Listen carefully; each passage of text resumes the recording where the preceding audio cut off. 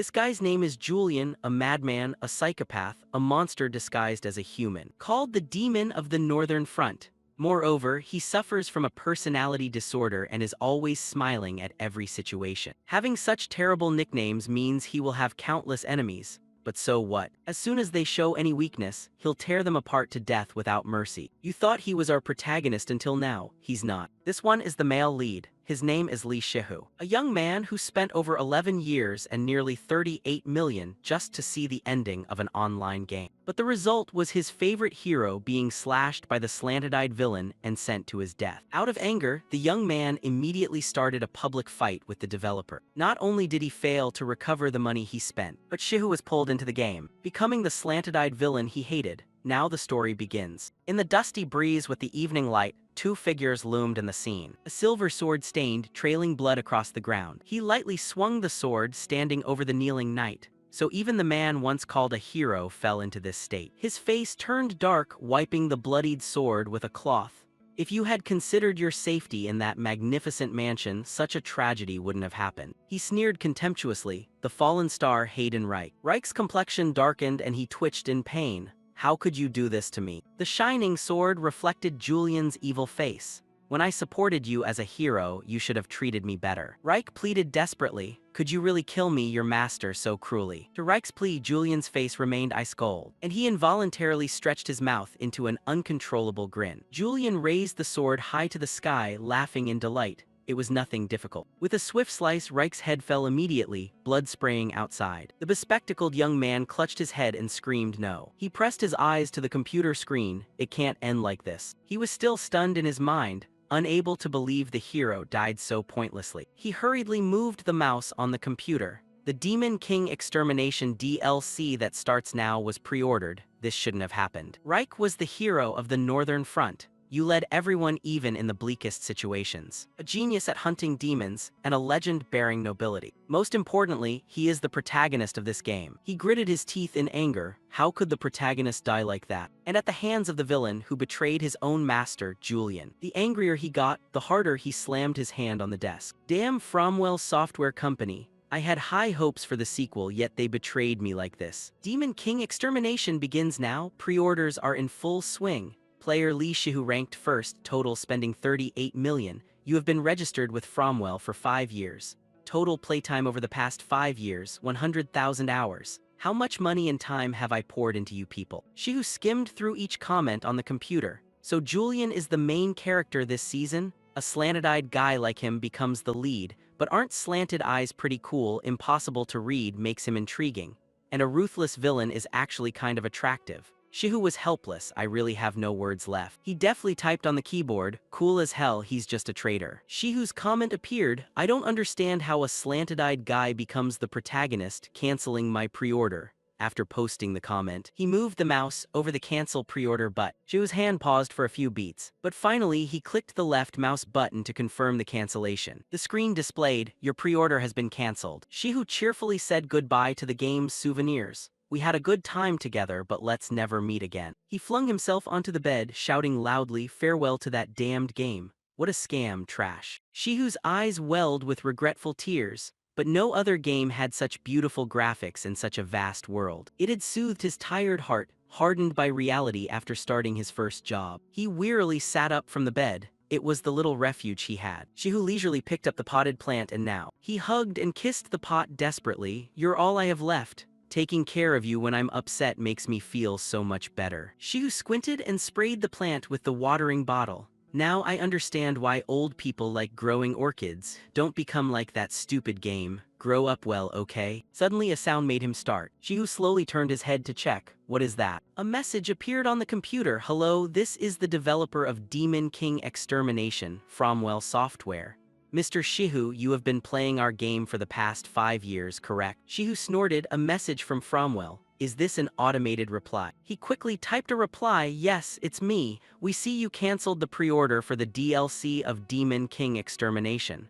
We assume you are dissatisfied with how the story unfolded. Staring at the computer screen, Shihu was dazed for a long moment. His face sagged unhappily. What is this? Don't they want to refund me? Shihu stared intently at the screen. What did they just say? The message on the screen gradually appeared and then suddenly read clearly. Please click the link below. Unconsciously, Shihu accidentally clicked the link, and the computer screen suddenly flared, blinding Shihu's eyes. A violent gust of wind suddenly sucked at Shihu. His glasses flew off by inertia, and Shihu's head was pulled into the computer screen as well. His face contorted, struggling to resist being drawn in. I have to turn this off now. Saying that, he forced his hand to press the computer's power button. But for some reason, the computer wouldn't turn off. Ah, it's not working. The young man's piercing screams echoed out across the apartment complex. Then the computer screen suddenly went dark instantly. Shihu's body lost its sense of direction and fell. What's happening? His subconscious murmured. Am I falling, but where am I falling to? The scene suddenly appeared before his eyes.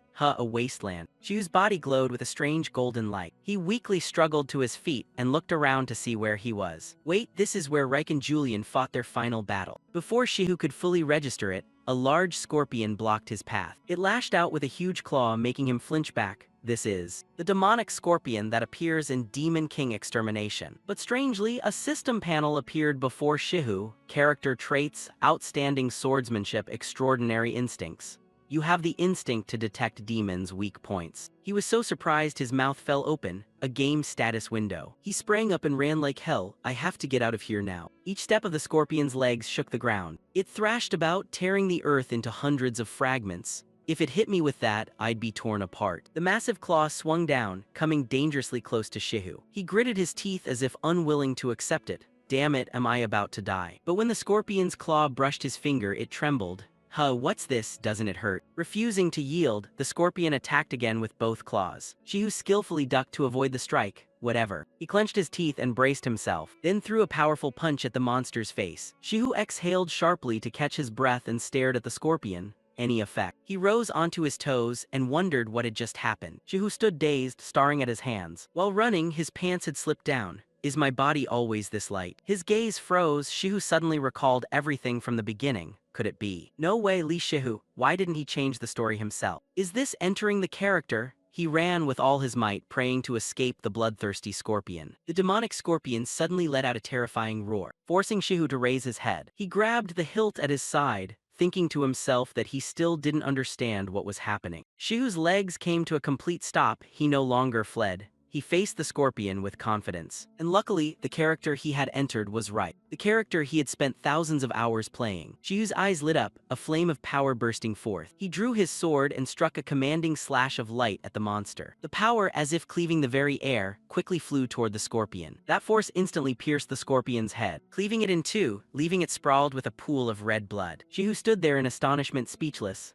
Wow. He wiped the sweat from his chin and panted. Did I kill it? Just as expected from Reich's power. Excitedly looking at his hand, he thought. With this I can change the plot and stop Julian from killing me. A system panel popped up. Swordsmanship Foundation, you have learned the basic attack skill crescent slash. Shihu pondered the panel crescent slash, but that's not Reich's skill. His throat tightened. Wait. Shihu quickly pulled off his hood and picked up the sword. He carefully inspected his face in the silver blade. Shihu's red pupils suddenly contracted in surprise. He froze, unsure what to do next. The system reappeared. Character appearance, silver hair. Slanted eyes, expressionless face. Notification sounds kept popping up. Outstanding swordsman, perfect mana control. Extraordinary instincts. Julian Criffart Prassen. Shihu's mind felt like it was falling into a pit. He clutched his head and shouted, "This is Julian." The system chimed again.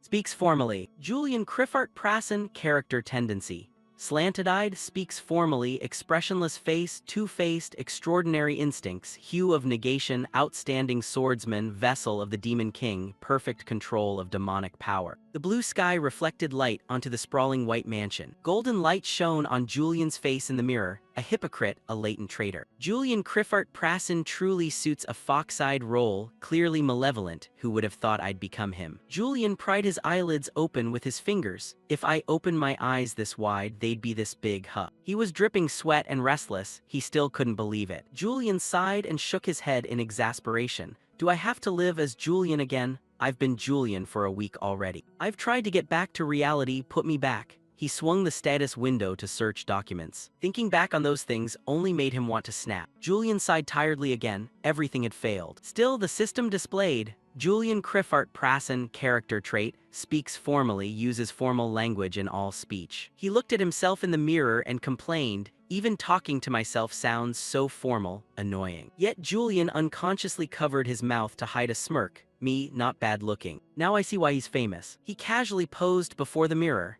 An 8-head body proportion, maybe 9 would suit. Meanwhile, uneven footsteps echoed through the mansion. His face twisted, ashen like the bottom of an aluminum pot. Thinking of that evil face made him tremble with fear. I don't want to go, I don't want to meet him. It felt like walking slowly into a grave. The room door suddenly opened. Hera pressed her lips together and greeted. Harand pressed his lips together to greet. Lord Julian, Lord Harand has arrived. Julian glanced with his red-tinted eyes at him, thinking, Harand, a direct bloodline of the Criffart Prassen family, what is he doing here? Seeing that, Harand stammered in fear. Lord Julian, his mind racing, so terrifying. Harand froze and asked anxiously, Is your body all right, my lord? Julian answered coldly, Thanks to you, I am well. Harand forced a smile. Then that's fortunate, I didn't expect the invincible Julian to faint, maybe I worried too much. Harand's broken laughter made the atmosphere even more oppressive. Ha ha. Both Julian and Harand tried to laugh. They looked at each other's faces and shared the same thought. What is he planning? On the surface, Julian still smiled, but inside his head throbbed with pain. And it's not some random visitor, it was Harand himself. What have you been doing all this time? Harand forced a smile, cursing inwardly. Julian, you disgusting bastard, seeing me visit in person and you still look so relaxed, you're not simple. Maybe try unsettling him a bit. Harand recounted with glee, Julian, I heard a rumor. Julian tilted his head in puzzlement. What is it? The rumor is that you have lost your memory. Those words struck Julian like lightning. Lost your memory. He closed his eyes to ponder, so that's why people whisper whenever they see me. No wonder I look suspicious. Harand's expression darkened, he had hit the sore spot. Harand feigned reassurance. Ah, it's only a rumor, so don't worry. Suddenly Julian's voice dropped into a terrifying growl, making Harand jump. Julian smiled a grotesque grin, radiating killing intent. Do you also believe that rumor? Oh my god, that face is terrifying. Harand nearly wet himself. Shaking as he denied it, how could I be? He thought anxiously he might die, he hadn't held back at all. That smile and those eyes, he could not fathom what the man's intentions were. Perhaps Julian already knew he had come on orders from the Council of Elders. All right then, Harand chuckled and covered his mouth with his hand. Ha ha, don't pay too much attention to the rumors spread by the maids. Anyway, the reason I came is because, although I know you were injured, the Council of Elders sent a message, so I'm here to convey it. The Council of Elders must be referring to the council formed by the nobles. They always regard bloodline as the most important factor. Those old men of direct bloodline would not remain idle while a member from a branch family plotted to seize power. Julian is a member of a branch, but he considers himself a dog of the royal line because of his exceptional swordsmanship and magical talent. He was regarded by that organization as a thorn in their side, to the point they wanted to eliminate him immediately. A message from them, I should be careful. What is the message? It is to participate in the blind eye entrance trial under the guise of an instructing lecturer. Hearing Harand, Julian also considered it carefully. These people are called the Blind Eye. They covertly carry out missions for the palace and often operate as royal guards. They are the royal monopoly organization, the gathering of those with astonishing martial power. Julian is also a member of the Blind Eye. Those who don't mean well toward me chose me, suspicious, Should I comply with their request? Harand curled his lip and sneered as if he'd calculated everything. Normally, Julian would see this as a trap set by the Council of Elders and avoid it. So how can I convince Julian? But then Julian laughed in relief. Fine, I'll go there as an examiner. Julian's acceptance made Harand go pale. He still couldn't believe his ears. But what about his injuries? Julian put his hand up and ripped the bandage from his forehead. Ah, it seems it's just healed. This time Harand was alarmed, unable to believe his eyes. Harand broke out in a cold sweat, thinking the man had gone completely mad just like that. Julian squinted, still not understanding what was happening. I don't know either, so I'll just flatter him a bit. Harand turned on his heel and instructed, all right then, get ready and let's go. If I stay any longer, who knows what he might do. Better keep my distance for now. As Harand tried to leave, Julian's deep, gloomy voice rang out. Ah, wait a moment. Fear made Harand's eyes begin to dart wildly. You weren't planning to let me go, were you? Harand turned pale and spun around to stop him. Julian, wait. Before he could finish, a potted plant suddenly flew through the air. Oh my. Julian held the pot out before Harand with an exceedingly friendly expression. I just wanted to give you an orchid. It will help ease your mind. Harand, dazed, stepped out the door holding the orchid pot. His legs trembled uncontrollably. Harand's legs gave way and he collapsed. Harand's eyes glazed over. His throat felt as if it had been squeezed. I nearly forgot his nickname, the Smiling Executioner. A sigh echoed through Julian's room. He immersed himself in gazing at the pile of orchid pots on the table. One down. Julian's headache came back as he recalled the things he'd said unconsciously and how this room had somehow become a field of orchids. You muttered while unconscious, "I need orchids, get orchids quickly." How am I supposed to deal with all of them now? Julian reached out. After all, he was waiting for me. I need to finish preparing and leave. I grabbed the sword, thinking if I were Julian he wouldn't be stupid enough to go out without his blade. What should I wear to go out? Julian flung open the wardrobe door and shouted, "What is this? What are all these glittering clothes? Is he crazy?" His style of dress, he struggled to pick an outfit. I hate this so much. Then Julian smoothly slipped a white shirt on. He just had to act convincingly like Julian. Julian's door suddenly swung open, making Haran jump. "Haran, I'm ready." Julian grinned, adjusted his wrist, and Haran's face drained of color. "Let's go. I'm really looking forward to the oral portion. Where does the exam take place?" The creaking carriage rolled through the deep green forest. As mentioned before, Haran sat across from Julian and calmly explained that the blind eye entrance test would be held at the training grounds of Veil Academy. Julian nodded, thinking to himself that Veil Academy isn't an important area in the game, but he does remember it. Julian asked curiously, wondering what the place was like. Haran looked at Julian in puzzlement. "Didn't you already know the academy? After all, you graduated from Veil Academy." Julian interlaced his fingers and bowed his head, thinking, "Oh, I really didn't expect that. It's been a long time." He raised his hand to deflect. "I'm sure it's changed." Haran nodded. "Oh, is that so?" Julian breathed a sigh of relief. "Phew, from the academy, huh? I hope no one remembers Julian from those days at Veil Academy. There are many things I'd rather forget." The carriage suddenly came to a halt. The driver carefully announced, "Lord Julian, Lord Haran, we have arrived at Veil Academy." Julian eagerly gazed at the academy. It looked much larger in real life. I'd only seen it in the game. Haran followed behind, narrowing his eyes and saying, What did you say?" Julian brightened, smiling oddly. "No, it's nothing." Julian rubbed his hands, craving inwardly. No matter how great the game's graphics are, they can't compare to reality. Haran watched the smiling executioner beside him, thinking the man was crazy. What scheme was he plotting with that look? Julian anxiously looked up at Haran. After all, wasn't he already too frightened? "I feel a bit bad about this situation." Julian raised his hand to offer to his comrade. Haran flinched and hastily replied, "Yes. You may go. I'm glad you escorted me this far. No, since we're here, I also want to see what the exam is like." Julian's red pupils reflexively widened as he glanced around. I think he wants to get out of here immediately. And what was that worrying aura I sensed earlier? Julian sank into thought. Mana, no, could it be that his magic or some energy was starting to flare? Haran began to look at Julian with growing fear. "Why are you looking at me like that?" Julian frowned, thinking is an emotion, perhaps it's the feeling of fear. He quickly pressed his hand against the system panel beside him. "Unique negative color trait. You feel negative emotions directed straight at you. You can infer emotions based on the color of the negative emotional aura." Julian began to understand and instinctively pressed the system panel. "It's him."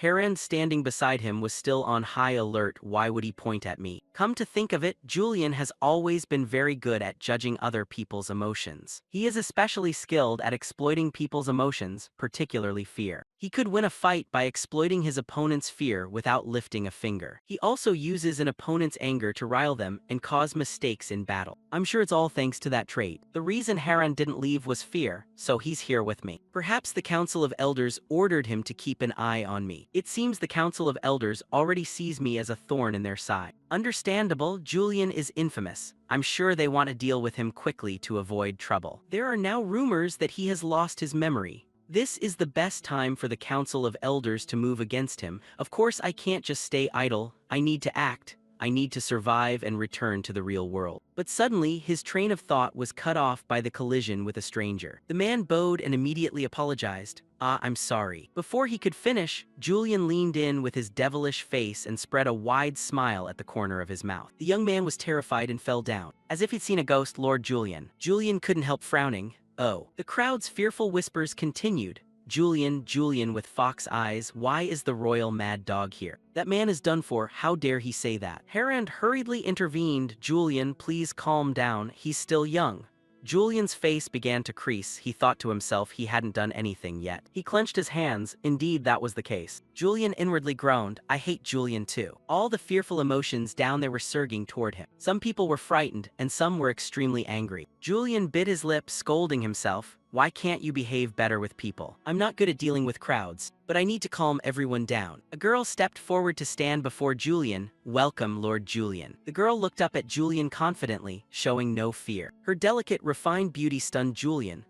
Eileen Donation, one of the first figures to appear in the Slay the Demon King event, a lecturer at Veil Academy. Linked to the Imperial Adrathan's Magic Tower, she is a prodigy mage who controls the metal element among the 5 elements. A level 5 archmage at only 24 years old. Julian sank into thought about her. She's always been a good teacher. Please let me know if you need help, although I'm not sure I can be of assistance. No, she gave so much useful advice during the academy portion. But why did Eileen welcome Julian? Julian cracked his neck to relieve the stiffness from overthinking. They know each other? Oh, anyway, this eases the tension a lot. But something's off. Julian's face darkened. Wait, I can see her negative aura color. Not good. Fear, anger, no, it's hatred. But why does she hate me? What the hell did Julian do to her? Eileen is a senior mage. I shouldn't do anything to make her think I'm strange. She could cause a lot of uncontrollable trouble. I need to think of a way to diffuse this quickly. If I think of something, I must act. Julian immediately put on a sneering, contemptuous face. Half-breed of the Donation family, who gave you the right to speak to me? Eileen's expression instantly clouded over, wincing in disgust. The atmosphere between them growing increasingly stifling. On the outside, Julian remained cheerful, but inside a storm was brewing. Wow, now she has nothing to say. The problem is I can predict a lot because I've played the game. The situation hasn't eased at all, it's only getting worse. Julian had to place his hand on his sword, threatening. Being a half-breed, are you also deaf? But inwardly, he thought he probably had to keep playing the villain. Julian wickedly raised the gleaming silver sword into the air. Do you know what sound a person makes when they die? Julian stepped closer to them, maliciously guessing, you're scared now, right? Now I can finally calm her down. Before he could think further, Eileen used magic to ask, did you just draw your sword? A golden light enveloped her body as she spoke sternly, I cannot accept this.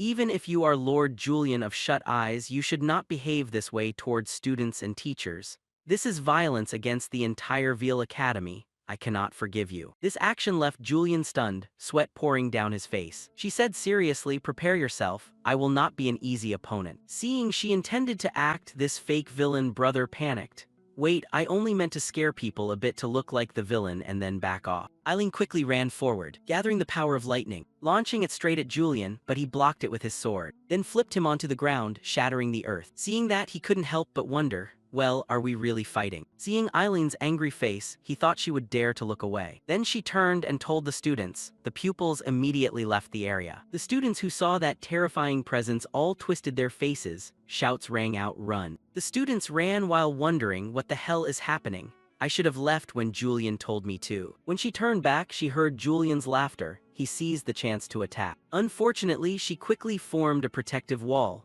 While attacking him, she said, I should not turn my back. Julian closed in on the woman's face, continuing his taunt amid the fight. The professor only had time to cry out once before a greater power was unleashed, forcing him to retreat backward. Unexpectedly, the attacks were truly terrifying. He felt like he was looking at her flushed face, struggling to breathe. He guessed she was pouring her emotions into each strike. Meanwhile, Eileen was agitated. She hadn't intended to go for a finishing blow, yet he dodged the whole series. Typical Julian. She remembered that there had been a time when she thought he was the ideal model of a nobleman. Then a book appeared in her mind. She associated it with the image of Julian chatting. But if so, the girls standing nearby were truly admiring him. One of them wondered if Julian was really just a descendant of a cadet branch. He attracted attention even more than the mainstream nobility. At that time, Eileen Donation, a new student at Veil Academy, also had a fondness for him. Seeing that demeanor, she secretly admired Julian. He really was cool. He was confident, free-spirited, and friendly to everyone. Not only did he have many connections, but he was also regarded as a rising star of the Empire thanks to his swordsmanship. Her mind repeatedly pictured Julian gently touching his sword. Eileen clutched the book tightly when she saw him. Her eyes showed that she had feelings for him. When she looked at him, she once thought she hoped being from a cadet branch would no longer hold her back. But then her thoughts changed. Yes, that bastard Julian had once been someone she admired. She had truly believed he could change society's prejudice against those from cadet branches. At that time, Julian turned to look at her. She handed him a love letter asking him to accept it. Eileen recalled that she couldn't tell respect from love then. Her hands trembled as she gave the teenage boy the love letter. But she confessed and was rejected. In this moment, she couldn't control her emotions and gathered an enormous force. Julian was startled to see that, but with years of combat experience, he managed to dodge. Eileen's face was flushed, her body trembling with anger. He almost saw that face and wondered how she could be so red. Was she that angry? Her face purple with anger, annoyed, she'd been hit, which partly relieved his irritation. Julian mouthed words, thinking he should probably end this now. He quickly slipped behind Eileen without her noticing. At that speed, she was astonished. Then he struck the back of her head with the sword's pommel. The atmosphere eased a bit of its awkwardness. He said, flustered, "Why don't you stop playing around here?" She retorted sulkily, "What do you think you're doing? Are you looking down on me?" He still smiled, oh dear. Although she was somewhat less angry, she still asked why he hadn't used the moonlight sword when he saw an opening. A stream of questions followed. If he wanted, he could have killed her. She felt a strong amount of mana from him, so why not? A teasing voice rang out, "Do you want to know the reason?" Miss Eileen's face was now like a tomato, her mind racing with all sorts of interpretations. Could it be that he finally acknowledged her feelings after all that time? She replied, yes. He raised his thumb. It's Harand's first time here, so he doesn't know where the testing center is. Harand scratched the back of his head awkwardly and smiled sheepishly. And everyone else was too afraid to show him the way. Hearing this, the stiff script wasn't what she expected. Julian pleaded with his expression. "Now you understand, right? If you do, please lead the way for me, you scoundrel." Harand awkwardly reminded from one side, "Can't you speak a bit more politely?" Eileen stood there, hair disheveled and flustered, just because of that. The two walked confidently ahead, while she stood frozen like a rock. Julian walked on, thinking it over. The moonlight sword, huh? She must be referring to Julian's sword. Normally, when a blade is shrouded by an aura field, it appears as light surrounding the edge. However, Julian's sword is a little different. The blade itself turns a pale blue, as if holding the moonlight within it. Coupled with the image of Julian's cruel face grasping that sword, Julian used that sword to slay countless demons. After witnessing it firsthand, people named it the Moonlight Sword out of both reverence and fear. Thus this sword is his emblem, the source of Julian's power. Then how could I? His face went pale as he silently wondered if someone could know how to wield it. Because he's just an ordinary human. Eileen beginning to suspect is a bad sign. This left him unable to plan anything. While he was flustered, he had to make sure she didn't notice, which made his expression turn frightening. The two behind him flinched, wondering what scheme he was hatching now. He turned back with a friendly look. Is something wrong? Making the two of them at a loss for words, stammering, "It's nothing. This way, the training yard." He confidently opened the door and stepped in, not forgetting to blame Eileen. "I hope everyone's all right. Sorry I'm a bit late. Professor Eileen got lost on the way here." Hearing that, she frowned and gritted her teeth in displeasure. Then he introduced himself. "I am Julian Criffart Prassen, and I will be in charge of the Shut Eyes entrance exam today. I'm sure all of you here have heard my name before."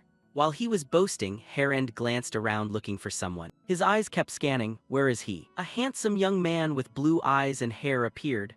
There he is, the second son of the Torso family. I knew he'd show up. The Torso family is famous for its long-standing close ties with the Criffart Prassens. Being affiliated with Shut Eyes, an organization under the royal house, is an immense honor, but it also means fierce competition. The entrance test is a duel between examiner and candidate. And if during that process, Julian defeats the second son of the Torso family, the Council of Elders would surely use it as an excuse to bring him down. Harand looked at Julian with worry, but Julian kept smiling, thinking to himself that this is where his bad reputation would end. He asked everyone again, "It seems you all wish to join Shut Eyes, right?" A group a little frightened still answered, "Yes, sir." Julian ground his teeth, his voice full of mockery. "A bunch of shabby cowards," he judged them all. "Your eyes naive like children raised in silk. Those sword-shaped trinkets you wear make me laugh. Shut Eyes, which you all long to join, is the bloodiest place in the entire empire." Julian extended his hand and continued, "And as a senior, I'll let you taste what that's like. Now the Shut Eyes entrance exam officially begins." He drew his sword as he announced the passing criterion. Holding the sword in hand, clearly, "Kill me." Everyone there was confused and terrified. After Julian finished declaring, his body trembled.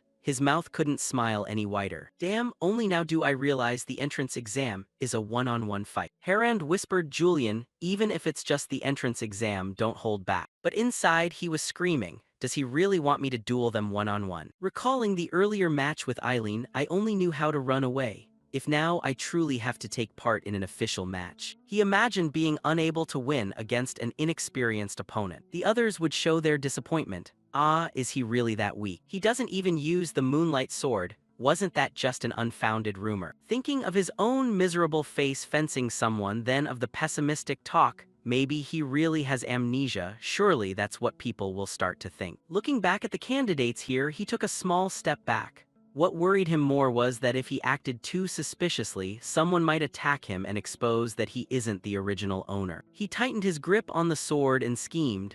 If so, as he reached out, he planned that the best option was to make them panic from the start. He shouted, "What's wrong, everyone? What's the matter?" He tried to look serious. The exam only ends if I die or if there are no contestants left. The candidates below hesitated, trembling, not daring to look up. Not a sound came after he spoke. Suddenly an arm went up. Ah, I forfeit. This surprised the other candidates. But then they also raised their hands to surrender. Me too, I withdraw. Amid a crowd of people only willing to give up, cries echoed, me too, causing the Torso family's second son to begin to fumble. Then he gritted his teeth and also raised his hand in surrender. I forfeit. Harand and Eileen were both taken aback by the scene. Are you kidding me? So many candidates came in crowds, and yet all of them are asking to quit. Julian covered his mouth and laughed, his cloak fluttering in the wind. Then he turned his back and left, declaring the exam over because there were no contestants left. Outwardly he smiled confidently, but inside he was so relieved he could cry. I did it. Truly Julian, his frightening nature always helps me in situations like this. He didn't forget to glance at Eileen behind him, thinking silently, well then, Eileen, does fear of me outweigh your hatred? But seeing her posture, her face relaxed and suddenly unusually gentle. He looked back and only saw her flushed face, which puzzled him. I can't sense anything at all. As Julian tapped her head, he thought, the negative color isn't working.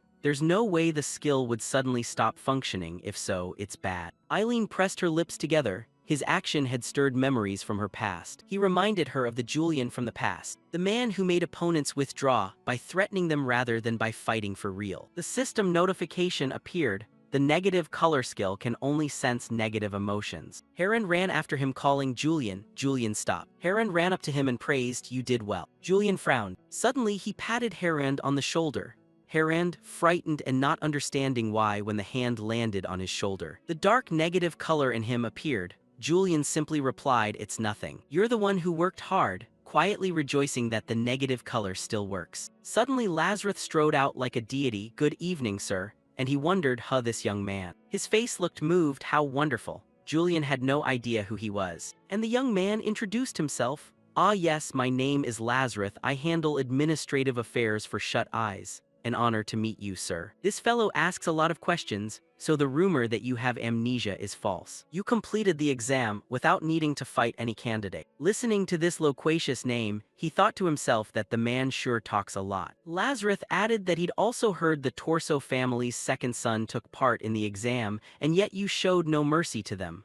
That's truly Julian. This left Harand stunned. He pointed at Lazarus and scolded, how dare you? The man implied the Torso's second son failed. Lazarus, flustered, said, sir, I didn't mean that. Harand seemed angry. Who gave you the right to act arrogant before you've even been trained? And yet you know the relationship between the Torso family and the Krifart Prassans. Julian cut in, Harand, I think you're misunderstanding something. You were about to say then Julian continued, or perhaps it's the Torso family that misunderstands something. Then he put on a cruel expression and said, Shut Eyes does not accept nobility. Both men went blank, not understanding. Julian continued, because it's directly managed by the royal house, only commoners or fallen nobles may join. Harand pointed at him, puzzled, aren't you a noble? Julian let out a long sigh. I'm only from a cadet branch of the Krifart Prassan line, half-blood of the Krifart Prassans. So I'm a grown hound of the royal house, not of the Krifart Prassans. The Torso's second son entered knowing he'd be eliminated in round 2.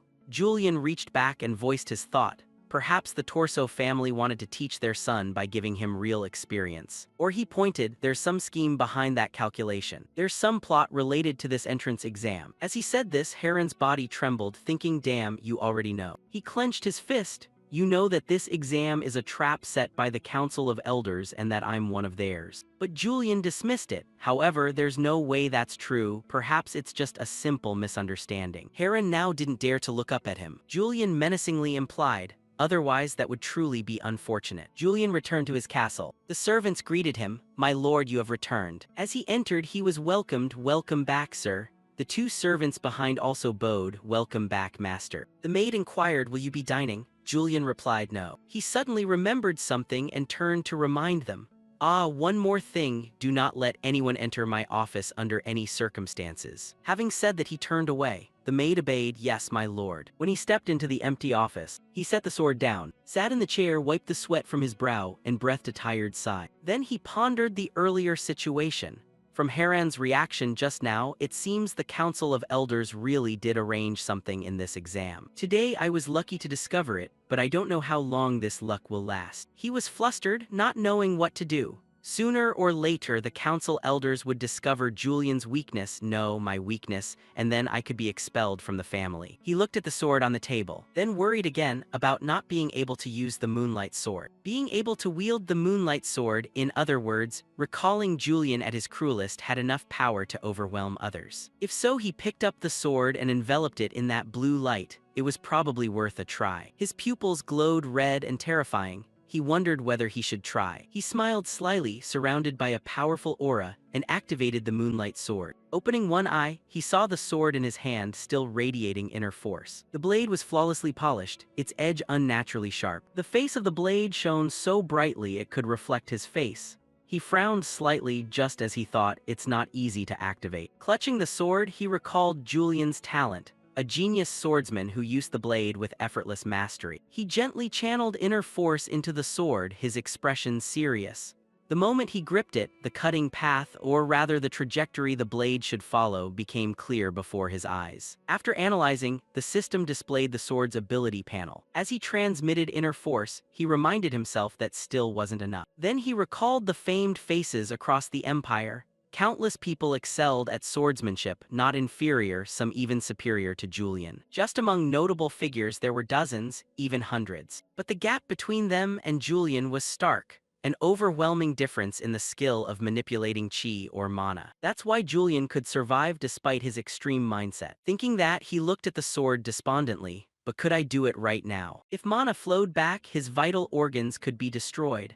Controlling mana was extremely dangerous. He broke out in a cold sweat, then calmed himself and focused on the sword in his hand. No, sooner or later I'll have to prove myself. His face grew serious, eyes sharp as a blade.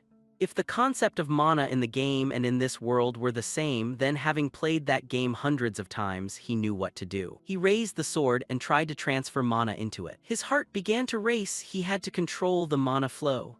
Mana gathered in his heart. He guided it to the meridians, the organs that operate mana in the body. At this point, he was struggling to regulate the amount of mana entering his body. Of the 38 demonic meridians, there are 6 main channels called the Great Veins, and among them, the cranial Great Vein directly connects the heart to the refined mana. His face had turned pale, but he kept gritting his teeth, trying to activate that area. Then he opened his eyes. His body flooded with mana, filling him with joy. The aura began to fluctuate. Holding the sword, he felt gleefully self-satisfied. Now he needed to transmute the mana in his body to another region. He continued pouring all his strength into the sword, his face tense as he endured the pain. The resistance was stronger than he expected, but Julian could do it. The blade lit up success. Seeing the sword glow in his hand, he forced a smile, thinking he'd done it. But the system began to display, the Moonlight Sword is not yet complete. He held the sword and examined it in his hands. It had been materialized but was still very weak. Then a gem appeared on the sword. What is this? A sliver of a crescent moon. He happily held the sword. At least the moonlight had begun to show. On the first day at the training grounds, he diligently practiced with the new sword. As soon as a sword stroke was unleashed, the 3 wooden dummies behind had their heads severed. He turned his back to those wooden figures. Wood fragments fell to the ground. He exhaled happily. At least I've reached the level of a knight. Standing in the training ground, looking at the mess he'd just made, he thought now all that remained was to perfect the Moonlight Sword. But my knowledge of the game is gradually running out. He began to think more thoroughly. I need someone who understands me. No, understands Julian, someone Julian would turn to for advice. At that moment a maid stepped forward and called out, "My lord Julian." She bowed carefully, very politely. "There is a visitor to see you." He was surprised and wondered inwardly, a visitor? Julian has such good friends. Then a handsome young man raised his hand in greeting. "My lord Julian, hello sir." Seeing the visitor he froze, not knowing what to do. He said softly, "Lazarus." This made the youth very happy. "You remember my name." Then he panicked. "It's not because of my behavior yesterday, is it?" Julian didn't know how to respond, thinking how could he forget someone who talks so much.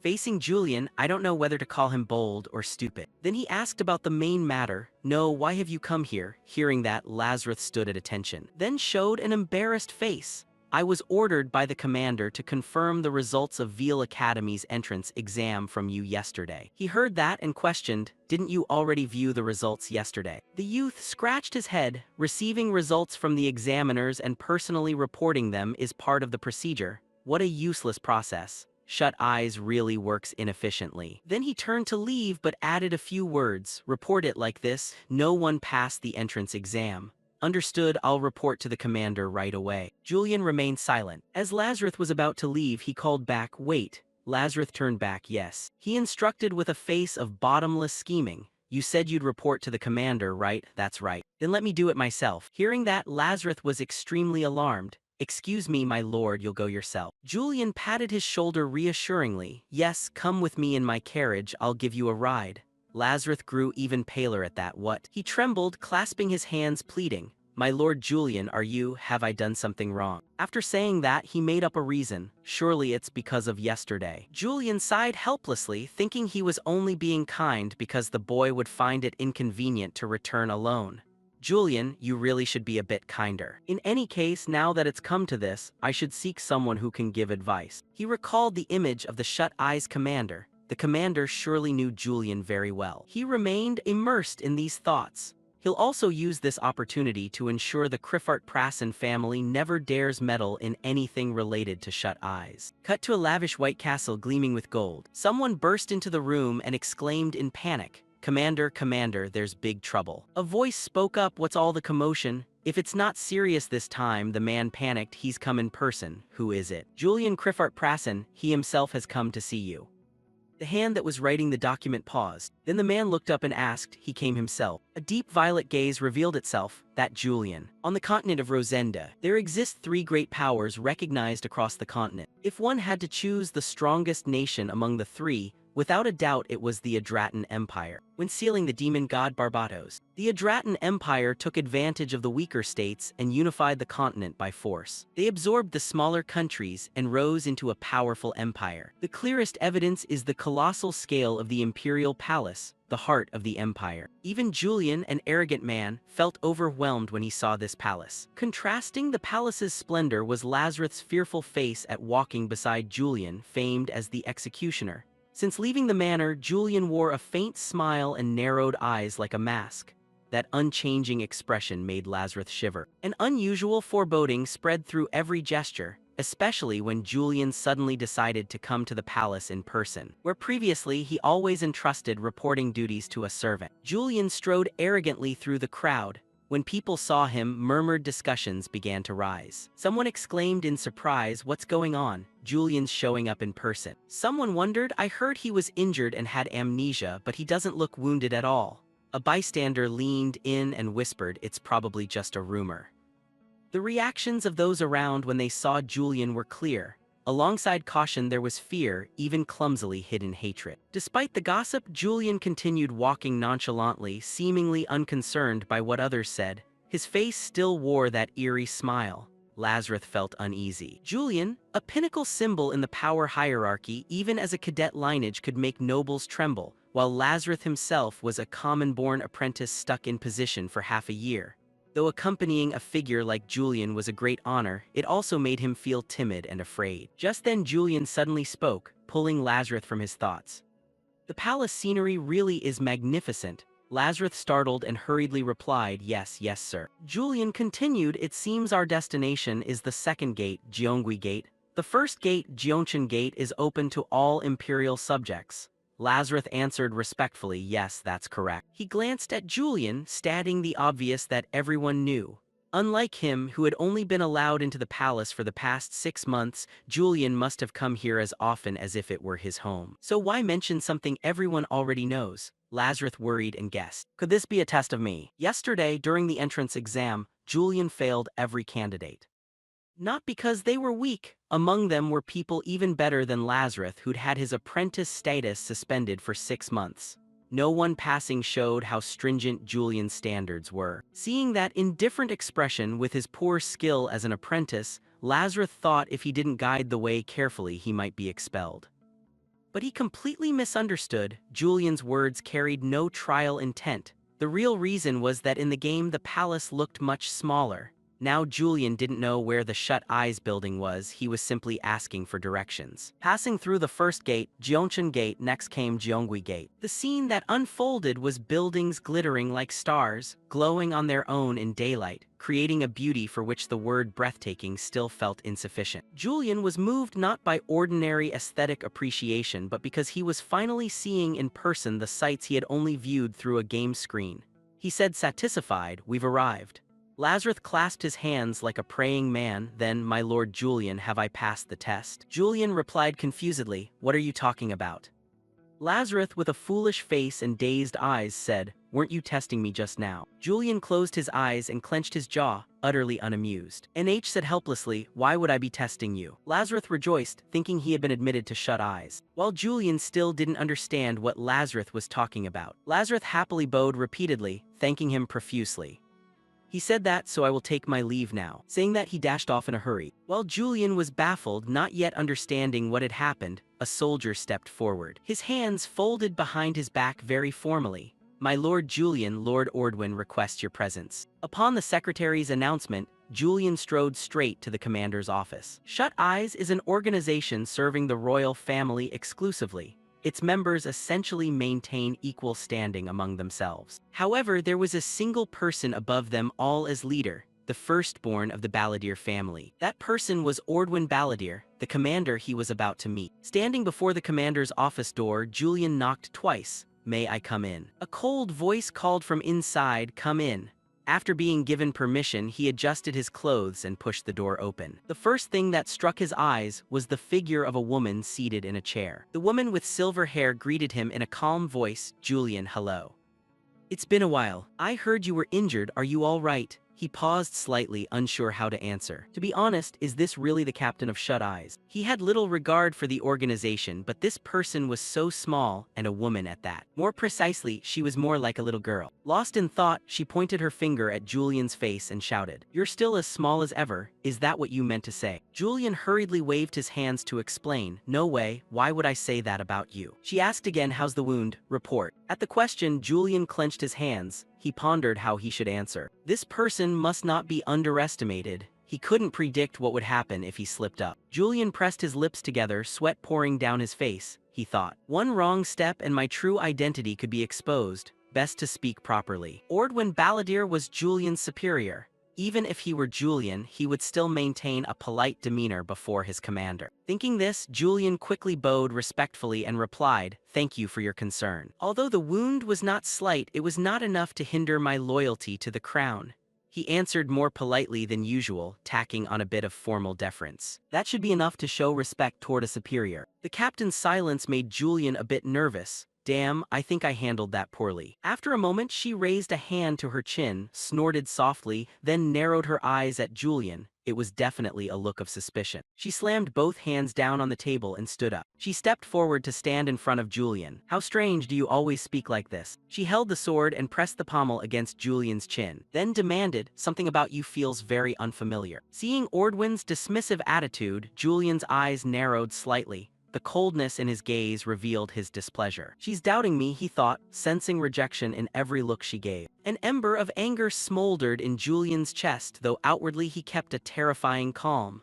He cursed inwardly, wondering how Julian had treated his superiors all this time. To dispel her suspicion, Julian suddenly reached out and forcefully grabbed the dagger in Ordwin's hand. He leaned close to her, wearing a vicious smile, his voice low and challenging. "Is there a problem?" But inside he calculated that he would press forward boldly. He'll play this villain role to the end. Julian's bold move made Ordwin frown. A flash of alertness crossed her eyes. You dare touch my sword. Her hand snatched the sword back quickly. Without a word, Ordwin turned and walked away, her cold voice carrying, You rarely visit the Shut Eyes headquarters. When you do, you just observe silently and leave, right? She stopped, sat down, and fixed her sharp eyes on Julian. So why have you suddenly become so diligent, Julian? At that remark, Julian stroked his chin, feigning imperturbability while inside he was in turmoil, thinking even I, Julian, assumed Shut Eyes could separate personal and official matters.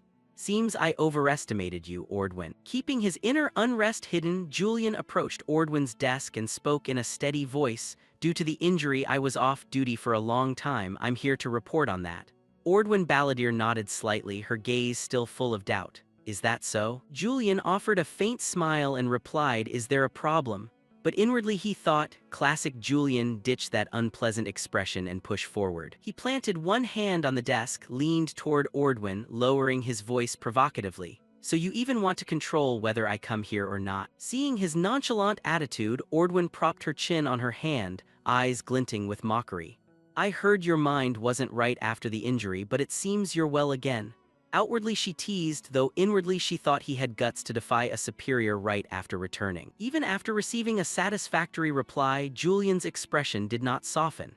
He frowned slightly, a vein standing out on his forehead, thinking angrily that while she might be right, it still felt off. Daring to speak to me like that, Ordwin is no ordinary person. Putting aside chaotic thoughts, Ordwin picked up the report on the desk and said coldly, Then report. Did anyone in the recruitment test qualify? Julian clasped his hands behind his back and answered tersely, No one. Hearing this, Ordwin was not overly surprised and only raised an eyebrow.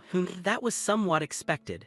You're Hayden Reich's disciple, ordinary people likely don't meet your standards. She paused, her gaze sharpening. But I ask, was there anyone capable enough to be taken on as a provisional apprentice? Julian remained calm, still no one. Ordwin's hand froze, her expression darkened. She nearly shouted, What, you couldn't recruit a single person? Lion forced a fake smile, her tone light but full of sarcasm, so that's how it is. Ordwin narrowed her eyes, voice full of doubt. Why is that? Julian didn't know how to explain and fell silent. Seeing he didn't answer, Ordwin grew even angrier. Slamming her hand on the table and springing to her feet, Why are you acting like this? It's abnormal. You really do have issues. I suspected it from the start. She pointed at Julian, her tone icy. Currently Shut Eyes is understaffed. Even one person matters. We need to fill the ranks. Julian kept a calm expression and replied, What's the point of taking in useless people just because we're short-handed? None of this batch of candidates are fit for Shut Eyes. Ordwin nearly lost control and shouted, Even so, just recruit them and see, maybe someone will be useful.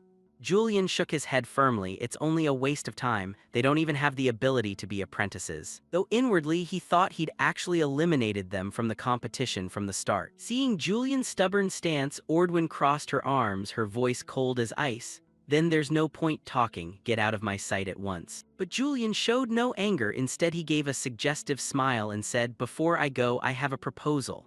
Ordwin glanced at him, fury flaring. What now? Julian thought to himself, She's terrifying, but I must play this villain role fully. He took an envelope from his coat and placed it on Ordwin's desk. During the trials, I discovered problems in the membership test and compiled them here. Ordwin eyed the envelope suspiciously, opened it, and read the paper inside. Problems, huh? Julian nodded calmly. Yes, I noticed the candidates lacked vigilance toward Shut Eyes. Ordwin nodded slightly, thinking as long as they're not idiots, it's fine. She spoke up, Before the test, they should know exactly what organization they are about to join, right? Julian continued, When they register. If an incident occurs, Shut Eyes will not be held responsible. At that, the corner of her mouth twitched and she snorted. Sounds like you mean to let someone get beaten to death, doesn't it, Julian? Julian gave a slight nod and a strange smile that made Ordwin even more suspicious. She tapped her fingers on the report, thinking this attitude is downright odd. Julian, the man second only to me in authority, has never interfered in internal regulations like this before. After a moment's thought, Ordwin propped her chin and asked, So you refuse to recruit because you're afraid a candidate might be injured and we'd be held responsible? Julian smiled confidently, Yes, and besides, talents who pass a flawed test are worthless. We are an agency under the crown. We cannot allow anyone to sully that noble reputation. Seeing Julian begin to pontificate, Ordwin immediately raised a hand to stop him. All right. You get loquacious whenever the crown is involved. She sighed and continued, I'll submit this proposal to the council for now, but I can't guarantee it will pass.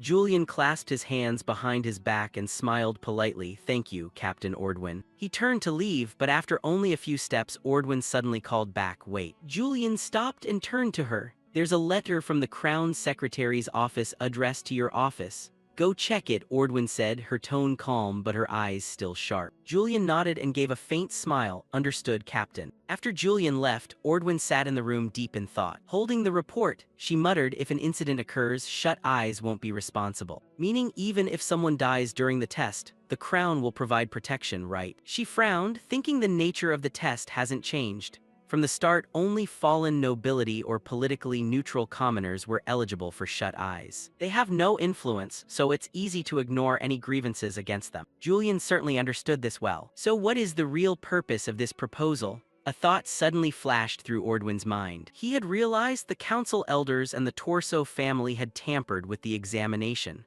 This proposal is a message. I know what you did, and if it happens again, I won't let it slide. She chuckled under her breath, bold as a tiger. Julian daring to challenge the council elders like this. Ordwin called out, is anyone out there? A servant immediately stepped in and saluted. You called me captain. She handed Julian's report to the servant. Take this to the council assembly. The servant accepted it and replied, yes, understood. Once alone, Ordwin sighed, her gaze contemplative. Just one severe injury and Julian changed as if he were someone else, from the crown's loyal dog. Now he's starting to break his chain and form his own ego. A torrent of questions swirled in her head. What is he plotting? She muttered, exhausted. From now on, I must watch him more closely. On the cobbled path back to his office at the secret headquarters, Julian strolled leisurely, proud inwardly to finally step into a private office at Shut Eyes, an organization that never stayed in one place. Normally, Shut Eyes never grants a private office to any member. They are like ghosts, always on the move, constantly changing. So if such a secretive organization reserved a room for someone, it must be lavish enough to astonish. Julian smiled faintly, imagining the splendor behind the intricately carved wooden door. He pushed the door gently and stepped inside. Immediately, an overwhelming scene of luxury struck him. Sumptuous garments embroidered with shimmering gold thread hung neatly on a glossy ebony rack. Bizarre decorative items, from a gilded beast head statue to a crystal chandelier glowing with an eerie purple light, making the room look like a strange museum of ostentation. Julian scanned the room and sighed inwardly, all luxury but nothing useful for work. He shook his head, comparing this room to his own already luxurious house, which still paled beside the excessive display here.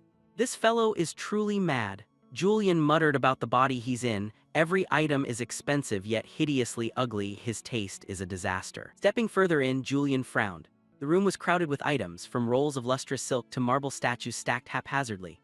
Carelessly, he kicked something, perhaps an antique porcelain vase, and it rolled across the floor. Damn it, he cursed inwardly, what a mess again. If you can't keep it, you shouldn't buy it, always tossing things everywhere. He sighed and realized that he, or rather Julian in this body, seemed to have an uncontrollable shopping addiction. Suddenly, he felt someone at the door, causing Julian to look up. Come in, he said, his tone calm but authoritative. The door opened slightly and Lazarus, a young intern, entered respectfully. He saluted formally and spoke clearly, Sir, I have come to deliver a letter from the Crown. After speaking, Lazarus stepped forward holding an envelope sealed with red wax in both hands and respectfully handed it to Julian. Julian took the letter and glanced at the gleaming royal seal. This must be the letter the captain mentioned, he thought. Lazarus stood to the side to ask permission to leave. If there's nothing else, sir, may I go? But before he finished, Julian interrupted with a sly tone, not yet. He pointed at the messy heap before him, the stone statues, gilded frames, and odd pieces of furniture. Take my carriage, load all of this up, and haul it away. It shouldn't be too heavy. Lazarus froze, eyes wide at the chaotic pile. All of it? Are you serious, sir? He swallowed hard, his face showing clear bewilderment. Julian nodded and smiled faintly.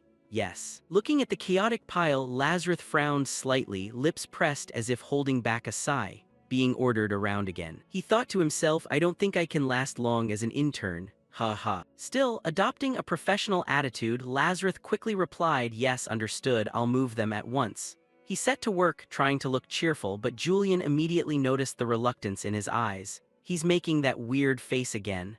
Julian chuckled inwardly. Watching Lazarus struggle with a heavy carved wooden bed, suddenly Lazarus let out a grunt. His foot caught on something, probably an inlaid wooden box. He staggered and tumbled to the floor, making a loud thud. Luckily the mirror remained intact. Julian watched the scene and couldn't help laughing, teasing, "Oh my, you're quite the nuisance, Lazarus." Lazarus scrambled up, still clutching a sword as if ready to accept punishment. I'm sorry, I can't believe I fell," he stammered, face pale with fright. But Julian merely waved a hand, his tone calm. "It's fine, I was planning to throw these out anyway, no need to make a fuss, Lazarus." Seeing the intern's fear, Julian thought to himself that the boy was probably terrified and decided to joke a little. He leaned close and whispered playfully, "If you die here, cleaning up will be a real hassle. Now continue moving the items." Hearing the half-joke, half-serious remark, Lazarus turned pale and stammered, "Yes, why yes, sir." Watching Lazarus's panicked manner, Julian smiled inwardly.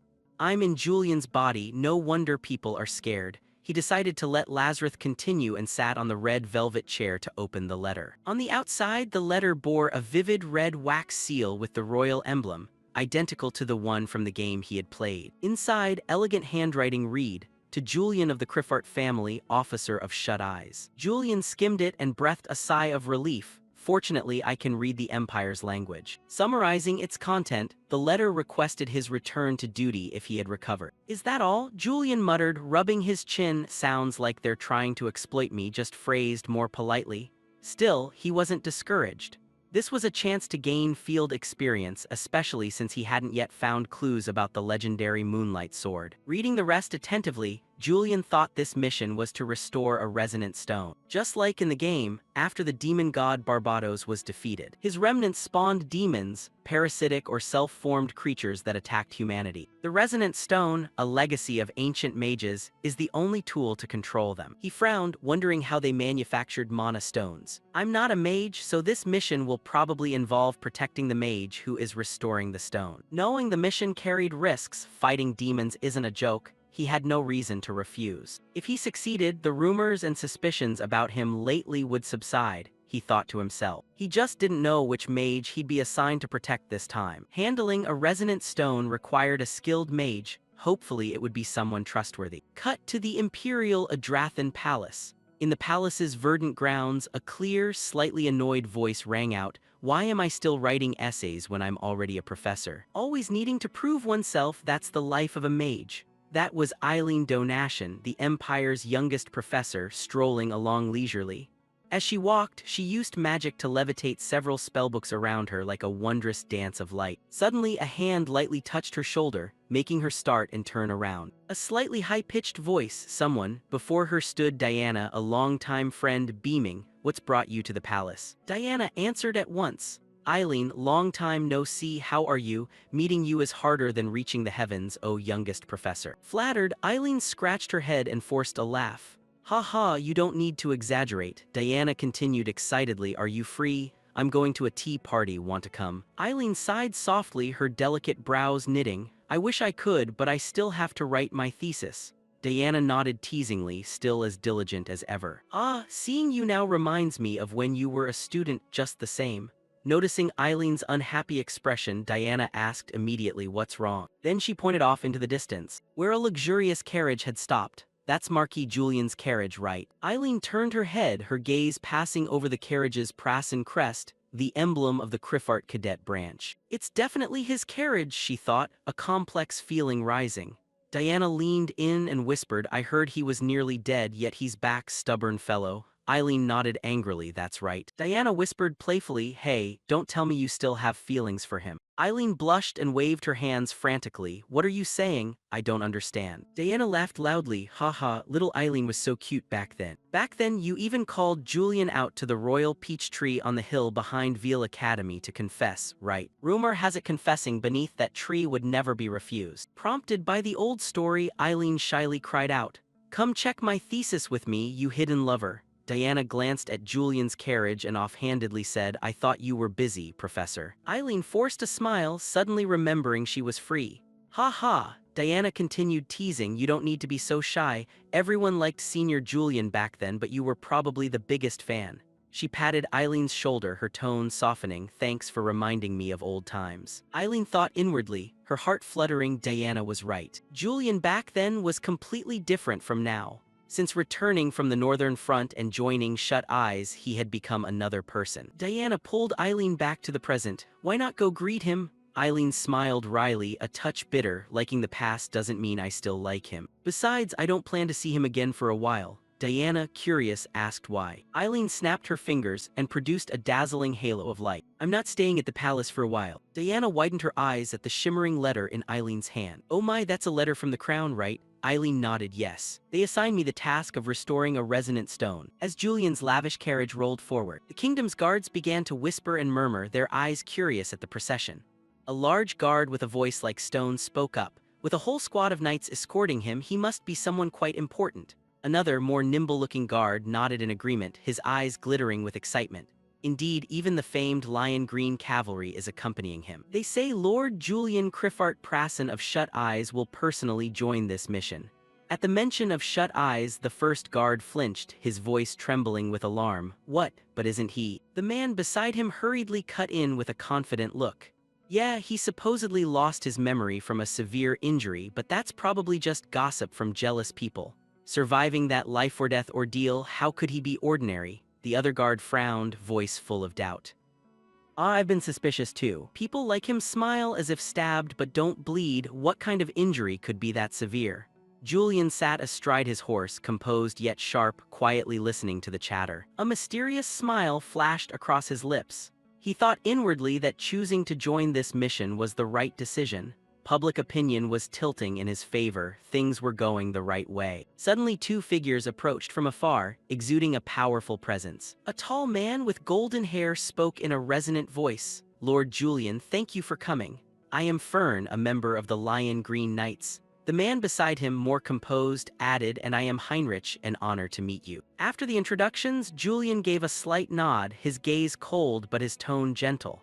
You've worked hard, Lion Green. Escort the mages safely to Julin, please. When he finished, Julian smiled with hidden meaning, causing both Fern and Heinrich to tense briefly. He thought to himself, who knows what might happen if a giant demon suddenly appears, would I be afraid? Fern and Heinrich replied in unison, leave it to us. Fern turned to Julian with a probing look. Lord Julian, would you prefer to ride in the carriage to Julin for comfort? Heinrich immediately interjected, that's right, let the Lion Green handle the escort, you just relax. Julian raised an eyebrow, the smile on his face unchanged, but turmoil stirred within him.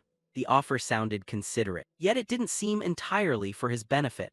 The Lion Green are the Empire's regular troops. Most of them are high nobility, unlike Shut Eyes, where people like him were only a peripheral branch. They wouldn't want someone like him to outshine the main noble houses, right? He stroked his chin lightly, his eyes glinting with mischief. Usually in novels, those who transmigrate live glorious lives.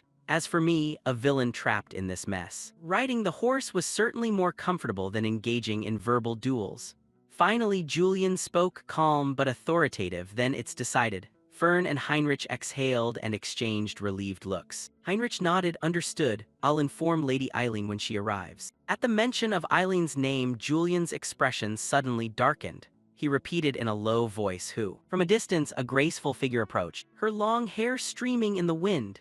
She waved, her voice clear as a silver bell. What a beautiful day. I am Eileen Donashan, in charge of restoring the resonant stone today. Eileen's gaze passed over Julian, and when their eyes met, the air seemed to freeze. Her expression tightened slightly. While Julian stumbled awkwardly, about the carriage, could we skip that? Fern blinked in surprise, Eileen stood there, her face growing displeased. She thought to herself, why is Julian here? Wait, doesn't he always avoid me? On the other side, Julian scratched his head nervously, uneasy. She's truly an enigma, you can't guess what she's thinking, it's unsettling. The 2 Lion Green Knights gaped, thinking what on earth, why the sudden change of mind, is he asserting authority? Fern clenched his teeth, a surge of irritation rising. Could Julian have guessed our plan? wanting to stay and supervise the mission to assert his position. As expected, he's the kind who survives the palace's chaos without relying on anyone. But he's still only a branch, arrogant enough. Julian, leisurely on his horse, suddenly felt cold, knife-like stares piercing his back. He thought to himself, nobody told me the mage to be escorted would be Eileen, feels like a setup. Turning to Eileen, she lightly drew back the carriage curtain, eyes sharp as she looked at Julian. Inwardly she growled, I'm not comfortable either. In this situation we must finish the mission as quickly as possible, neat, decisive, and don't let me run into Julian again. The escort immediately quickened their pace, cutting through winding roads toward Julin. After a long journey, they finally reached their destination. Julian remained mounted, eyes scanning the surroundings, thinking to himself, so this is where the resonant stone is kept. Smaller than I imagined, we came all the way from the capital and no one bothered to greet us properly. Suddenly, a hurried servant darted by carrying a bulky crate. He glanced at the party and said breathlessly, "Ah, you're from the capital, right?" Julian nodded yes. The servant smiled warmly, "Welcome, thank you for making the trip. I'll lead you to the resonant stone at once." Inside an old clock tower in Julin, countless resonant stones hovered in the air, emitting an eerie light. Around them, crates of resonant stones and mana conduits were neatly arranged.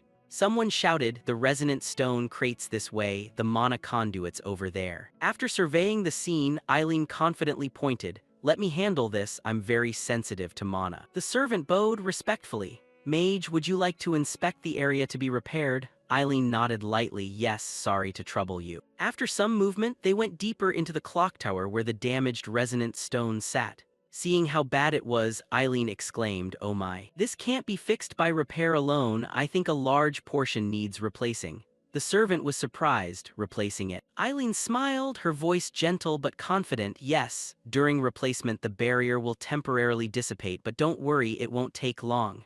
Hearing that, the servant brightened, "We thank you, mage." Eileen placed her hand on the stone, thinking inwardly that all preparations were complete. Now she just needed to inform Julian that the barrier would be temporarily deactivated. "But I don't want to look at him at all. Just treat this as work, Eileen, you're a mage after all." She stepped out and approached Julian, who stood brooding.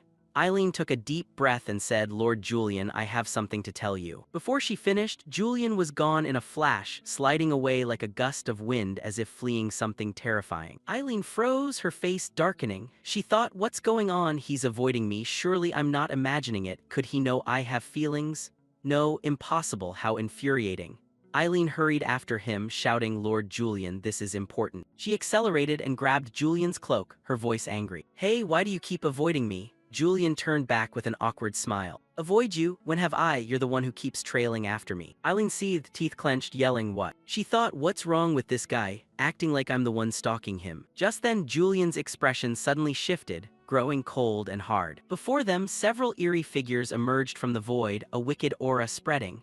Eileen shouted, "Demons." Julian was startled. Demons. In anger, Eileen struck Julian hard on the head. "I told you the barrier would temporarily fail so demons could appear. If you hadn't been avoiding me, I already explained it." Suddenly, a pitiful cry rang out. Heinrich was struck unexpectedly by the demon and slammed hard into the wall behind Julian, groaning in pain. Julian turned, his gaze razor-sharp as he looked at the demon. A deathly aura radiated from it that sent chills down his spine. A thought flashed through his mind. This is a level 2 demon, more dangerous than I expected. Staring at the grotesque demon before him, Julian's heart pounded. This wasn't a hornless fiend nor a stationary demon. A two-horned demon, truly an unpredictable variable. The monster's appearance sent Eileen into a panic as she ran over, her voice trembling. "What the hell is happening?" Julian immediately shouted in a cold tone, "Stop, it's dangerous." Looking at the savage two-horned demon before them, she trembled slightly, eyes wide with terror. A level 2 demon? Why is such a powerful demon here? The spells I know can't be used to fight right now and the resonant stone can't be activated yet. The level 2 demon roared, its otherworldly cry tearing the air as it signaled the lesser imps around it to attack. Obeying the command, the imps rushed in like moths to flame, targeting Eileen's group. One demon leapt at her, its razor claws flashing in the gloom. In that instant, Julian dashed forward like lightning and stood between Eileen and the threat.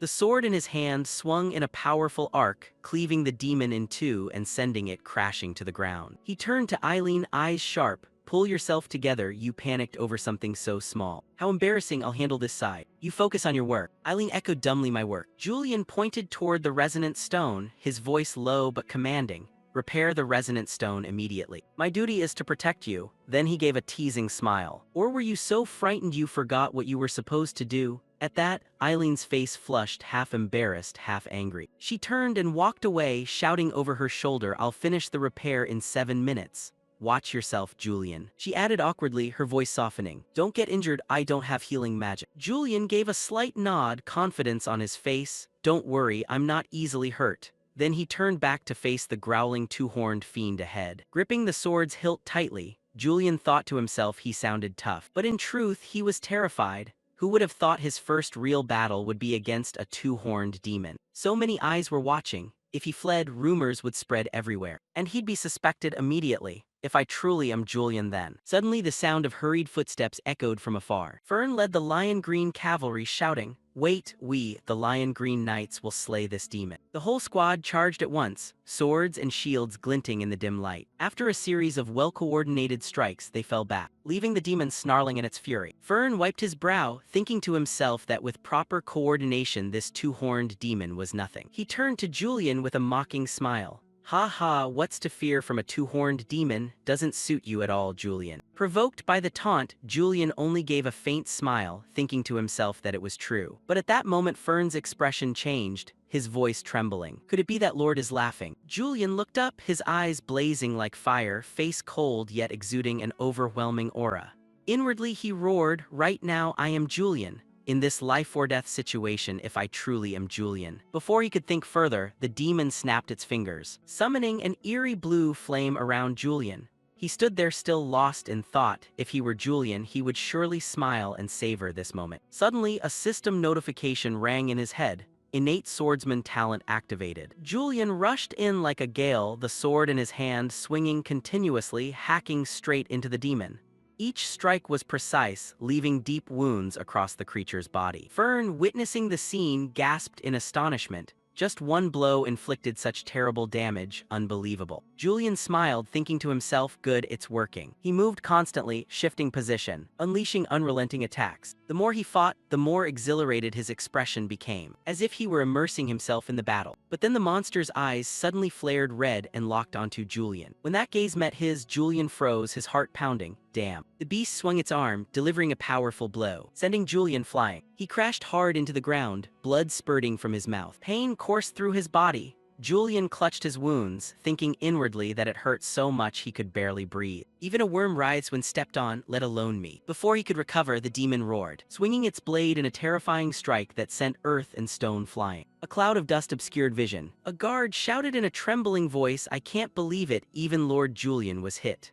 Fern stood by with a smug smile, thinking, how could someone like him fight a two-horned demon? Now it's my turn to lead. But at that moment, another guard yelled, look. The shout caught Fern's attention. He turned, and through the smoke, a figure gradually emerged. Julian gripped his sword tightly, radiating brilliant light as he stood tall. A soldier exclaimed in amazement, that blue light is the moonlight sword. Julian, eyes blazing like fire, stared straight at the demon. A system notification chimed. Moonlight sword activation incomplete. He tightened his grip on the hilt, his aura erupting, ready for the next strike like an indomitable war god on the line between life and death. Julian felt power surging from the blade and muttered to himself that even a quarter of the original's strength should be enough to give him an advantage, right? Immediately, he raised the sword high and unleashed a sharp slash toward the charging beast. Suddenly, his expression turned wild with excitement. The monster's eyes flashed, as if it meant to resist, but Julian struck again without hesitation. He muttered that his movements were still clumsy, but the attack was razor-sharp. However, I see it all because I am Julian. He activated a special skill, Thoroughness. Facing the monster's successive attacks, Julian did not flinch, he merely smiled. With a nimble body, he easily dodged the previous strikes. Deep in his eyes, the symbol of the Thoroughness skill flashed. Thanks to it, Julian avoided every attack, causing the guards outside to clench their fists and shout. He dodged them all. Fern frowned and muttered, is that Julian? Cut to another place. The cracks on the resonant stone were gradually repairing. Eileen looked at the summoning magic circles before her and said, "Got it." She clenched her hands, looked down and shouted, "The barrier has been restored." Hearing that, the monster roared in anger. "What? Damn, I was careless." Its blazing red eyes immediately widened. But at that moment, Julian surged forward. With terrifying speed, he closed in on the beast, his gaze filled with murderous intent. Seeing that imposing presence, Fern could only gape in astonishment. And the guards were no exception. Then Julian unleashed a sweet, clean cut, bisecting the creature. After slaying it, he gently sheathed his sword and walked away calmly, stepping past the guards whispering among themselves. He murmured, "So it really works." Feeling the fearful stares from those around him, he thought to himself that this atmosphere made sense. Julian was, after all, a villain.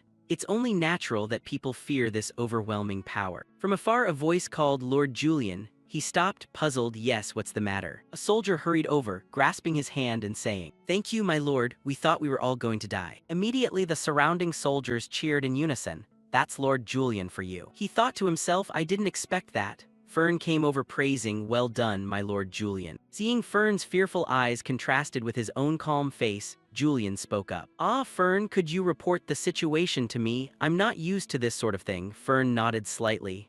"Ah, yes." Watching Julian's retreating back, Fern muttered that it was different, truly different.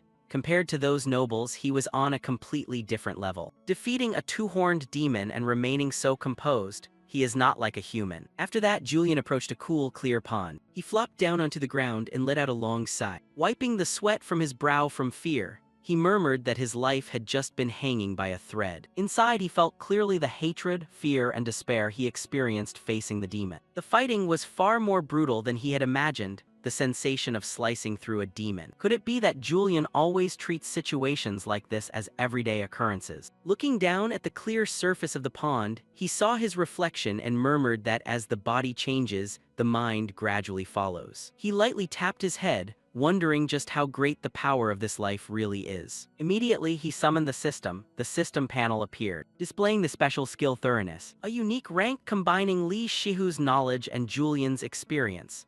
This skill grants superior observation, easily detects a target's weak points, senses an opponent's emotions more clearly, and deals bonus damage to enemies who are frightened. Looking at the system panel, Julian muttered that the fusion of two power sources created a skill that sees through weaknesses.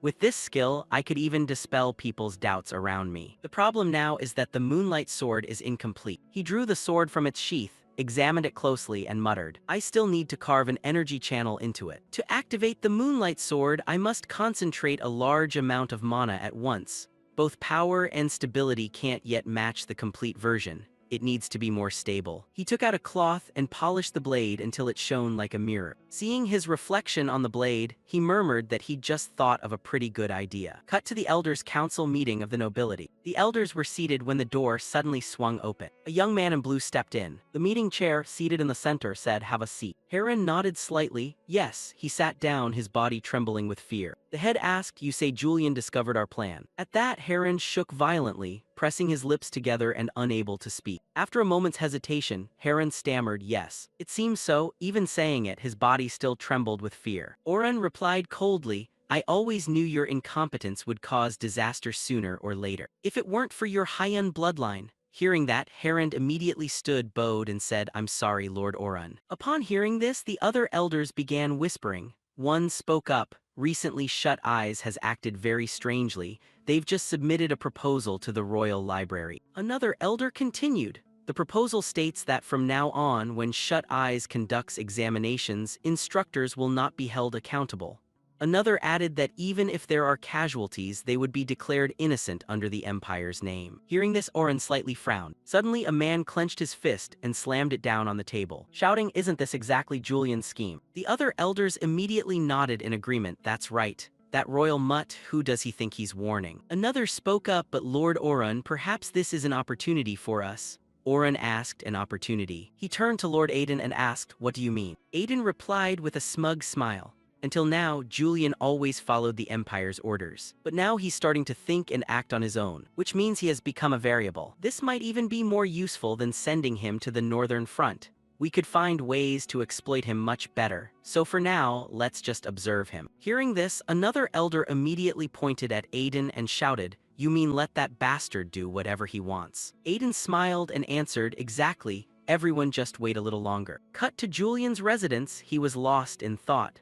This mission lasted only a few days, but having used so much mana, he felt exhausted. However, looking at the orchids before him, his mood brightened considerably. He muttered that nonetheless, gazing at his aesthetically decorated room brought him an odd peace. The orchids, even with Julian's grotesque body, still offered tranquility. He smiled, thinking privately that he'd gained more from this mission than he'd expected. Not only enough to wipe away the long-standing rumors, but even potentially. Saying that, he opened a reward box from the recent task. Staring at the colorful glittering crystals, he murmured, "Perhaps I've found a way to perfect the Moonlight Sword." These gems gave him an idea. He recalled after seeing the resonant stone. He thought of a hypothesis. In current Demon King's world, all things can contain mana, especially gems produced by the Empire with the highest conductivity and mana capacity. That is why resonant stones are refined so well. Holding a gem in his hand, he murmured, based on the principle of transmitting energy into a resonant stone. He devised a way to use a gem as an intermediary between his body and the sword. If he could find the right jewel to conduct mana, it would of course have to resonate well with his mana, so he must find that one unique gem. After some experiments but still not finding a suitable stone, he sighed, I've been thinking too much, is it time to eat already? He called out, "Butler, come in." Lazarus entered from outside, saluted in military fashion and respectfully said, "Lord Julian summoned, I am present." Seeing Lazarus, Julian muttered inwardly, "Lazarus again, this guy shows up once more." Lazarus continued, "The commander requests that you report directly to the Royal Library about the mission." Julian wondered, directly? Lazarus nodded, "Yes, that's right." Julian rose from his seat and said, "Then please take these gems to the storage for me." He thought inwardly that it seemed completing the Moonlight Sword would have to wait. The Royal Library, they care enough about my condition to summon me. Suspicions about my memory loss have not been fully erased. As he was about to open the door to leave, Lazarus called after him, "Lord Julian." Julian turned his head. "What is it?" Lazarus held out the damaged gems and asked, "What should be done with these broken stones?" Julian replied immediately, "Throw them away." Lazarus nodded softly, "Yes, my lord." But inwardly he lamented, "Oh heavens, such valuable materials wasted if thrown away." After some travel, Julian arrived at the Royal Library. Walking, he scanned his surroundings and thought to himself that unlike the Shut Eyes headquarters, this place was astonishingly lavish. Approaching a steward, he said, "I am Julian of Shut Eyes. I'm here to see Seddon of the library." The steward replied at once, "Lord Seddon is currently meeting with a foreign guest. Please wait in the antechamber." Julian nodded, "All right." Moving toward the antechamber, he muttered as he walked that someone arrived before him, surely someone of higher rank than Julian in this empire. He opened the door and stepped in, astonished by the lavish, splendid scene. He thought to himself that this must be the game's antechamber. He'd never seen a place like this. It truly was magnificent. Suddenly, his attention was drawn to a sword lying on the settee. He wondered why a sword would be left here like that. On impulse, he picked it up. After inspecting it for a while, he murmured that it didn't suit this elegant room at all. Though crude, one could tell at a glance its owner had extraordinary skill. The blade was robust, reflecting a resolute spirit. The inscriptions, "No way." Suddenly, a voice rang from outside. "Keep away from that sword, traitor." Hearing the voice, Julian thought inwardly that he didn't need to turn to know who it was. The speaker continued that the sword was a gift from her master. Appearing before Julian was a noble lady from the Empire's prestigious knightly house Rondable. She was one of Haydenreich's most outstanding prodigies. In the game, she had been killed by Julian's own hand. She was Lynn Rondable, Haydenreich's solitary lion. He murmured to himself that perhaps she would be the key to escaping this game world. Lynn Rondable, a noble lady of the Empire's prestigious Rondable Knight House, was also one of Haydenreich's most exceptional disciples. She possessed talent so great she might one day surpass Julian. Not only talented, Lynn also stood out with dazzling beauty. Among the player community, Lynn's wedding dress always topped popularity polls. Although he was now Julian, no longer Shihu Li, he couldn't help admiring her.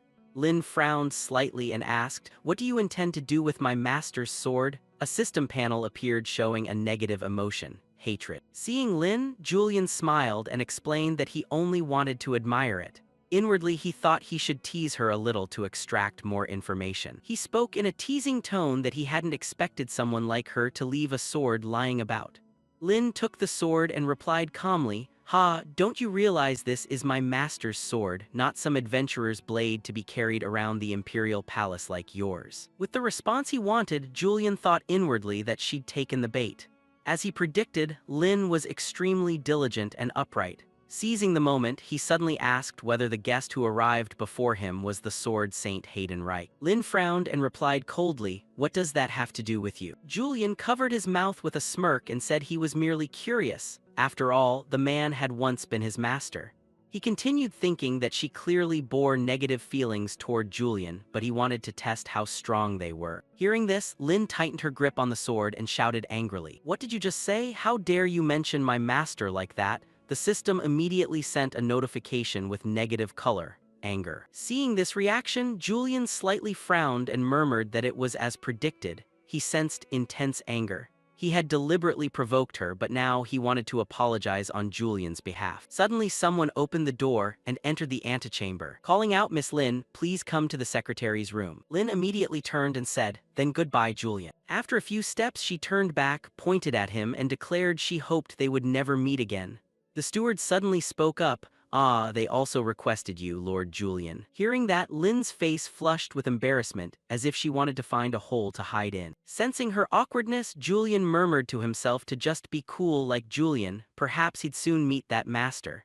He said cheerfully, "Don't be so cold to me, Lin, after all, we once shared the same master." Lin turned angrily and replied, "Not anymore. Never mention my master again." With that, she turned her back and walked away. Julian fell into thought, about to meet his favorite character again in the guise of the person who betrayed them. The feeling was both joyful and anxious, hard to describe. In the Imperial Secretary's office, the steward said, "Greetings, Miss Lin, Lord Julian. We heard Lord Julian defeated the two-horned demon by himself." Julian smiled and replied, "Ha ha, that was barely enough to warm me up." Lin immediately interjected, asking, "Excuse me, where is my master?" Julian thought to himself that he was curious about that too. The steward answered, "Lord Haydenreich left after assigning your task." Lin snapped, "What?" The steward continued, "And I think you should cooperate with Lord Julian." Lin instantly objected, "Us together? Why should I go with that traitor?" The steward explained that Lord Haydenreich requested someone accompany her because the mission could be dangerous and Lord Julian is here. Julian could only cry inwardly, "Haydenreich, what are you doing?" Lin beside him trembled with anger at having to work with him. The steward continued, "Investigate the slum area in the capital." Julian muttered, "The slums? Why should we care about that squalid place?" The steward explained that based on some reports, demons have appeared there. The people from the slums don't want the royal family to intervene directly. That's why the two of you are suitable for this mission. You have ties to the royal family but aren't actually royals because you belong to Shut Eyes and the Knights Academy. Julian thought to himself, the slums, remnants of nations the empire swallowed by force, a gathering place for people from many other countries rejected by the empire. They dislike the royal family, so they request Shut Eyes, an organization considered neutral. That makes sense. He continued thinking that if Lin outshone him on this mission, she would easily earn the title Sword Saint. Going with Lin wasn't advantageous for him, but as the royal hunter, he couldn't refuse. He stroked his chin and smiled, "I understand, I'll accept the mission." Lin shouted in anger, "What? I refuse." Julian muttered, "Oh gods, I wish I could refuse too." The steward replied, "Miss Lin, your master personally requested that you accept this mission." Lin trembled with anger. Julian turned and smiled, "Do you intend to defy his wish?" Lin frowned, pondered for a moment, then said, "I understand." Looking at her, Julian murmured that she was a knight bearing the title disciple of Hayden Reich. On this mission, she would certainly supervise this traitor. But the problem was that he currently didn't have the strength to oppose her. Suddenly, his attention turned to the gem on Lin's necklace. A strange feeling arose. Julian shouted, "Wait." He pointed at the stone and asked what gem it was. Lin, embarrassed, replied, "It's a moonstone." As soon as she finished speaking, the stone emitted a fierce burst of energy, as if reacting to Julian's mana. Seeing him approach, Lin turned and asked, "What are you doing?" Julian laughed, "Ha, just thought it was pretty." Lin muttered, "Why did it suddenly light up like that?" Julian thought to himself that in an instant it had tried to resonate with his mana and absorb it. The answer was right before him. He needed to test this stone. After leaving the royal library, Julian immediately went to a gemstone shop. The shopkeeper said, "Lord Julian, long time no see, what do you need?" Julian removed his cloak to reveal his identity and said, "I'm looking for a stone that matches my mana.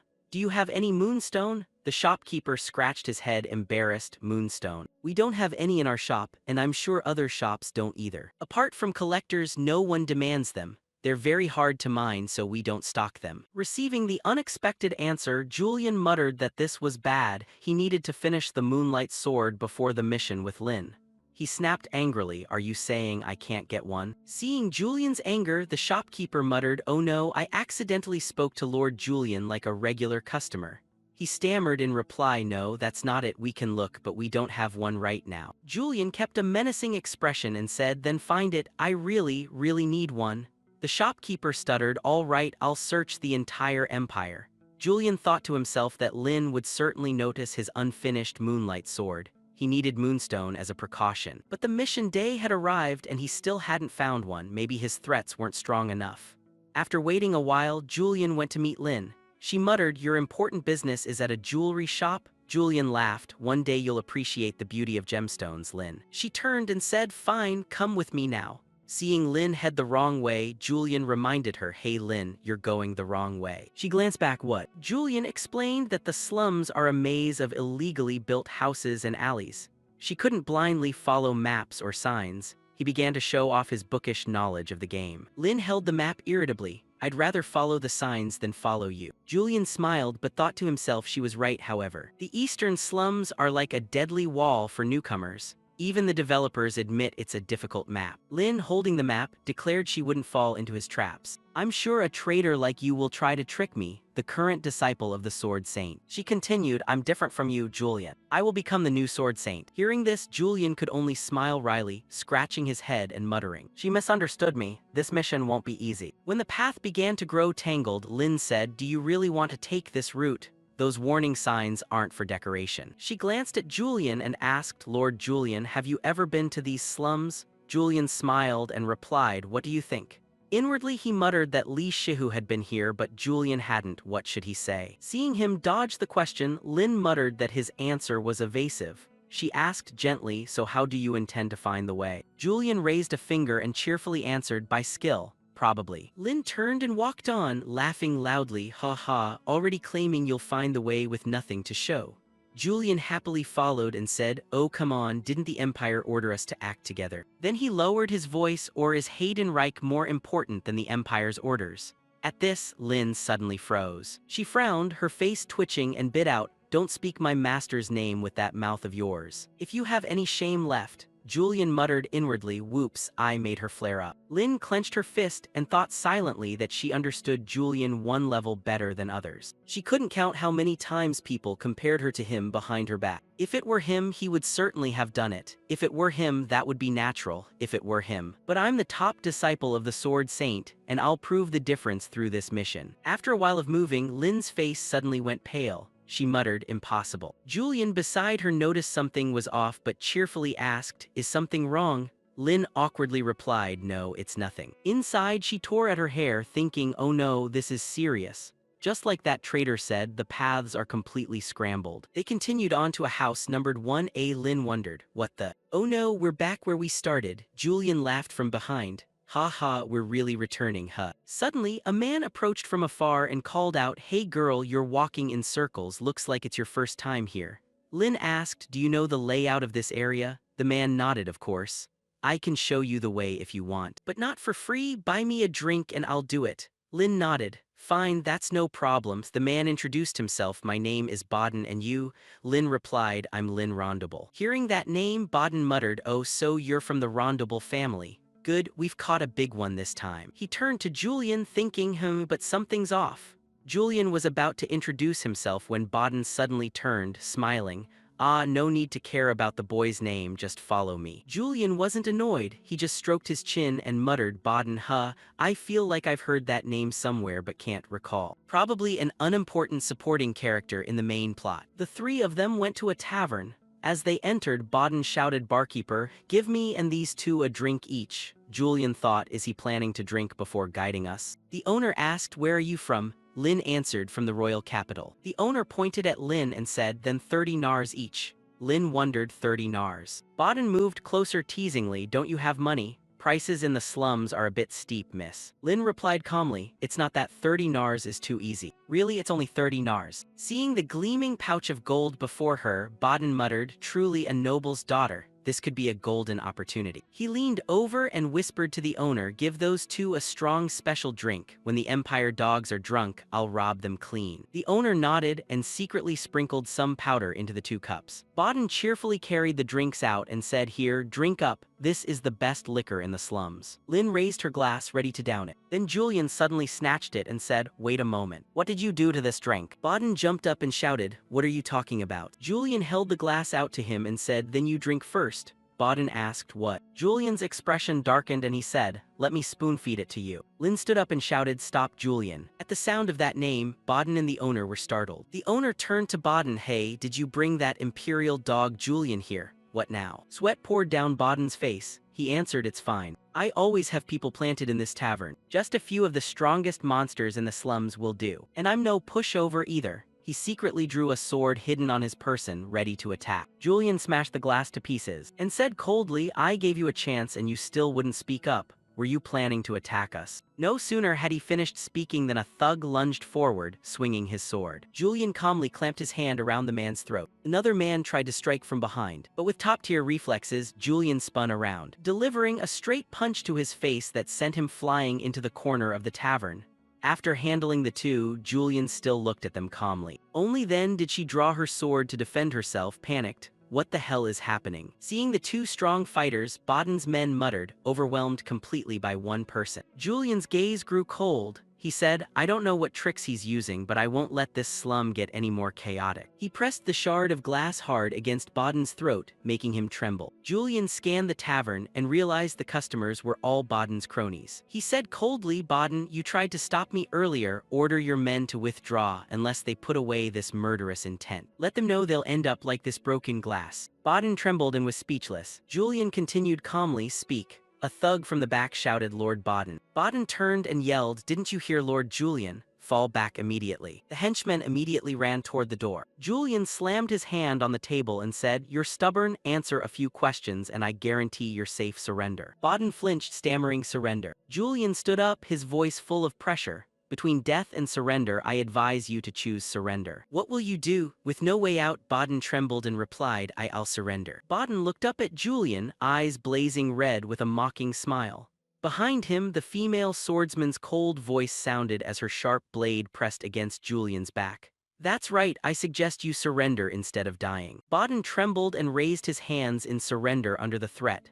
Baden, what do you choose? Julian asked. He bowed in defeat. Baden muttered, I surrender, I will. They stepped out of the tavern. Julian led, saying, he seemed suspicious from the moment he offered to guide us, who knew he'd lead to a gang in the slums. He held a piece of paper, smiling broadly. I thought he was just a low thug, but he's actually pretty good. I got some useful information. Lin trailed behind, bowing her head in self-reproach. My fault for not noticing sooner. Julian remained upbeat, agreeing with her confession. Of course, Miss Lin, you probably never met that kind of person before. Lin bowed her head lower, lips pressed tight. Oh no, is she losing confidence? After a moment of silence, she asked, how did you know? Julian turned back. Know what? Baden slipped something into the drink, she emphasized. Julian smiled and replied, is that what you're curious about? The female swordsman insisted, tell me. Julian looked at Lin, her hands were clasped tightly, her expression serious. He thought inwardly that she was willing to learn, even from someone she hated, putting progress above temporary shame. That's Lin Rondable, he reflected. Seeing her trembling, not from fear but something else, he hesitated slightly to explain. It would be better if you weren't so hostile toward me. Julian raised his hand and a pale blue light surrounded it. I sensed hostility in the cup. Actually, I felt it before we entered the tavern thanks to my mana detection ability. Lin repeated in surprise, mana detection ability, like a system notification flashing in her mind. Julian continued, everything from objects and creatures to situations has natural mana and it reacts strongly to other mana. He turned, pale blue mana shimmering around him. I used mana before we went in. He recalled how Baden emitted a strange hostile mana aura when he led them to the tavern. It was a hostile mana signature. Lin rubbed her chin, imagining it like a radar wave, right? Julian smiled helplessly, let's say so. He smiled. Mana emanates from bodies, that's a skill mages often use, but with abundant mana, I can detect it easily. Lin tilted her head and frowned. I have another question. She recalled the earlier conversation. He asked Bodden about living conditions in the slums, not about demons. Julian admitted with a smile, yes. Lin was confused. Weren't we here to investigate demons? Julian kept smiling as if nothing was wrong, which made Lin more perplexed. Usually yes, he said, then turned the question back to her. What do you know about demonization? The female swordsman hesitated and answered, remnants of the demon King Barbados possess all non-human creatures. She pictured a fierce demon with long horns transforming victims. Isn't that what demonization means? Julian replied gently, usually yes, but the slum's geography is unusual. The capital near the slums is surrounded by resonant stones. No demon can enter. There are no nearby forests either, so no animals, only humans. Lin went pale as she realized, her body stiff and trembling. So you mean only humans remain as hosts? Julian smiled, thinking inwardly, just like in the game. He nodded lightly, yes, I believe the people here are being demonized. Lin put her hand to her forehead and shook her head in disbelief. I'm so foolish to have trusted you even a little. Julian confidently held up 3 fingers. 3 houses? He laughed. That's the house numbers that will go to the apothecary for fever medicine this week. They say high fever is a sign of demonization, right? If I'm wrong, I'll do whatever you want, Miss Lin. Lin remained uneasy, thinking to herself, what should I do? Should I trust this cheeky man? As dusk fell, the sky glowed red and a few blackbirds streaked past, crying alarmingly. Lin smiled brightly and breathed a sigh of relief. Only one house left. Julian, walking behind, praised her. You look pleased. She glanced at him and waved excitedly. Isn't it great if what you said about humans being demonized is proven true? Julian nodded in agreement. I think so too. They arrived at the last house. Julian thought this was the final one, hopefully. He knocked a few times, then stopped. No one was home. An old man with bloodshot eyes peeked out and asked tiredly, who is it? Julian leaned in to observe. What is this? He's not demonized. But he smiled warmly. How are you today? He suspected furtiveness, something was being hidden. Julian sniffed the air, thinking, I've smelled this scent before on missions involving resonant stones. He rubbed his chin and gasped boldly, the scent of demon blood. Lin spoke up, hello, we're from the court.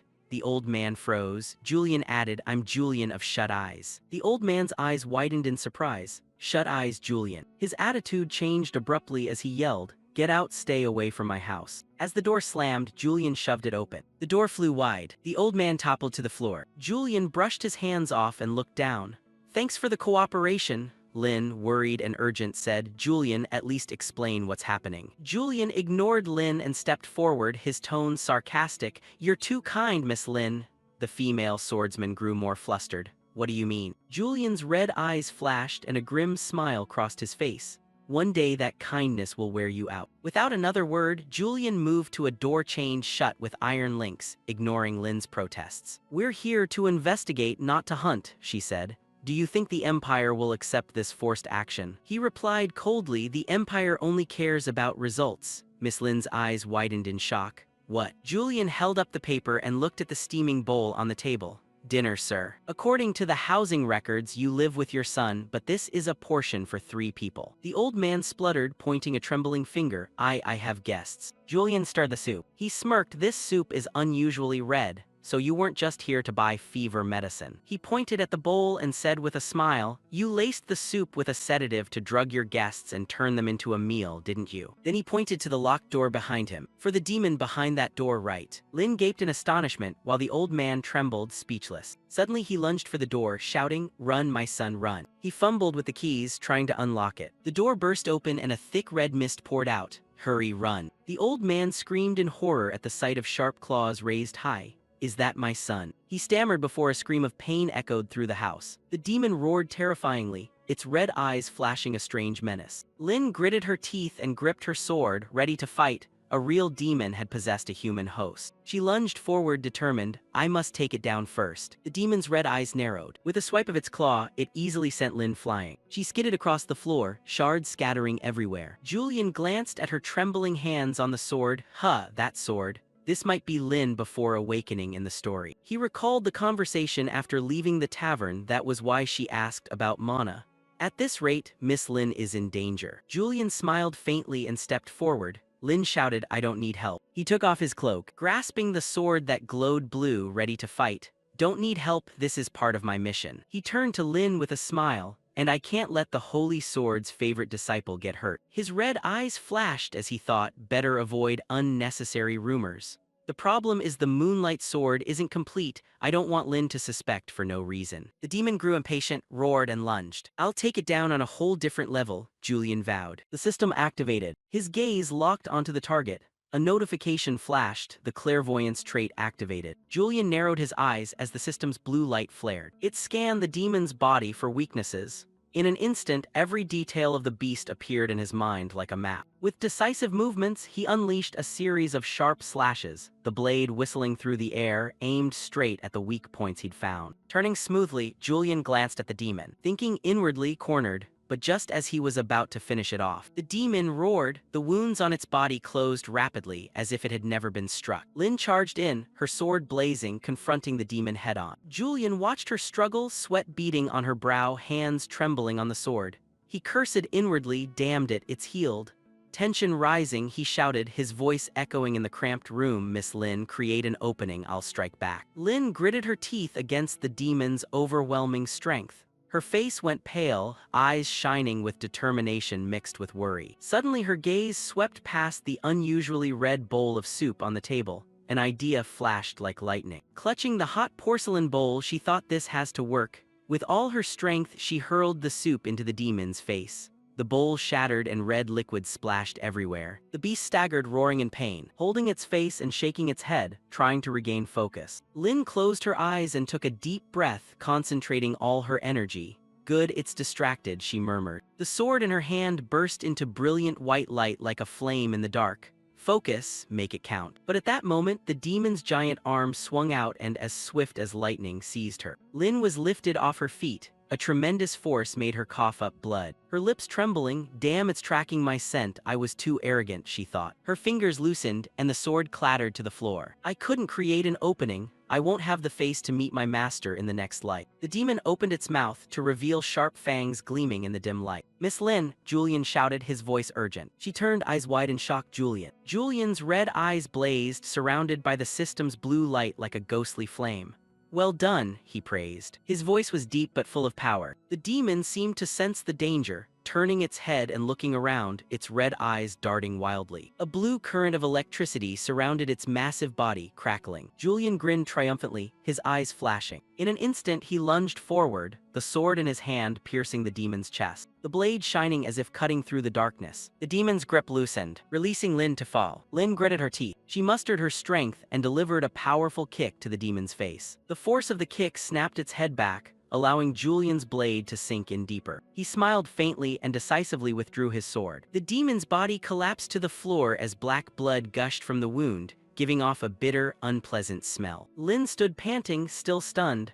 I can't believe you pierced it without using the Moonlight Sword, she said, voice trembling. How? Julian, with demon blood on his lips, smiled smugly. Consider it not worth using the Moonlight Sword on, he replied contemptuously. Though he felt a flicker of panic inside, he glanced at Lin and thought, does that expression look normal? Mission complete, they disembarked from the carriage as the sunset bled red on the horizon. We're at the palace, Julian said, sounding relieved. They walked along the plane tree-lined avenue in the royal grounds, leaves rustling underfoot. Anyway, it was completed safely, he thought. Rubbing his sore shoulder, he sighed. Miss Lin suspected nothing, what a relief. Lin suddenly stopped, causing Julian to halt. The reward for the mission is yours. She bowed her head, clenching her hands, voice choking. I didn't contribute anything. Julian watched her quietly, eyes sharp. For someone proud like Miss Lin, admitting she owes me is rare. He turned and smiled. Don't say that, Miss Lin. Cheerfully, he added, you were clearly overwhelmed by that demon. Lin frowned, plainly dissatisfied with herself. Julian's kind words were like a breeze passing by. She looked away, voice firm, I don't like you. Julian casually shrugged, you're too tense. Lin clasped her hands tightly and faced him squarely with determined eyes. My master always said, the greater the power, the heavier the responsibility. Recalling how Julian dispatched the demon so swiftly, she couldn't help but admire his victory. But she hesitated, voice stern, seeing him use power recklessly, even against the innocent. Her face darkened. Now I understand why my master expelled you. You lack restraint. Julian flashed a sly smile. He touched his chin and replied arrogantly, restraint, that's the weapon of cowards. Lin clenched her fists and shouted in anger, you call my master a coward. Julian stepped closer, an invisible pressure making her instinctively step back. Lin, I'm not a noble bound by restraint, he said in a low, warning tone. He turned away, leaving the cryptic remark that she needed to realize there are people like that in the world. Lin froze, murmuring, what does that mean? Julian waved, grinning triumphantly as he walked off. Whatever you say, well done, and thanks for giving up the mission reward, ha ha. Left behind, Lin sighed in irritation, her legs heavy. He's really puzzling, she muttered, her gaze still troubled. Restraint isn't just for nobles, it's for all knights. A creaking carriage pulled up and a middle-aged man called out, heading home? Lin looked up and recognized the familiar face. Uncle Urgin warmly invited her, you look exhausted, come on, I'll take you back to the manor. Lin nodded politely, yes, uncle. The carriage rolled along the dirt road, horse hooves keeping time with the evening breeze. Inside, Urgin gently asked, the mission must have been hard, did everything go smoothly? Lin gave a faint smile and nodded, yes, mostly, thank you, Uncle Urgin. He asked curiously, who was the man with you? Lin turned and replied, that was Julian of Shut Eyes. Urgin nodded thoughtfully, eyes revealing concern. I thought so, an unfamiliar face. He recalled Julian's arrogant, carefree manner and shared, the council elders are all in a tangle over him. I've heard he's been applying pressure through the royal family. Lin quietly nodded, I understand. Urgin folded his arms, voice serious, that man is putting pressure on the council, nobles shouldn't act that way. His words made Lin startle slightly, like a puzzle piece snapping into place. Right, it's a branch of a family. She thought, recalling Julian's words, so that's what he meant. She murmured, eyes narrowing in confusion.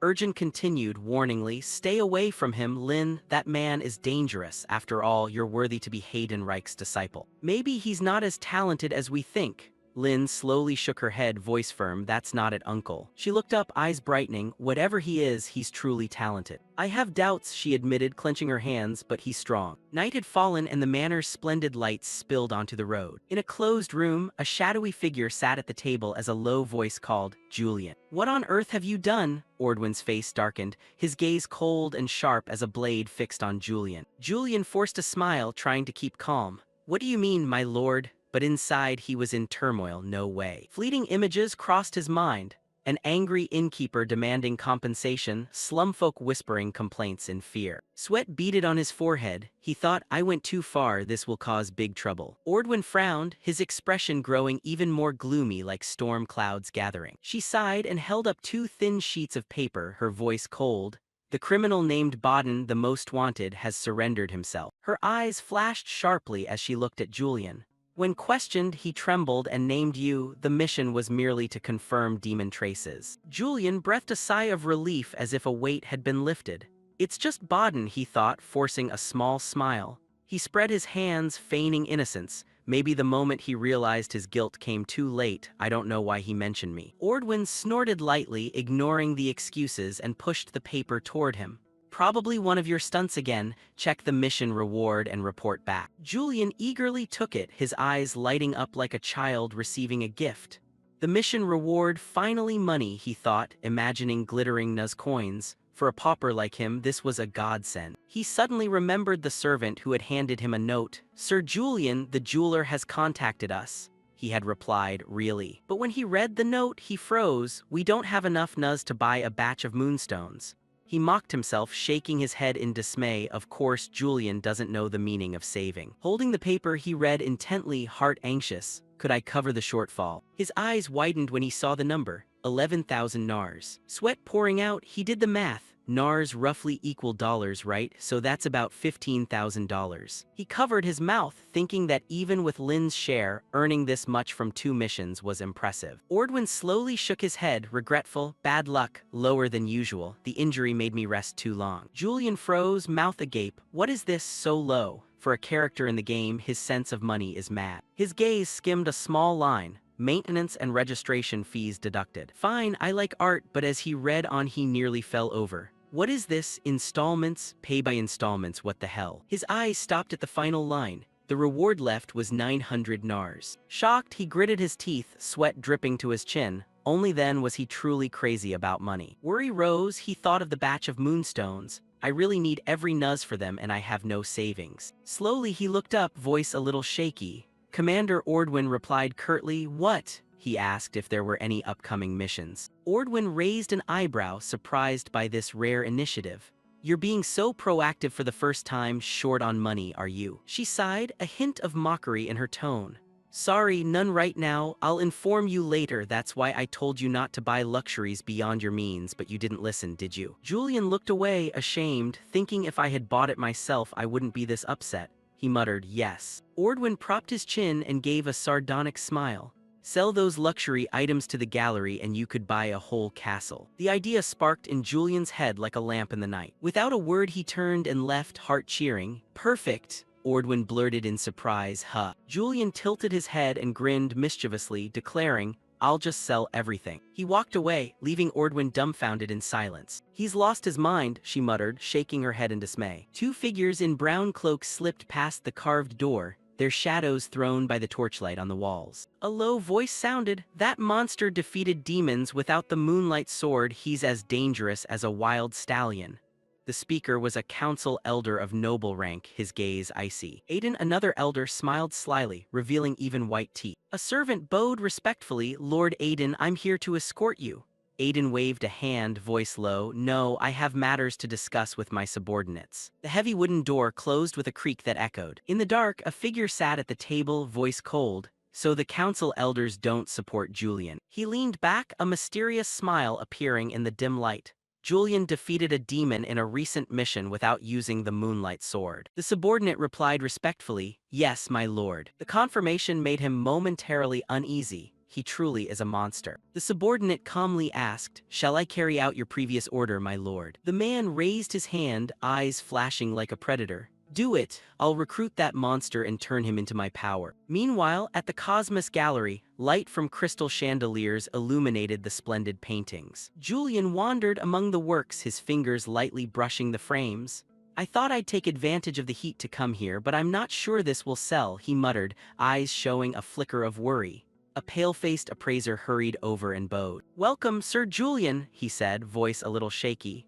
Julian smiled warmly and extended a friendly hand. "Thank you for appraising this piece." The staff member named Perso followed carefully, curiosity in his eyes.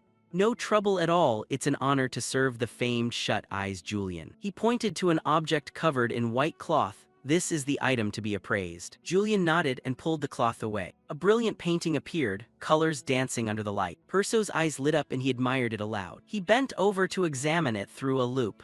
Based on the unique technique, it appears to be a work by Cornelius Vincent. Julian leaned in, watching with curiosity. Perso looked up, voice certain, "This is a forgery." Julian's eyes went red gold as he froze. He ran a hand through his hair and cursed under his breath, "Julian, do you have no eye for art?" He recalled the painting hung at the villa entrance. He'd always thought it a masterpiece. He should have bought something else. He cleared his throat, thinking that selling such a forgery would ruin his reputation.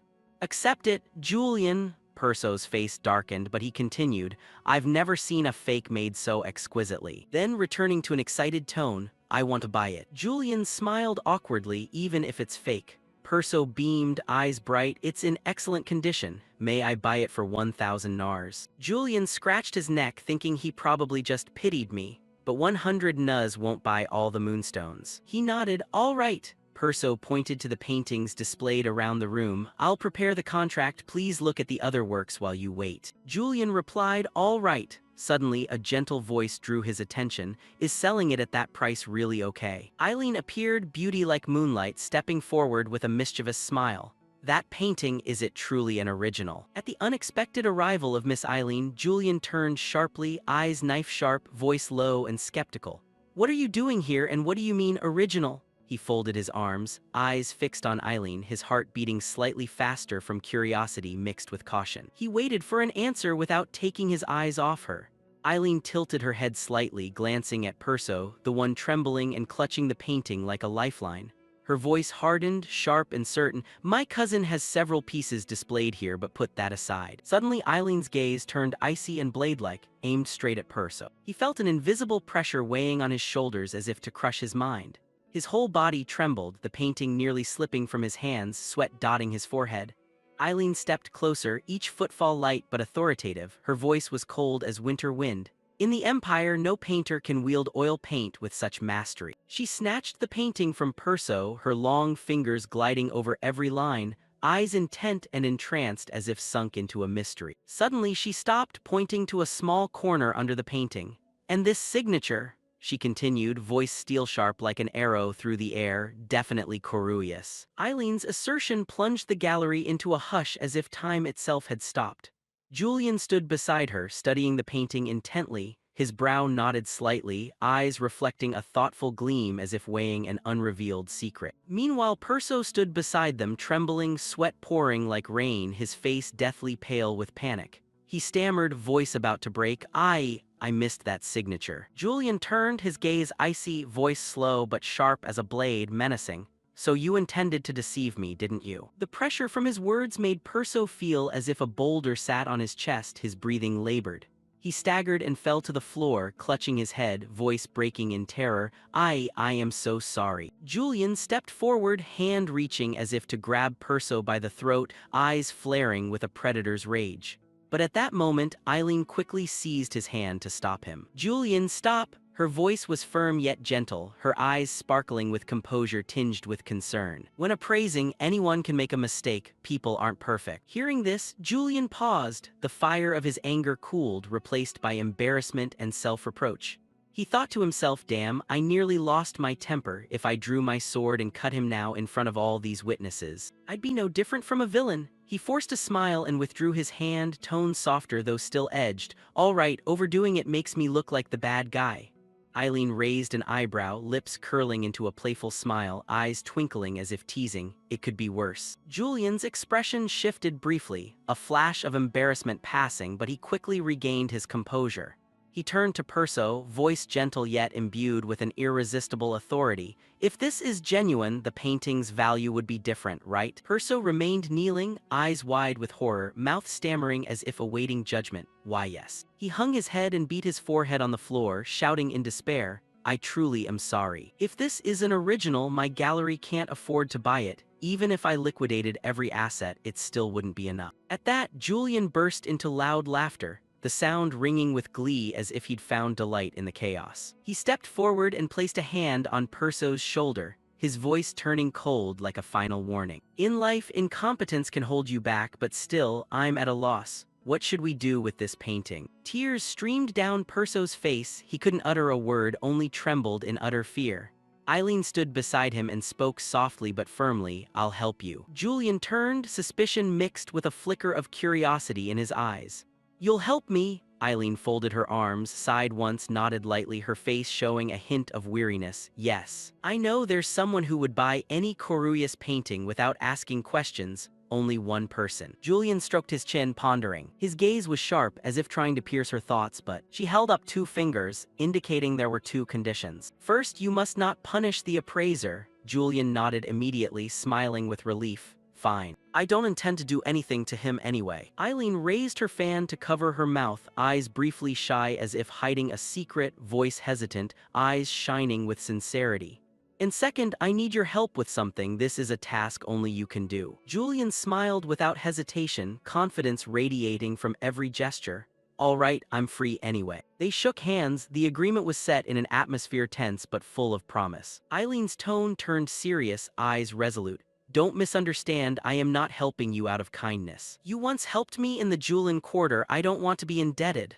Julian laughed heartily, the sound bright and relieved. "Then it's my turn to repay. What exactly do you need?" Eileen recounted, her voice low and her gaze distant, as if sinking into memory. "There was a patrol guard at the Veal Academy. That night the air suddenly turned icy and he was terrified beyond measure. He felt countless eyes on him, full of murderous intent as if they wanted to devour his soul." Julian frowned, suspicion flashing in his eyes. "Demons?" She shook her head, voice resolute but betraying some worry. not exactly. The administration ignored it at first, but the strange noises at midnight in the old building grew more frequent, and many guards were attacked and injured. Julian's brows drew together, curiosity mixed with determination flared in his gaze. If it's not ghosts, then what is it? His eyes went cold, voice sharp as a blade. I think it's a devil. The academy is well guarded, but a demon slipped through the weakened barrier. Suddenly, a deep voice rang from afar, cutting off the thought. So in the end you still had to rely on others. It was Hardy Godfrey, a professor at Veal Academy. He stepped forward, his tone mocking, eyes glittering with arrogance. Pleasure to meet you, Sir Julian. Eileen spun around in anger, her eyes blazing with indignation. Can't you see I'm standing here? A greeting wouldn't kill you. Hardy shrugged indifferently, voice cold. We're not that close, why drag a busy man like him into this? Hardy scoffed, a look of contempt flashing. If you want to shake off the minor branch stigma, you should try harder yourself. Rage lit in Eileen's eyes, her face flushing with fury. You're the one who needs to try harder, Hardy Godfrey. Your last essay nearly failed. Shouldn't you rewrite it instead of standing there taunting? Hardy bristled, his face contorting at the sore spot. What did you say? This minor branch brat dares to be insolent. Eileen shouted, her voice booming like thunder. What did you say? Julian clenched the sword hilt and stepped forward, his gaze ice cold, like a storm barely restrained. Eileen startled, heart pounding. She wondered whether he was angry over the insult to his house or his own hot temper. She hurried to speak, voice shaking. Wait. But Julian had already drawn his sword. The steel flashed under the light, making the air seem to freeze. Eileen closed her eyes, her heart pounding as if it might burst. Hardy panicked too, raising his hands to cover his head, face ashen. Then, unexpectedly, a small stone struck Hardy's head with a dry thud. From the corner of the wall, countless fragments of stone crumbled and fell, revealing the grotesque heads of impish demons, eyes blazing red like blood. Hardy screamed, voice breaking in horror. Demons hiding in the wall. Julian did not hesitate. He surged forward like a whirlwind, swinging his sword to cut down each imp. Every stroke was sharp and precise like a deadly dance. When it was over, he turned back, his cold eyes sweeping to Hai, who was now on his knees, screaming in panic. Save me, there's a demon on my back. Julian glanced over and caught sight of a small demon clinging to Hardy's back, its red eyes full of malice. His gaze met the demon's, and it recoiled in fear, as if scorched by his presence. Julian smiled coldly, his voice deep and judgmental. Whether main branch or minor, I show no mercy to demons. He tightened his grip on the hilt, eyes burning with icy intensity. If you want to live, you'd better beg a minor branch to save you. Julian drove the sword into the ground with force. The blade vibrated with a cold ring as it destroyed the little demon clinging by Hardy. Hardy, face pale with shock, suddenly spoke up, voice trembling but trying to sound haughty. You're overdoing it. Eileen, standing beside him, suddenly flinched, as if she'd discovered something terrifying. She pointed forward, eyes shining with terror and determination, shouting, there it is. At that moment, the imps began to gather together, their bodies swelling, emitting strange magical currents like black smoke curling through the air. Their whole forms grew larger, creating an invisible pressure that made Eileen and Hardy tremble with fear, their hearts pounding as if they would burst. Suddenly, they fused into a giant rat with blood-red eyes glowing like embers and razor-sharp teeth flashing steel. It slashed with its sharp claws toward the group, each step making the floor shake.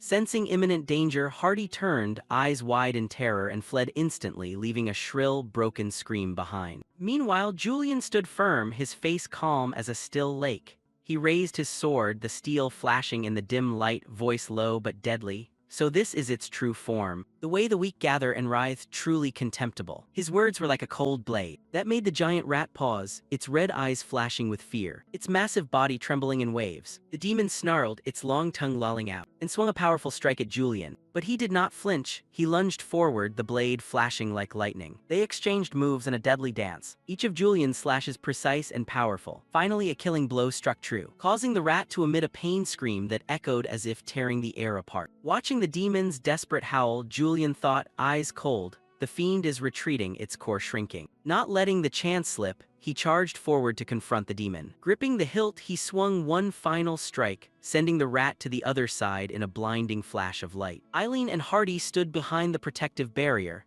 looking in with worried faces and rapid breaths. When the giant rat was destroyed, countless tiny imps burst out in all directions like shards of a nightmare. Eileen immediately dispelled the magic barrier, her hands trembling from the tension. She turned to Julian, eyes shining with admiration and curiosity, and asked, "How did you know there would be demons here?" Julian smiled mysteriously, a mischievous glint in his eyes. "That's a secret," though inwardly he thought he had sensed a strange taint when reading Lord Hardy's report. But who here understands this game system? He kept his thoughts to himself, revealing no clue. Eileen turned away, her voice confident yet slightly mocking. "Let's leave that for later. This is the same person who once looked down on the main house and now they act instead of them." Julian raised an eyebrow, a hint of surprise in his gaze. "Look down on them," she replied, sharp-toned but with playful eyes. "Oh heavens, have you forgotten what you said? You called me Tashining's mixed blood." She thought inwardly, her heart stinging with old memories. "He said that to me, someone who once blindly chased power, yet now he speaks up for the minor branch. How strange. This guy is no different from Julian back at the academy, still that half-hearted chivalry." Her hands still guided the magical stones hovering in the air, their light sparkling like tiny stars.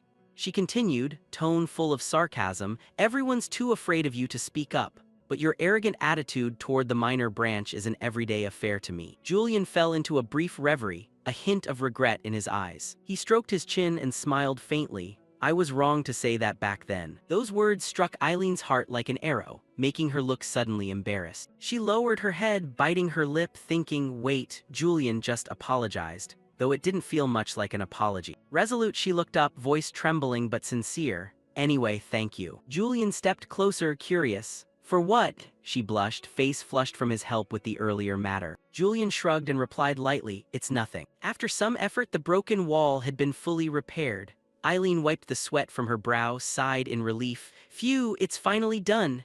Julian stood behind her, smiling approvingly, warm eyes. "Well done." She turned, eyes sparkling with excitement. "Now that you've slain the demon, let me introduce you to the buyer of the painting." At that moment, Julian approached a man who was admiring the painting he had brought. The man sighed, voice deep with feeling. "Oh, seeing this work before I die is truly fulfilling." Julian held a cup of tea, smiling confidently. "What do you think? This is Corurius's final work, Red Vineyard." The man, Alam Chorny, Vice Dean of Veal Academy, nodded, eyes gleaming with passion. A field of wheat torn by storm across a sullen, blackened sky. It swept toward the horizon. At this display of artistic perception, Julian slightly frowned, thinking, an art connoisseur, everything looks the same to me, just a bunch of scrap paper. He didn't speak, only listened. Alam Chorny continued in a somber tone, "Behind that field lie roads without end. One never knows where they ultimately lead." Julian pondered inwardly, thinking, a very profound interpretation. He spoke slowly, "This painting evokes loneliness because it conveys the artist's sorrow to his younger brother. The younger brother had funded him generously. He sent the painting with a letter that began with the line, 'I poured all my sorrow and soul into this painting.'" Julian reflected, a trace of puzzlement in his eyes. Does everything connect like that? He sipped his tea and nodded. Indeed. At his words, Alam Chorny looked at him strangely, the man seeming to radiate a dazzling golden light. Julian thought to himself, his heart quickening, was that the color of suspicion? Is he suddenly suspecting me? The system in his head sent a notification colored with suspicion, doubt. He frowned, wondering, is there something wrong with this painting? But he immediately dismissed the thought, his gaze sharpening. No, that's not it. Judging by Miss Eileen's reaction and the Vice Dean's, this is definitely genuine. His expression tightened slightly, thoughts still circling in his head. So what exactly is he suspicious about then? After a moment of silence, Alam Chorny suddenly spoke.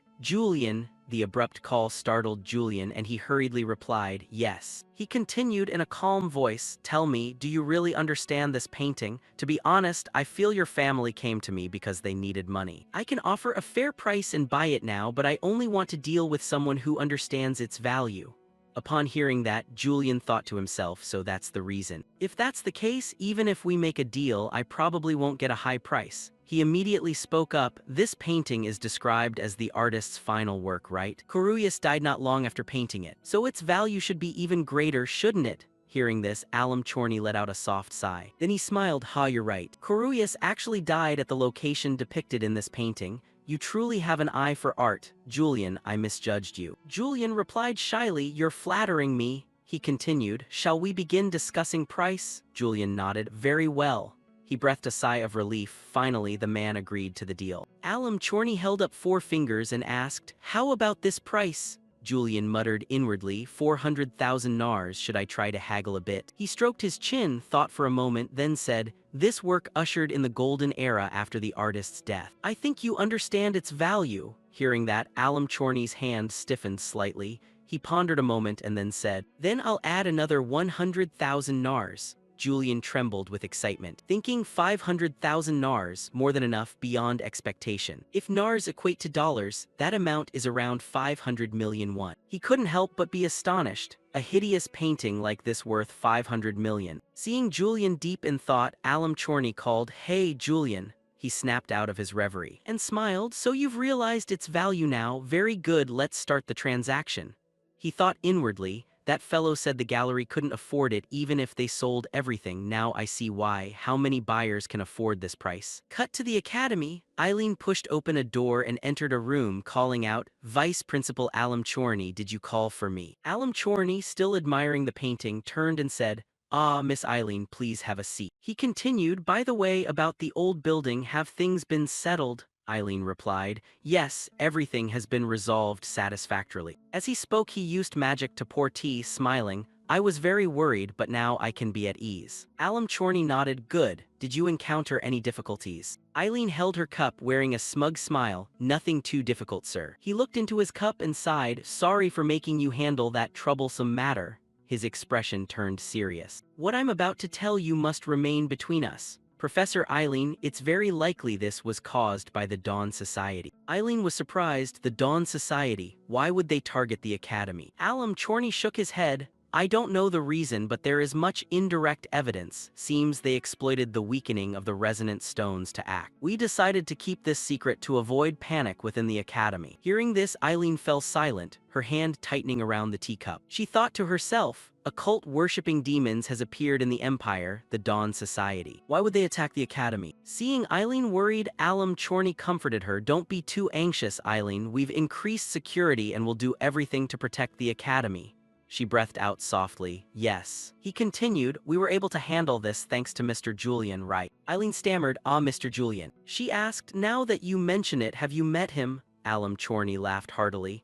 "Yes, thanks to him I was able to buy an extremely valuable painting." She smiled, "I wanted to thank him for slaying the demon, but it seems he's already left." Chorny nodded. "That's right, he took the money and hurried off. Apparently to buy a pile of gems, moonstones, I think." At this, Eileen trembled and accidentally spat a sip of tea in surprise. She wiped the corner of her mouth and pressed, "Moonstones," then she sprang to her feet and turned to leave. "I have urgent business." Seeing Eileen's haste, Chorny sipped his tea and wondered aloud, "Why is everyone so busy?" Eileen rushed to the gem shop. The seller hurriedly said, "Sorry, miss, the moonstones are sold out." She insisted, "Impossible, there must still be some in stock." The seller stammered, "Mr. Julian bought more than I anticipated." Eileen slammed her hand on the counter in anger. "When will you restock?" The seller mumbled, "This time it will take much longer." Eileen's face darkened. She muttered, "No, I need that stone for my upcoming thesis." Her world seemed to collapse. She cried out and screamed, "Julian." Cut to Julian. He smiled in satisfaction. The man before him, a famed blacksmith nicknamed the Veiled Flame, held a moonstone and asked, "You want me to forge a sword from this gem?" Julian nodded. "Yes." He produced a series of moonstones, excitedly asking, "Could you forge a sword like a silver moon?" After hearing Julian's request, the smith Ruger Orland shouted, pride and anger in his voice, "That is not a sword. That's a work of art. My pride will not allow me to make such a thing." His face flushed, eyes blazing with fierce fire, as if Julian's request insulted the honor of the Black Ember Forge. Faced with the flat refusal, Julian stayed calm, eyes sharp but voice gentle and persuasive. "I want it made for actual combat." Ruger Orland slammed his hand on the table. The wood cracked loudly. He declared, "No, it's merely a luxury item." He pointed at the design before him, contempt blazing in his gaze. "Bring this blueprint here. This cannot be called a weapon. If you want luxury goods, go elsewhere." The argument grew more heated. The forge's air thickened with tension. Ruger Orland continued, "Our famed forge makes weapons for knights only. Only masterpieces like the sword of Haydenreich, whom I once admired, are worthy." Julian did not flinch. His eyes shone with resolve. He stepped forward, voice low but determined. I want mana channels engraved into this blade, Ruger Orland. The smith shook his head, a hint of sarcasm in his eyes. Even so, setting a moonstone into the blade's core is foolish. No one can fight with a gem-studded sword weaker than ordinary steel. Julian stroked his chin and fell silent, eyes gleaming with calculation. Seeing him silent, a young female assistant from the forge stepped forward, voice mild but firm. Sir Julian, sorry, but we only forge weapons worthy of the Black Ember name. Each sword bears our emblem. If that blade shatters easily, the forge's honor will crumble with it. Hearing this, Julian sank into thought, his heart pounding from the pressure. He murmured to himself, HMPH, this is troublesome. I really want it forged here because this is where Hayden Reich's sword was made. After a moment's consideration, he raised his hand, voice steely. I understand now. Then I'll make sure it won't break easily. Ruger Orland pointed at him, eyes suspicious. Do you truly think you can do it? Julian smiled confidently, eyes blazing like a flame. Yes, because I am Julian. If you don't believe me, test my skill. With that, he produced a special pouch of coins and slammed it down on the table. A challenging smile. Forge the sword first. I'll pay more than the usual fee. Seeing the gleaming pouch, Ruger and his assistant fell silent, their expressions wavering between doubt and curiosity. Noticing their hesitation, Julian stepped closer, voice low but magnetic. If the sword breaks during testing, I won't take back the money or the stone. At Julian's confidence, Ruger Orland frowned, thinking, is he really that confident? After a moment's thought, he sighed and nodded. Very well, if it breaks during testing, we'll act as if nothing happened. A few days later, the sword was finished. Ruger brought it out, his eyes showing pride mixed with doubt. Here it is. The finest smiths worked day and night. We failed many times before completing it. He looked at Julian and asked, puzzled, do you really intend to use it as a weapon? Julian held the sword, light from the blade reflected on his face, making his eyes glitter. He activated the perfect sword technique and a torrent of mana surged from the blade like a storm of energy. He nodded confidently, of course. Now let's begin the test. Cut to the street outside. A crowd gathered in the street, murmurs rippling like waves. Julian looked around, slightly surprised, exclaiming, so many people. The assistant glanced at him, cheeks faintly flushed, awkwardly. Well, everyone wants to watch. If you're uncomfortable, we can ask them to leave. Julian laughed heartily, confidence radiating in every gesture. No need. Ruger Orland brought out a set of iron armor and struck it hard. In a challenging tone, Sir Julian, this armor was prepared specially for the test. It's not ordinary armor. Julian looked at the gleaming armor, nodded, eyes alight with excitement. Indeed. Ruger continued proudly, it's 1 centimeter thick, almost a solid block of steel. If we're testing, we must do it properly. He fixed Julian with a sharp look. Go on, try to cleave through this. Julian gripped the sword tightly, a confident smile spreading across his face. Ha ha, you've prepared thoroughly. He gathered his strength. Both he and the sword emanated a tremendous energy like a whirlwind of mana. He shouted excitedly, of course, if the target's too easy, what's the fun? The crowd erupted into cheers. Ruger nodded, muttering with a hint of doubt, is that the rumored sword? But even with the moonlight blade activated, a structure like that shouldn't hold up. Julian raised the sword high, light from the blade shimmered like moonbeams. He marveled, heart pounding with excitement. This feeling was unlike before, as if the sword had found its own path. After a brief pause, he swung the sword with full force, cleaving straight toward the armor. A cracking sound rang out. The armor shattered in an instant, steel fragments flying like metallic petals. The crowd erupted, cries of astonishment echoing. Ruger gasped, face ashen, impossible. The assistant covered her mouth, stammering, eyes full of wonder. How could he do that? Julian smiled in satisfaction, eyes sparkling with pride, channeling a roaring surge of mana into the blade. Then let it spin endlessly. So this is the feeling of a true moonlight blade. He tightened his grip on the sword, feeling power surge through every fiber of the metal. The assistant bowed her head, voice trembling. He didn't even need to use his full strength. The armor our forge made was shattered into pieces. Julian turned to Ruger with a confident smile. So what will you bring out to test next? Ruger ground his teeth, eyes conflicted, unable to speak, as if the forge's honor had just been challenged by the very sword they once despised. The burst of power still hung in the air, mana streams glittering like moonlight shattered across the sky. Suddenly, a system panel appeared before Julian's eyes. The incomplete Moonlight Blade attribute had evolved into the Moonlight Blade. He smiled, heart pounding with excitement, eyes glittering with satisfaction. A new attribute has been activated. Holding the sword, Julian examined and felt every perfect contour. Pride welled up. He had poured much energy into it, yet there wasn't a single scratch. This is a perfect sword. At last I have succeeded. The smith Ruger Orland stepped forward from behind, still slightly astonished. He covered his mouth and spoke low, voice shaky with respect. It seems I underestimated you. Julian sheathed the sword with a decisive motion. Then he turned back, a confident smile on his lips. Sometimes actions persuade more than words, don't they? Ruger nodded, gaze stern, voice low like a warning.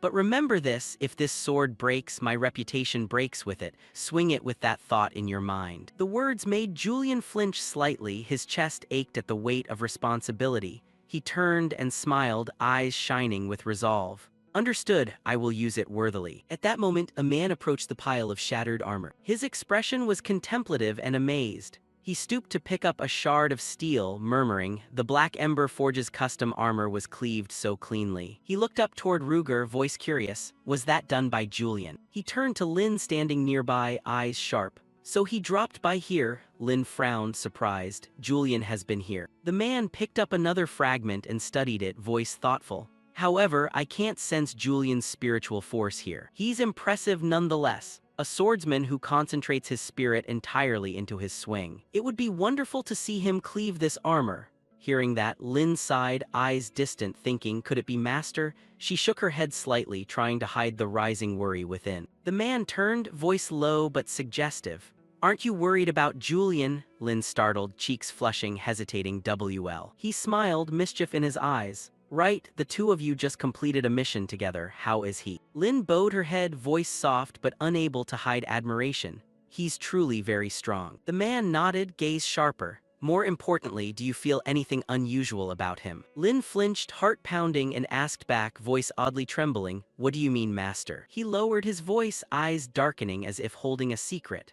I mean, does he resemble someone from the Dawn cult? The words pierced Lin's heart like a sharp blade. She widened her eyes, voice breaking with shock. What? Julian is a member of the Dawn cult. Cut to Julian. Julian walked down the street. Two gleaming swords hung at his hips, sparkling in the sunlight. He smiled, eyes glittering with pride, thinking to himself that he was becoming more and more like Julian. But the smile faded, replaced by a sigh and a somber look. He couldn't forget his purpose for being here. I must return to my real world. I can't live forever as Julian. He stroked his chin softly, pensive, his heart heavy at the thought of returning to his own world. This world must ultimately come to an end. In other words, I must reach the game's conclusion. Heidenreich must prevent the resurrection of the demon Lord Barbatos. He shook his head, eyes shining with determination.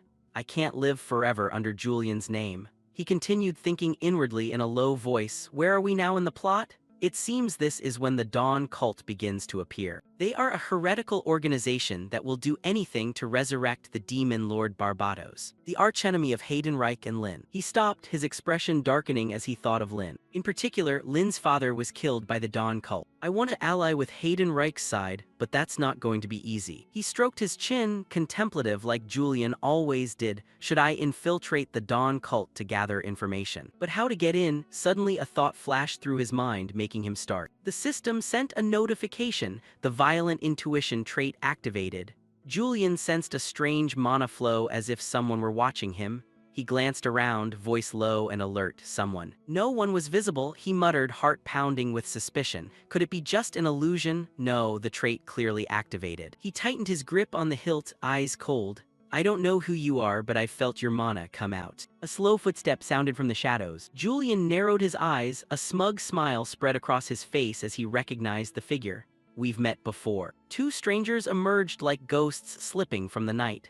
Their dangerous gazes made the air around Julian tense as a taut string about to snap. Julian's mind churned. He thought to himself, I remember now. She is the witch wielding dark magic at an astonishing level, Elinor, a bishop of the Dawn cult, and the one beside her, I can roughly guess who he is. The image of a woman without a cloak appeared in his mind. Beside her stood a man with a stern face. Julian recognized their identities, the archenemies of Heidenreich. He smiled amicably and spoke. Long time no see, Elinor, and you too. Elinor appeared unsurprised. She removed her hood and cloak and said calmly, so you still recognized me, even with me dressed modestly like this. She bowed politely. Indeed, Sir Julian. Julian returned her nod with a bright smile. I can also guess why you two came here. Elinor clapped her hands, cheerful. If you already know our intentions, things should move faster, right? I'd be grateful if you could give us an answer now. The smile on Julian's face almost slipped. He thought in a headache that the truth was he knew nothing and was only pretending.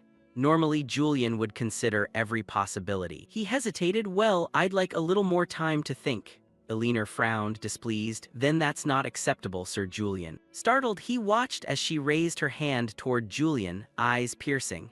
You were the one who approached the Dawn cult and made the proposal, weren't you? Her words were like a knife, turning Julian's face ashen. She continued in a calm but icy tone, you were the one who said you wanted to join the Dawn cult. Julian coughed, inwardly grumbling that the man had gone that far. Damn it, cleaning up the mess you leave is becoming my daily chore. He recalled silently what he knew of Elena, the sword that had once been held to his throat. Whichever path he took, Julian would be defeated by an enemy, one who had already been beaten by Haydenreich before. He gritted his teeth, resentful, craving demonic power and ultimately joining the Dawn cult. Back in the present, Julian looked up. His eyes were blood red and a terrifying smile spread across his face. He pounded his head thinking of how to deal with the two before him, but replied calmly, there's no deadline to join, is there? Around them, the buildings were silent and empty, the air heavy. Elena spoke coldly, true, but you should know we could interpret this another way. Her bright pink eyes widened as she offered a hypothesis. What if this is just a pretext to lure and detain us? Perhaps your claim of wanting to join is merely a trap. She pointed directly at Julian, smiling but with an exposing intent. Julian frowned slightly, panic showing. Damn, they're suspicious of me, but I didn't come to investigate the Dawn cult. I genuinely want to join. He closed his eyes and Haydenreich's image rose in his mind.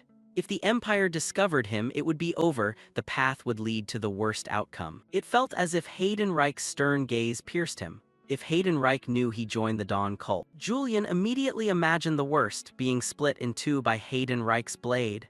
Even if he killed Haydenreich, it would still be a catastrophe. He might never leave this game's world again. Tangled inside, he wondered how to escape this situation.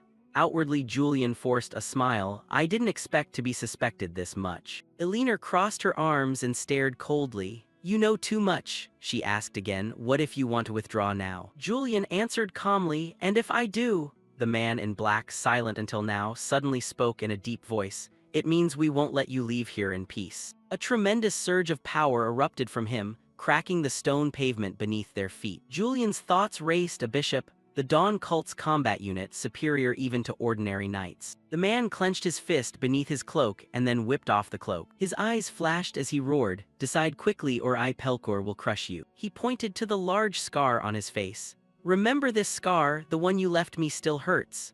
Julian felt annoyed, thinking, you again, Julian, I'm increasingly tired of the trouble you cause. He replied nonchalantly, tauntingly, sorry about that. I don't make a habit of remembering the faces of those weaker than me. The words drove Pelkor into a rage. Veins bulged on his face as he laughed maniacally. Ha ha ha. Julian tried to keep calm, the provocative smile on his face, but inside he felt uneasy.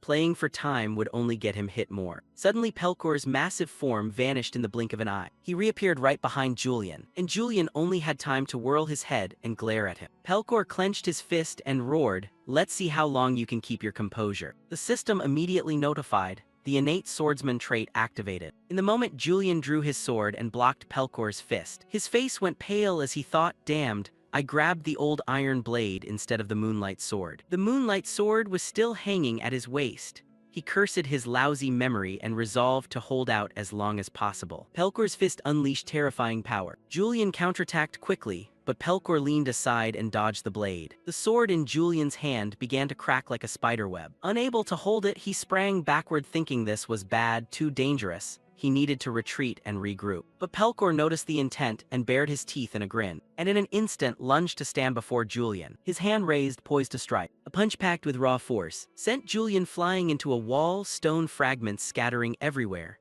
The pain made him cry out. He slumped against the cracked wall, head bowed. Julian heard Pelkor laugh hoarsely. How does it feel to be beaten by a shrimp, Julian? The sword in his hand was now only a hilt. Julian sighed in frustration. A crimson power flared and burned around his body. Julian slowly rose and roared, I'm sick of bearing the consequences of things I didn't cause. His resilience stunned Pelkor. He widened his eyes. You still have strength to move? Elinor noticed something amiss and urgently shouted, "Wait, Pelkor, something's wrong." The system notified, "Your mood is surging to a peak." Darkness obscured half of Julian's face. He pushed himself up and sighed. Looked up, his eyes flashed a terrifying red, and in a low voice he said, "How troublesome." The system continued, "The unique trait Awakened Eyes has activated." Julian seemed to erupt in an inferno of rage. He quietly drew the sword from its sheath. The steel flashed cold as he advanced step by step with overwhelming momentum. Pelkor saw the sword blazing with red fire and thought to himself that his demeanor had suddenly shifted. What was that sword? Seeing Julian keep coming, Pelkor clenched his teeth and growled, "I'll destroy that sword itself." But before he could finish, Julian lunged with terrifying speed, his sword swinging down and delivering countless cuts to Pelkor's body. So fast the naked eye could hardly follow. Pelkor's eyes widened in panic. As he looked down at his trembling arm, now riddled with dozens of slashes, he muttered in a shaking voice, "My hand!" He screamed in unbearable pain. But Julian paid no heed to the pitiful cries. His eyes became mad, swept up in frenzy. He kept charging and attacking without relent. Pelkor, despite the agony, ground his teeth and clenched his fist to throw a straight punch at Julian's face, roaring, "How dare you!" But Julian only gave a knowing smile, his gaze flashing cold. The sword in his hand spun once and then sliced straight into Pelkor's chest. The powerful slash made the massive man stagger backward, letting out pitiful cries. Despite the relentless onslaught, Pelkor struggled to remain standing. He ground his teeth and yelled, "Get away from me." As he spoke, he launched a series of rapid punches at Julian, but Julian easily dodged them. He slid past Pelkor and delivered another slash to his ribs, making him tremble as he collapsed to one knee, crying out in pain. Clutching the wound with one hand, eyes wide and trembling with anger and fear, he murmured inwardly, "Is this truly Julian's real power? He's a monster." Julian maintained a heightened combat state. Looking at the blood spreading on the ground in Pelkor's shocked face, he thought to himself. A strange sensation arose, blood, the feeling of flesh and bone being torn, and that pure terrified face. What is this feeling? Why do I feel so excited? The system suddenly announced, Kai Enhan can only be used by those with fox eyes. This skill activates at peak emotion, boosting physical strength and expanding vision. By now Pelkor was on both knees, nearly incapable of fighting. He stammered in a trembling voice, "Stop, please stop." The system continued, Kai Enhan also makes the user extremely aggressive. As the notice ended, Julian swung his sword, eyes crazed on Pelkor, ready to deliver the finishing blow. He roared, "I don't want." A thrust pierced straight through the chest, making Pelkor spit blood as his body threatened to collapse. Julian withdrew his sword, coldly regarding him, his voice low, "Your title of Iron Fist is meaningless now." He grabbed Pelkor by the hair, yanked his face up. It was filled with terror as he whimpered, "No, no, don't kill me." In Pelkor's eyes, Julian now looked no different from a demon. But at that moment, small hands touched his shoulder from afar. Julian flinched. Elinor stepped forward, grabbing his collar firmly, and said sternly, "Enough, Julian, don't you think so?" Her sudden appearance caused Julian's eyes, bright from Kai Enhan, to gradually return to normal. The murderous aura within him dissipated. The system announced that Kai Enhan had ended. Julian briefly froze, thinking, "What have I done?" Pelkor clutched his bleeding chest and cried out in pain. Julian was back to normal, trembling with fear, wondering what he had done. He recalled that those with fox eyes change personality when activating Kai Enhan. Aggression is ramped up to extremes, truly dangerous. Regaining his composure, Julian turned to Elinor in a low voice, "You started this." Elinor, weapon pointed at his face, smiled. Pelkor was indeed insolent. Julian continued, eyes cold, "Even knowing everything, you still couldn't do anything." Elinor stepped closer, one hand threatening him while the other began healing Pelkor. She added, "I already let you beat him fair and square." Pelkor felt magic entering his body and thought, "Is this magic? I can't move." Elinor leaned close to Julian's ear and whispered, "But after witnessing this fight, I respect you more." She smiled and made a proposal, "Why don't we cooperate?" The system announced the trait, "A charming birthmark makes you more likable to the opposite sex." Julian pondered without replying. Elinor continued, "You won't lose anything." Julian turned, placed a hand on her shoulder and said, "You're not wrong, but I still want to think it over a bit." With that, he turned his back and walked away. Elinor watched his retreating back and muttered, "My trait still has no effect on him." She turned to Pelkor, who had now risen despite the pain. "So, is there any difference in him, Pelkor?" Pelkor stammered, "He's truly stronger." Elinor nodded, her voice low. I knew it, the amnesia story was definitely a ruse. This is a personal matter, so don't tell the other bishops. Pelker nodded, of course. Elinor watched Julian walk away and sighed, thinking, I knew it. My trait doesn't work on him. Back with Julian, he returned home, his body still trembling. Looking at his hand, he thought, Kai Enhan, it's thanks to it that I escaped,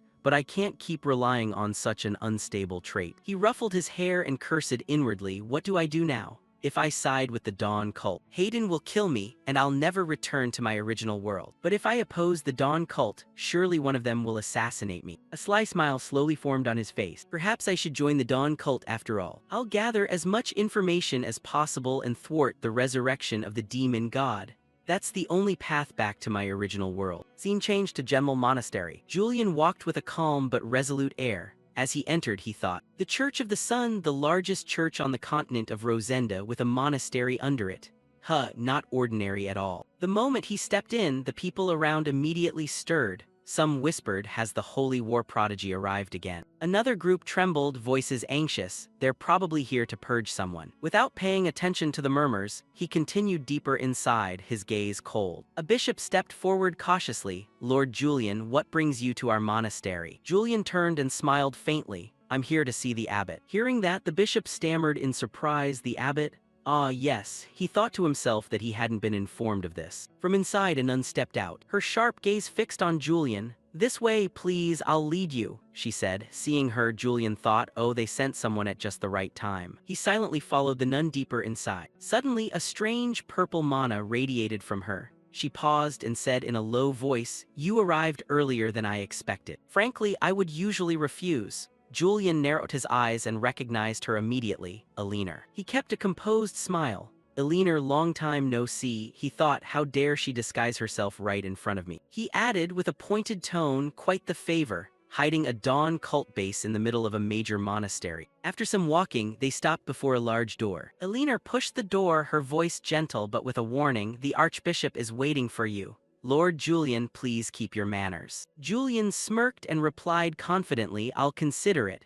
He thought she's much more cautious than before, surely because the Dawn cult leader is present. As the two entered, the crowd below immediately erupted into chatter. It's Julian, has he really come? The figure seated on the throne at the center of the hall spoke in a steady, deep voice. You are Julian, aren't you? Julian looked up, muttering inwardly that the Archbishop had no dignity at all. Is this the humble peasant chosen by the relic? He was Tenelrin, the leader of the Dawn cult. Seeing Julian still standing, Elinor turned and reminded him, Julian, kneel before the Archbishop. But contrary to her attitude, Julian smiled confidently and retorted, and why should I do that? Her words startled Elinor for a moment. She hurried on, haven't you agreed to join? Prove your loyalty. Julian looked at his palm and laughed loudly. Ha ha, I'm not here to kneel and beg for some petty faith. I'm here to establish a cooperative relationship. He thought to himself that Julian suddenly joining a religion would be ridiculous. Just act confidently. That would be better. He continued sharply, you seek my power. I only need the power of the gods you worship. Hearing this, the bishops nearby began whispering. One said, how dare he be so insolent?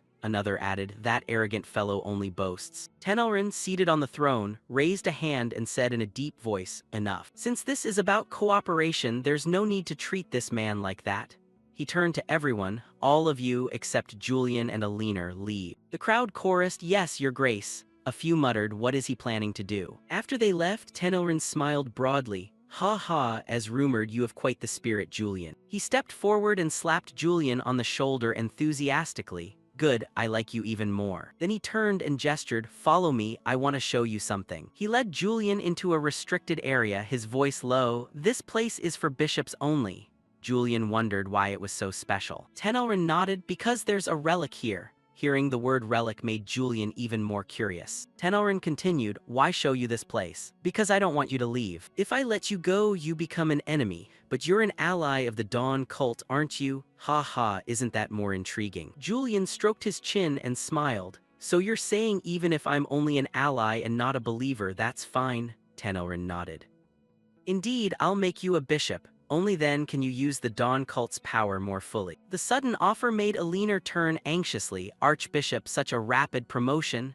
But Tenelrin paid no heed. He reached toward Julian. This is a fitting reward for the hero on the northern front. Then he looked at Eleanor. Eleanor, are you questioning me? Eleanor shyly bowed her head. I'm sorry. Tenelrin looked back at Julian, laughing heartily. Ha ha, so Julian, are you satisfied with this arrangement? Julian smiled. Thank you, your grace. The group went deeper inside. In the center of the room, a crimson fountain flowed. Eleanor smiled at Julian. Ha ha, well, since you've come this far, I'll show you one more thing. Tenelrin approached the fountain to Julian's astonishment. He spoke up, is that golden chalice the relic? Tenelrin nodded, yes, it is the great treasure that chose me. Julian looked at the chalice, thinking that it was a sacred relic, the source of the demon god's power, a vessel capable of manifesting the will of the demon King Barbados into physical form. Tenelrin raised his hand high. From the chalice, a dark red stream of liquid shot straight into his hand. He held something black. He turned to Julian and said, I feel like I've seen you somewhere before.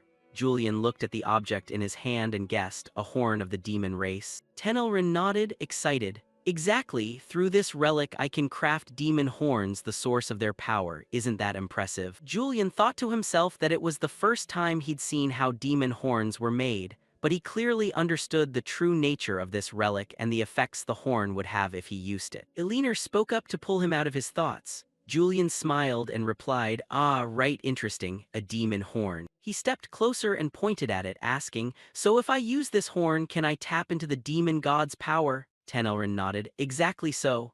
Julian continued, voice firm. Then clearly I've come to the right place. This horn will definitely be a stepping stone for my dream. Tenelrin's expression grew excited. He shouted, if you've said so, then take it. This horn will be yours from now on.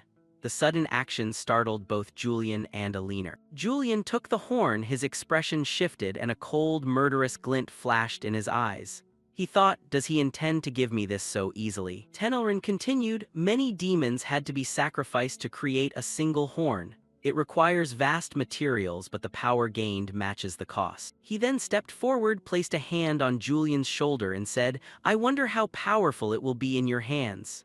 As he spoke, a suggestive smile appeared at the corner of his mouth. It might even surpass a holy blade. He kept staring at the horn, thinking he knew very well the power this horn could bring. And even humanoid demons could be created from it. Rather than borrowing demonic power, one would become part of the demon itself. He didn't even want to imagine becoming that. His eyes narrowed slightly, troubled. So how can I refuse this now? Eleanor stepped forward from behind and spoke, Your Grace. I think it's still too early to hand him that horn, she said. Tenelrin glanced at her and asked, too early? She sighed and replied, yes. He hasn't officially joined us and the horn is the root of power in this organization. If given away so easily, other members certainly won't view it favorably. He asked back, oh, is that so? Julian behind them had heard the whole conversation. Then he spoke up, for now I'll return it, that's not why I came here. After taking back the horn, Tenelrin praised, so you do think more than I expected. But it seems Eleanor needs a bit more convincing. May I ask you a favor? He asked. What is it? She responded. He continued, you probably already know, the core material for crafting horns can only be extracted from the hearts of demons with at least 3 horns. It also contains remnants of the demon god's will. Bring them to me. Of course, that won't be easy for you. Hearing this request, sweat poured down his face as he asked, hunt down 3-horned demons on my own without royal orders, even for me that's suspicious.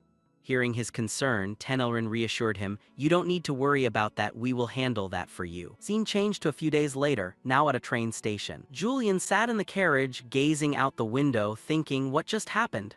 The Archbishop accepted me into the sect and even appointed me a bishop. I just joined and already received orders to hunt 3-horned demons. Seems they even have moles in the royal family. This organization is no longer just a secret society, but more like an entire nation.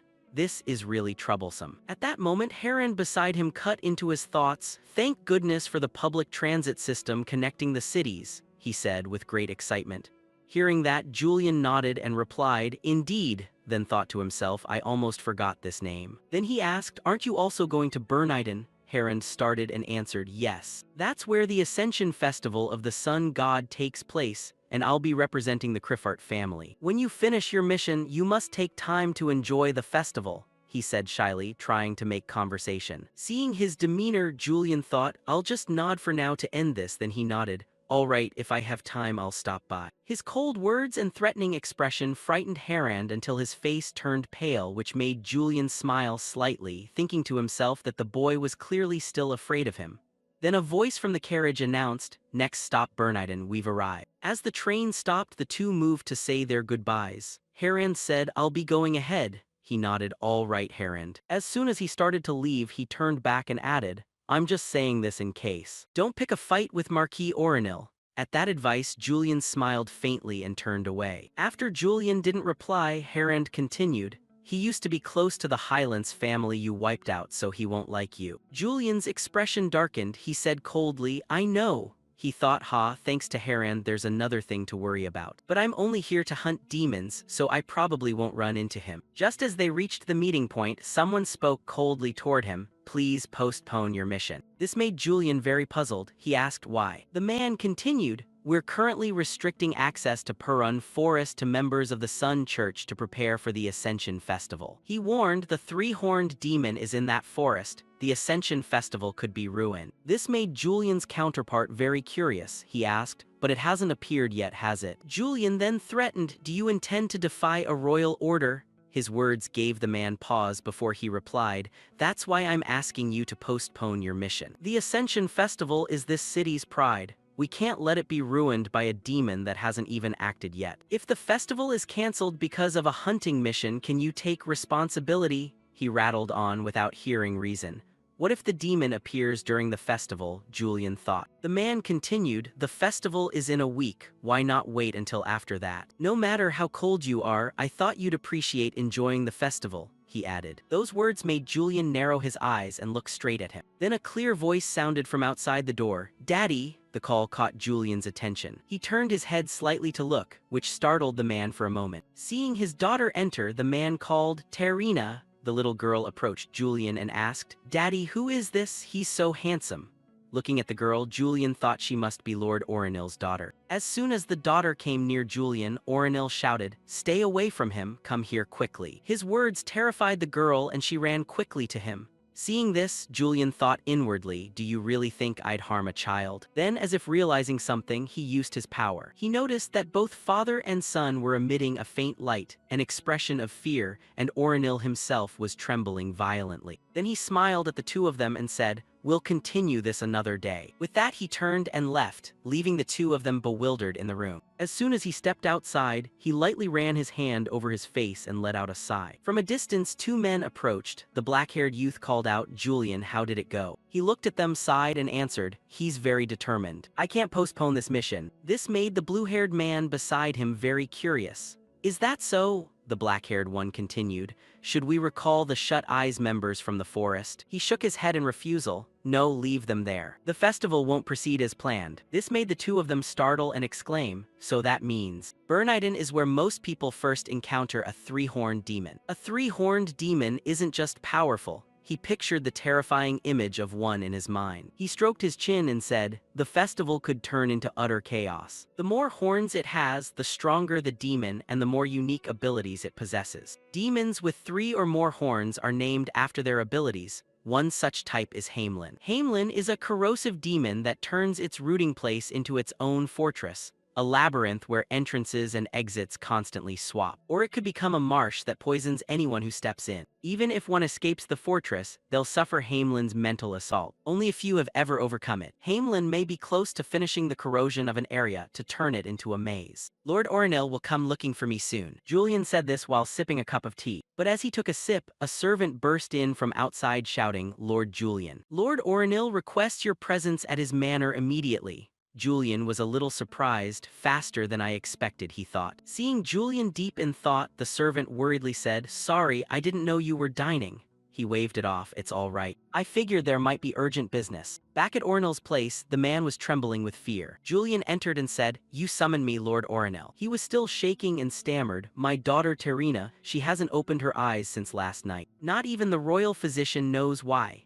It's not just Terina, many other children in the city are also comatose." Julian remained composed, thinking to himself, everything has begun, hasn't it? Oronil asked in confusion, "A child who was never ill suddenly faints, isn't that strange?" Julian, intrigued, replied, "What do you mean?" he answered. I'm asking, you know something, don't you? This strange occurrence is definitely caused by a demon. Julian pondered for a moment, then nodded in confirmation. That's right. Perhaps it's Hamelin in Purun Forest. It plants seeds into living bodies to turn them into its thralls. It doesn't affect adults much, but with children it's lethal. They faint before becoming thralls, and by then it may already be too late. These words startled Oronil. He leapt up and grabbed Julian's shoulder, denying it. Impossible, impossible. Then he pleaded, go kill it at once, forget that damned festival, save my daughter first. Julian inwardly smiled at the urgency.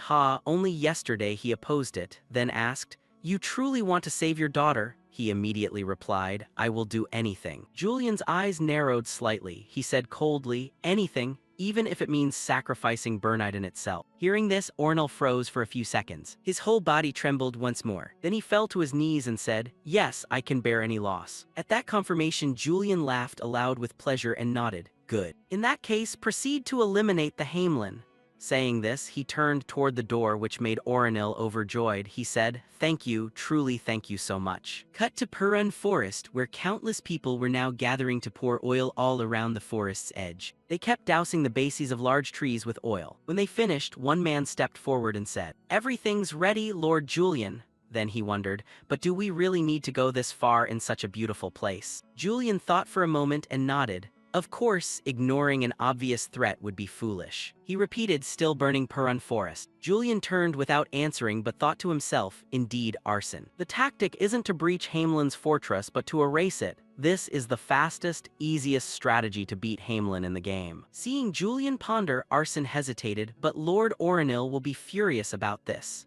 Julian replied, it's fine, he already gave permission. We're merely purging an area infected by demons. We're prioritizing the safety of Berniden's people over the Ascension Festival. He smiled and pointed ahead, then let's begin. Set fire, his voice rang out. Now each person held a torch and began to ignite the entire forest. As the flames spread, Hamelin sensed the forest's heat, then let out an incredibly terrifying roar in fury. Seeing this, one man said, there, could that be the voice of a three-horned demon? The man beside him replied, get ready to fight. As they prepared to charge, Julian immediately stretched out his hand and ordered, everyone fall back. I'll handle that demon myself. Saying this, he drew his sword and lunged forward. This surprised the two men. What? They shouted. You mean you intend to face a three-horned demon alone? Julian smiled and said yes. Then he warned, anyone else would only get in my way. His hand tightened on the sword as he began to push deeper into the burning forest. Each step carried overflowing confidence. Looking at the scene ahead, he covered his mouth with his hand and smiled.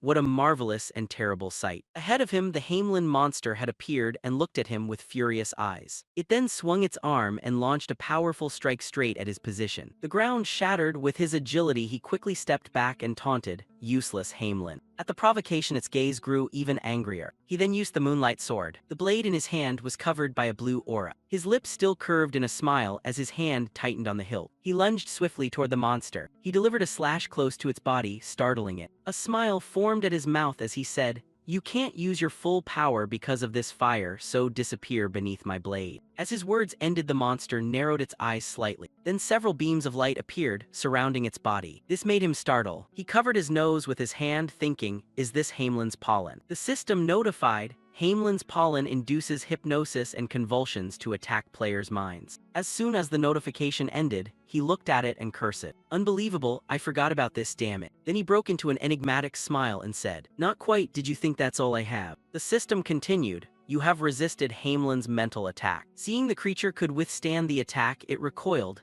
He was now enveloped by a dense aura. The system notified, Julian's arrogant trait has been activated. Julian's dual nature trait has been activated. Julian's cold face trait has been activated. He thought to himself, did you think a mental strike from a lowly demon could affect me? While Julian stood calm, the monster let out a furious roar. A smile spread across his lips as a terrifying blood-red gleam flashed in his eyes. He tightened his grip on the moonlight sword and said, what can a madman possibly go crazier about? With that, he charged to face it. Then he unleashed a powerful slash. The slash instantly caused a massive explosion in the middle of the forest. After that mighty strike, the monster's body was cleaved in two. and from within it emerged a glowing red crystal. He looked down, sighed, and thought to himself, it seems it's over. Then the men behind approached and asked, Lord Julian, are you all right? He cast a cold glance at them. Then he softened his tone and said, I'm fine. The scene cut back to Oronil, whose gaze fixed on the forest ahead, now engulfed by a gigantic blaze. His whole body trembled with anxiety. Then Julian stepped forward from behind and spoke, Thank you, sir, for assisting in the demon eradication.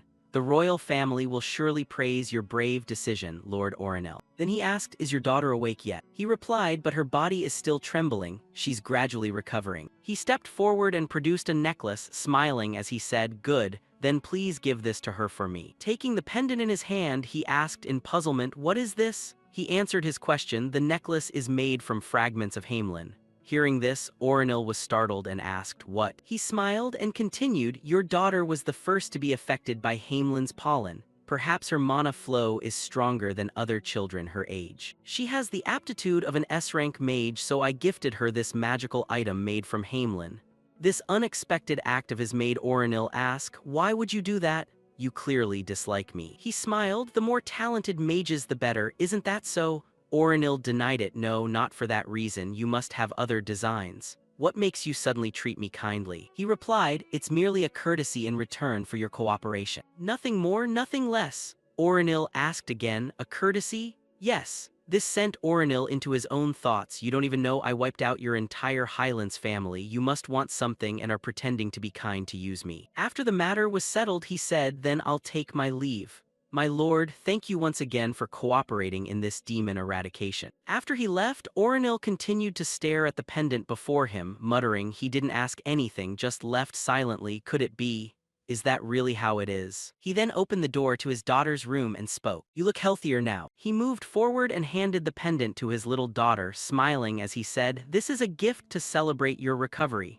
Seeing the necklace, the girl's cheeks flushed with joy. She said, It's so pretty. He reached out to ruffle his daughter's hair and asked, Do you like it? She nodded and replied, Yes. This made Oronil sigh quietly inwardly. It seemed there was nothing dangerous. Seeing her so happy was indeed a surprise. I must send a letter to the noble council. He continued to think. We delayed the eradication as requested by the chairman to stop Julian. And Terina, my daughter, nearly lost her life because of that. There will be no more cooperation. Highlands, forgive me for the day I chose my family's peace over avenging you. After the matter, Julian boarded the ship back to the organization. He held a wooden box in his hands, thinking to himself, Hamelin's heart. I've succeeded in taking his mana stone. As he thought this, he slowly opened the box. From inside, something emitted a thick wave of dark aura that made Julian's eyes gleam with delight. He smiled. He thought nothing unusual, but the presence is truly repulsive. Looking at the glittering mana stone inside, his eyes narrowed slightly as he murmured, What should I do next? If I hand this mana stone to the Dawn Council, I might earn some trust, but there must be a better option than merely cooperating with them. At that moment, a crew member announced, This ship will stop at Londrian. As soon as the words finished, Julian looked toward the door and muttered, Many people are boarding. First, I must return to the capital and hide the mana stone in a safe place. If it's discovered, it'll be a huge problem. Then from behind, a quiet footstep approached his position. The person was none other than Lynn. She looked across at him and said, A seat, it's here. Then her gaze suddenly met Julian's. This made both of their expressions tense. He thought to himself, Why now of all times this is trouble. He gritted his teeth and cursed silently, She's allied with Hayden, I can't be exposed now. He glanced at her with a forced smile, thinking, If the Maw Stone is revealed now, it's going to be disastrous. I haven't even decided what to do with it yet. Just carrying loot from a demon is enough to raise suspicion. It's risky, but for now, I'll hide it in my bag. He took the bag and carefully put the box away. Then he turned to her and said, What a coincidence to meet, it's like fate. He leaned in close and continued, It must be you, Miss Lynn, never thought I'd run into this bastard here. She put on a displeased face and looked away, huffing softly. He immediately called her out, You're thinking why I'm here, right? Without denying it, she nodded, confirming, Yes, that's exactly what I meant. He smiled and replied, I have business in Berniden. How about you, Miss Lynn? You look like you're heading somewhere warm. She didn't even notice her clothes sticking out of her pocket. She said shyly, Mind your own business. He added, Excuse me if I made you uncomfortable. The diversion had worked. He breathed a quiet sigh of relief. Luckily, she focused on him and didn't notice the item. If an upright knight saw something tied to the Demon King, who knows what would happen. Then she immediately called his name, which startled him. He He thought, did she realize it? She looked at him suspiciously and said, the more I think about it, the stranger it seems. He asked, puzzled, what do you mean? She eyed him doubtfully, isn't this too much of a coincidence? Hey, you're following me, aren't you? Hearing that, Julian breathed a sigh of relief and answered warmly, unfortunately this trip wasn't my choice. It was arranged by the royal secretaries. If anyone's following someone, isn't it you following me? This unexpected counterattack startled Lin and she stammered, what did you just say? He snorted coldly and added, no need to overreact like that. His words made her blush and look away. He muttered inwardly, damn, thought I was exposed, must hide it somewhere safe fast. If I'd known it'd turn out like this, I wouldn't have taken out the ruby. Suddenly Lin fixed him with a cold look and asked, that jewelry box seems important to you, doesn't it? Her words made Julian sharply start. She continued, you keep fondling it. He didn't answer immediately, thinking, did she realize it? After a moment he stammered, it's just an ordinary jewelry box. The awkward reply made her glance at him with increased suspicion. Then she said, living in decadence, huh? I heard your sword needs gemstones too. Seeing she hadn't realized, he exhaled in inward relief. He turned back and smiled, ha ha, aren't more gems always better? Saying this, he tucked the box safely into his suitcase. But then the train abruptly braked, sending him lunging forward. He muttered inwardly, why an emergency stop right now? A speaker on the train announced, we apologize to all passengers. Due to heavy rain, the train must make an emergency stop.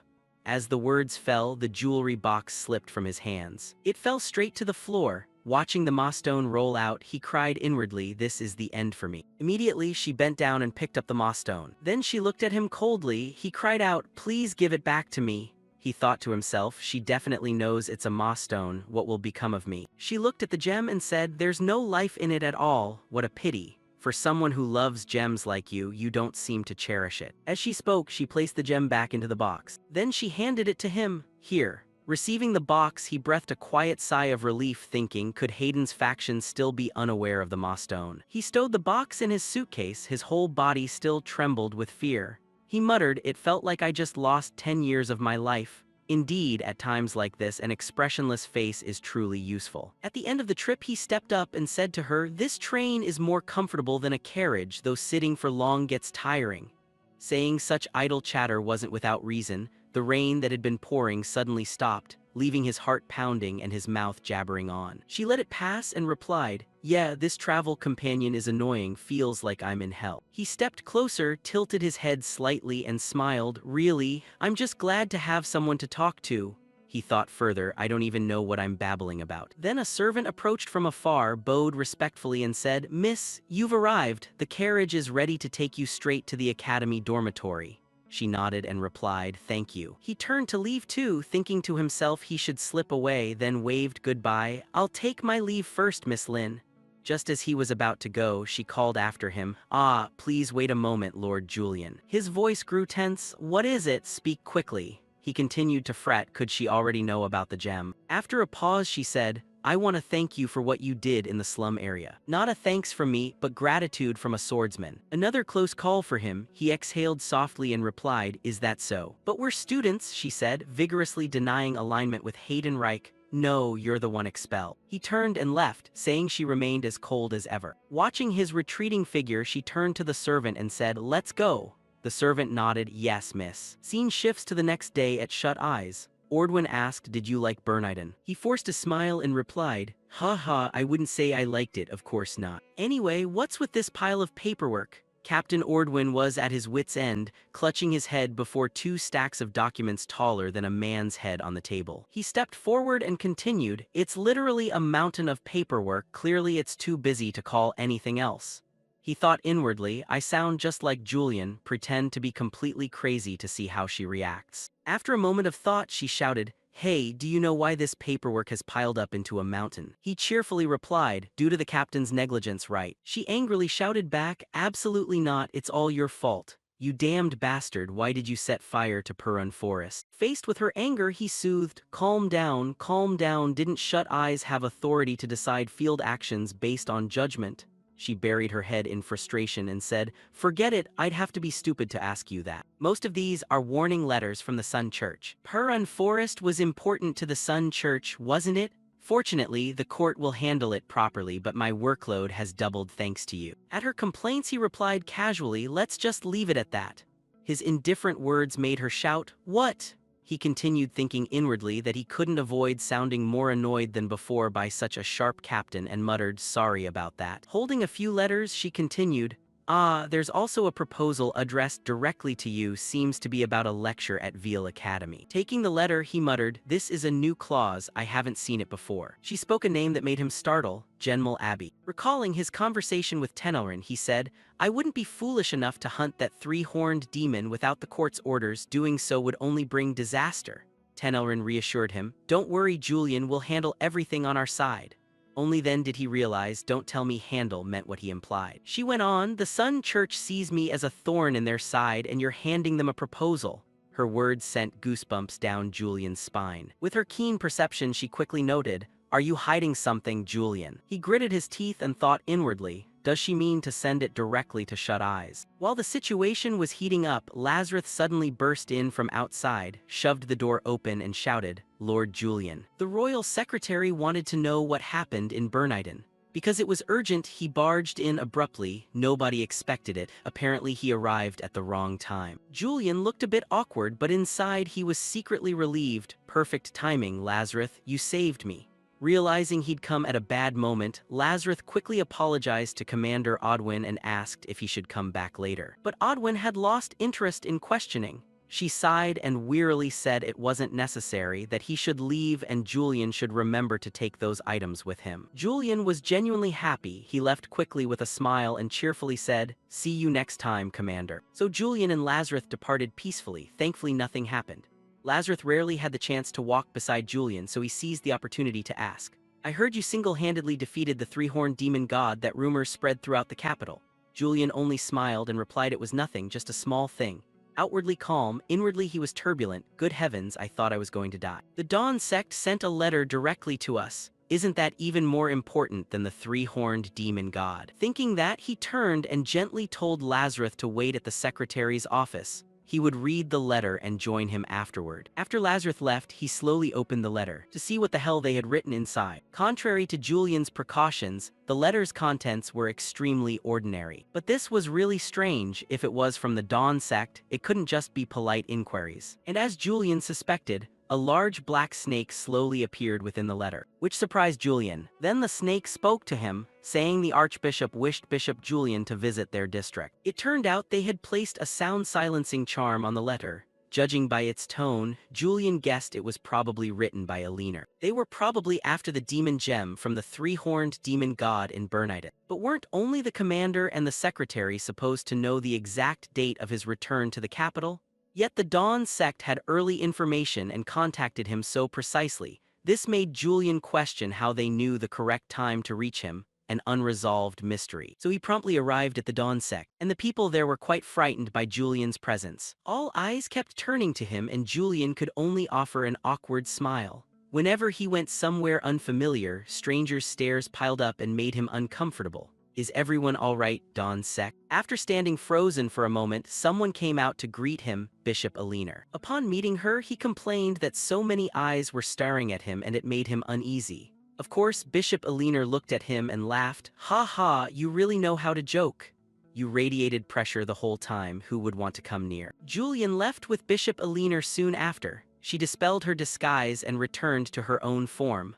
Along the way, Julian's deeds in the capital were recounted once more. Bishop Aliner was genuinely fascinated talking about it. Single-handedly defeating the three-horned demon god and burning the Purun forest was truly impressive. Aliner paused, then added, "I want to hear this heroic tale from your own mouth. It's truly intriguing." Julian was of course pleased to have an admirer, but his expression changed immediately afterward. "You do know how to flatter others, Aliner, but please, could you not send such blatant letters next time? I find them rather inconvenient personally." Contrary to Julian's seriousness, Aliner seemed completely unfazed. "Oh, come on, what's there to embarrass you? With that magical cipher, no one can read it, right?" Julian replied cautiously, "Of course there's always a chance something goes wrong. I hope it won't happen again." Aliner, hearing that, grew very curious. "So how do you plan to keep in touch now? Do you have another method?" Julian cheerfully answered, "Of course I do." Julian decided that from now on he would meet in person to receive information. After all, he was very afraid of being discovered as connected to the Dawn sect, so safety comes first. Elinor was naturally surprised by this, but she remained calm and replied, "Ha ha, so you already know where I usually am, huh?" In truth, she had guessed it inwardly. He probably just wanted to see her reaction. How could he know her true identity? She had hidden it so well. So Julian left Elinor, who was still worried, behind and quickly departed. Tenelrin was delighted to see Julian appear. He shouted with joy, "Finally, Bishop Julian has arrived. Do you know how I've been wanting to meet you? All right, now show us what you brought. It's the demon gem of the three-horned demon god you defeated single-handedly, right?" But of course Julian wouldn't actually bring the gem here. He replied to him with a smile and said, "I didn't bring the gem." Tenelrin, not understanding, asked again, "Didn't you single-handedly defeat that demon god? Then where is its gem?" Julian cheerfully replied that he had handed the gem over to the royal secretariat. Tenelrin's expression grew angrier and angrier. He snarled and repeated, "What?" But Julian calmly insisted, "Yes, Archbishop, I handed the gem obtained after defeating the three-horned demon god to the royal secretariat."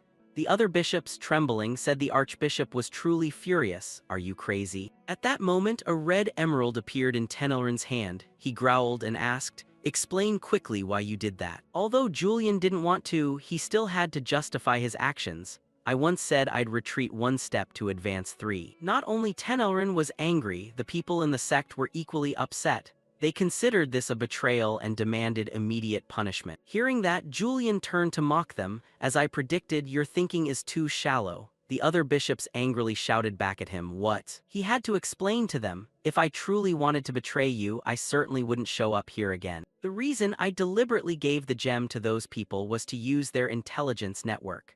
The gem I sent them was the first officially discovered three-horned gem. If the Empire realizes its potential and uses, they'll actively hunt for more gems. We only need to know one gem location, then we'll find more." Tenelrin understood his point and even praised him. Not a bad idea. Others objected that merely for that reason giving away the gem was something the sect could never accept. Knowing this reason might not be convincing enough, Julian cheerfully added, "Of course there's another reason. Since I single-handedly defeated the three-horned demon god, all sorts of rumors have spread about being the pillar of the Shut Eyes unit, the next holy sword, and..." He raised one finger and shouted, "A hero." Julian continued explaining to them, "All eyes are watching me, and among them are our enemies, including someone you know well, the Archbishop.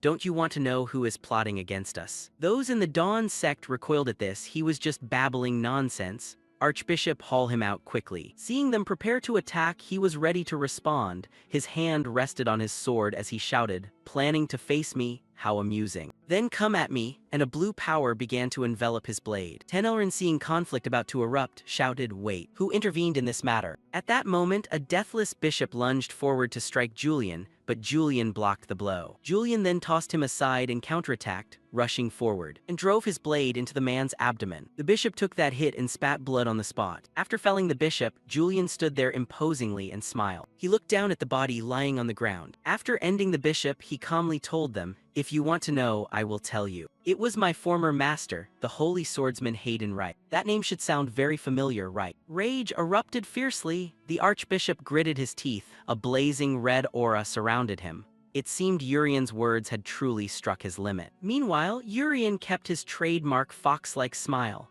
He privately reveled that his plan to manipulate relations between the Dawn sect and the Holy Swords was going even more smoothly than expected. "The one who did this to my face," the archbishop roared with hatred. His clenched fist trembled, revealing the scar on his face as an unforgettable pain. Seeing that bitter posture, Urian merely watched calmly from behind. He thought to himself that the mask wasn't just for show, it truly hid a resentful secret. With a sarcastic tone, Urian continued sowing doubt. He played the innocent who feared investigation, making the other party trust his lies more. The bait was taken. The masked man was stunned by the truth Urian had revealed. He believed his cold-blooded former master would trust no one, not even an old disciple. A handshake was made, marking a new alliance built on deception. Power and hatred had officially linked the two men. "Urian, now I see why you joined the Dawn sect," the archbishop said, fully convinced, thinking he'd found a like-minded ally. But behind the narrowed eyes and genial smile lay utter contempt. Urian sneered internally at how completely the other had misunderstood his true purpose. Scene change, the sound of fingers tapping a wooden desk echoed rhythmically in the quiet study. Back in his usual composed manner, Urian told himself he had at least quelled the immediate trouble. But the long game still held many challenges ahead. He knew he had to play both sides, the Dawn sect and the Empire, well to reach the end of this game.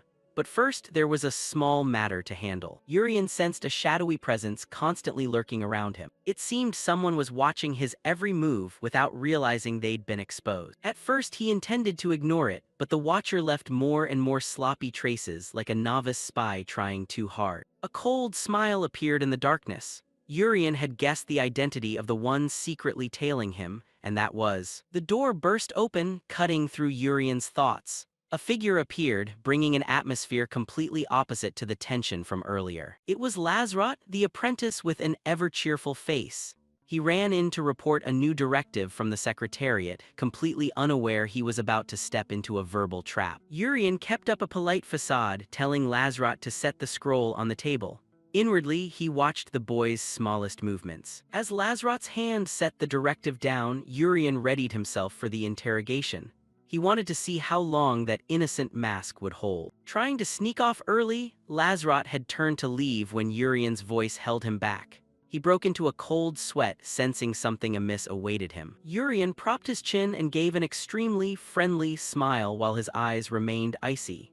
He casually remarked that Lazrot seemed busier than a typical apprentice these days. Lazrot forced a smile and explained that serving the shut eyes was always busy, and he was grateful to be entrusted with many tasks. A textbook answer, but Urian wasn't fooled. At that moment, Urian's gaze shifted sharply. He probed the contradiction in Lazrot's words, just an apprentice, yet assigned unusually secret and important missions. Urian began his mental assault. He reminded Lazrot that he delivered a message the very day Urian brought the Soulstone back, a coincidence too perfect to be random.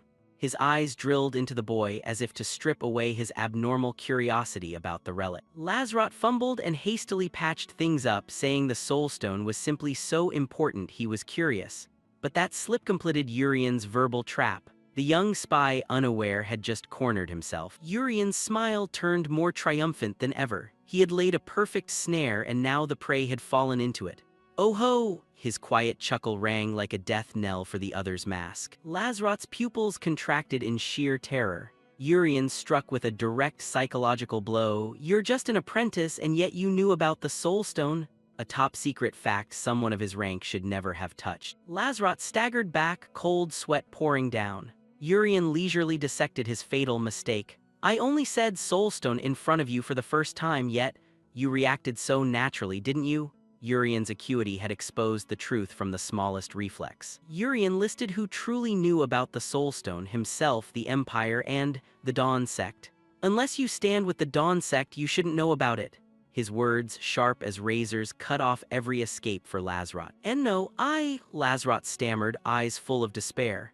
He tried to find an explanation, a reason to deny it, but under Urian's piercing gaze every lie became meaningless. Urian rose abruptly, imposing and domineering. He affirmed he'd felt something was off from the start. A string of overly coincidental events had led him to this conclusion. The Secretariat and the Closed Eye would entrust such important matters to a mere apprentice? Urian drilled into the absurdity of Lazrot's position, turning former normalities into hard evidence. Urian stepped closer and placed his hand on Lazrot's shoulder like a vice. The apprentice's heartbeat hammered in his chest as he faced the crushing pressure of the man before him. Urian whispered into Lazrot's ear the hypothesis that the Dawn sect was exerting pressure on the Empire from within. "You saw through me, if it's come to this." A deadly atmosphere began to blanket the room. Then Urian suddenly changed his tone, raising both hands as if to reassure him. Don't be too afraid, I don't intend to do anything drastic." The abrupt shift only made Lazrot more confused and unsettled. Urian broke into a bright smile that sent a chill down the spine. "I only want to have a conversation." To Urian, a living pawn was always worth more than a dead one. Lazrot trembled, raising his hands to protect his chest. He realized there was no way out, and his usual clumsy demeanor began to dissolve, giving way to another self rising up. "Then I don't need to hide anymore." A dense purple magic flared around Lazarot. He drew out a crystal, releasing the cold aura of a true predator. The apprentice's disguise was completely torn away. The crystal cast an eerie light in Lazarot's palm. It was the tool he had used to perform mental magic, deceiving everyone's senses all this time. Lazarot's presence changed entirely, from an innocent youth to a cold agent with a razor-sharp gaze. He no longer looked frightened. Instead, he had the composure of someone ready to face death. Lazarot exhaled deeply, shedding the burden of acting. He looked at Urian with a completely different attitude, a respect for the man who had the skill to unmask him. Urian remarked with interest at the change, "Mind magic, is it? You look like a completely different person." He always respected those with real power, even if they were enemies. Lazarot smoothed back his hair, his expression turning serious. He explained that in a palace full of monsters like Urian, mental magic was essential for survival. He acknowledged Urian's caliber by calling him a true monster. Urian smiled, finding Lazarot's true nature far more interesting than the fake guys. "Bold, but I prefer the real you." He noted Lazarot hadn't tried to kill him, indicating the younger man was waiting for something. A cunning gleam flashed in Urian's eyes. "Ah, sharp as ever, it's simple."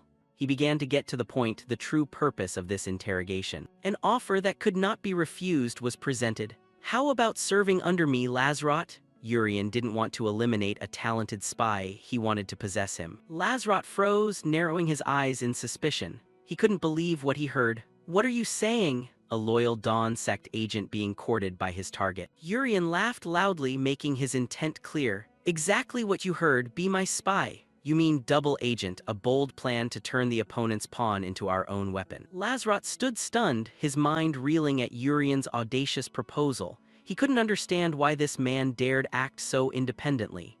"Exactly, Lazarot," Urian answered calmly, fox-like eyes narrowing as if the victory was already his. A horrifying thought flashed and Lazarot trembled. "Don't tell me you intend to betray the Dawn sect?" He realized with shock that the man before him was more terrifying and unpredictable than any force he'd served. Urian tapped the table leisurely, his tone mocking. "Sounds heavy. I just want my moves to be a bit more convenient."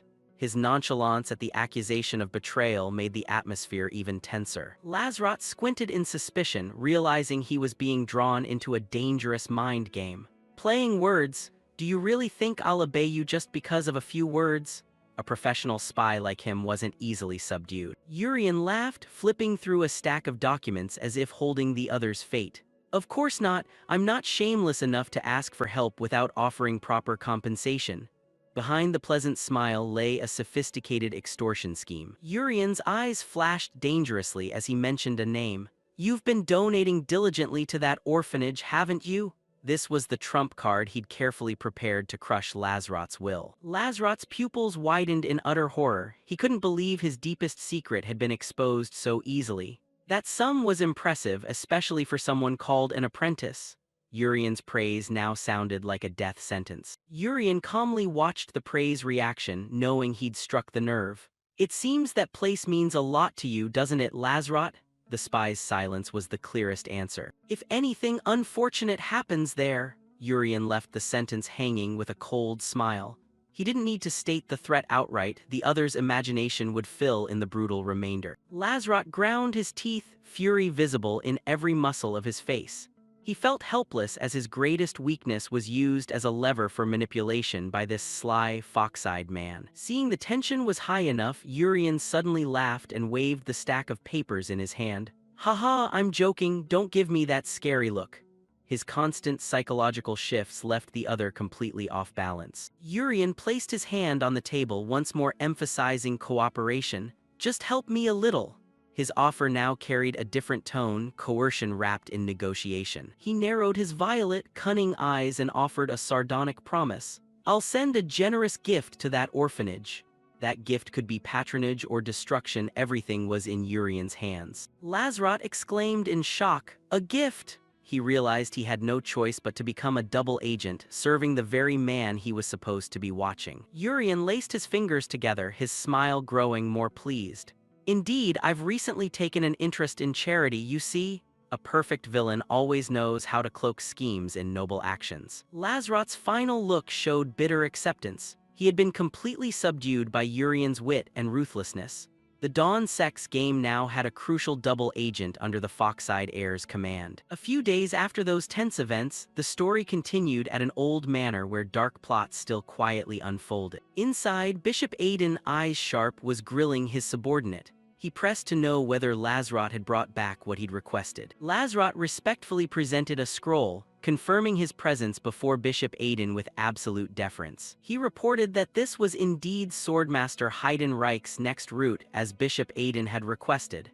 He also mentioned a petition from the Noble Council. But Bishop Aiden paid no heed to those nobles. For him, the only thing of value was Haydn's whereabouts, and he ordered it to be reported immediately to the Archbishop. Lazarot bowed in obedience, but the sweat on his brow and his uneasy eyes betrayed the turmoil inside him. This oddness did not escape Bishop Aiden's fox-like eyes. He noticed Lazarot's poor expression and began to suspect the youth's loyalty. Inside, Lazarot was being torn apart. Should he tell the truth or keep hiding the secret about his sister, Chernia?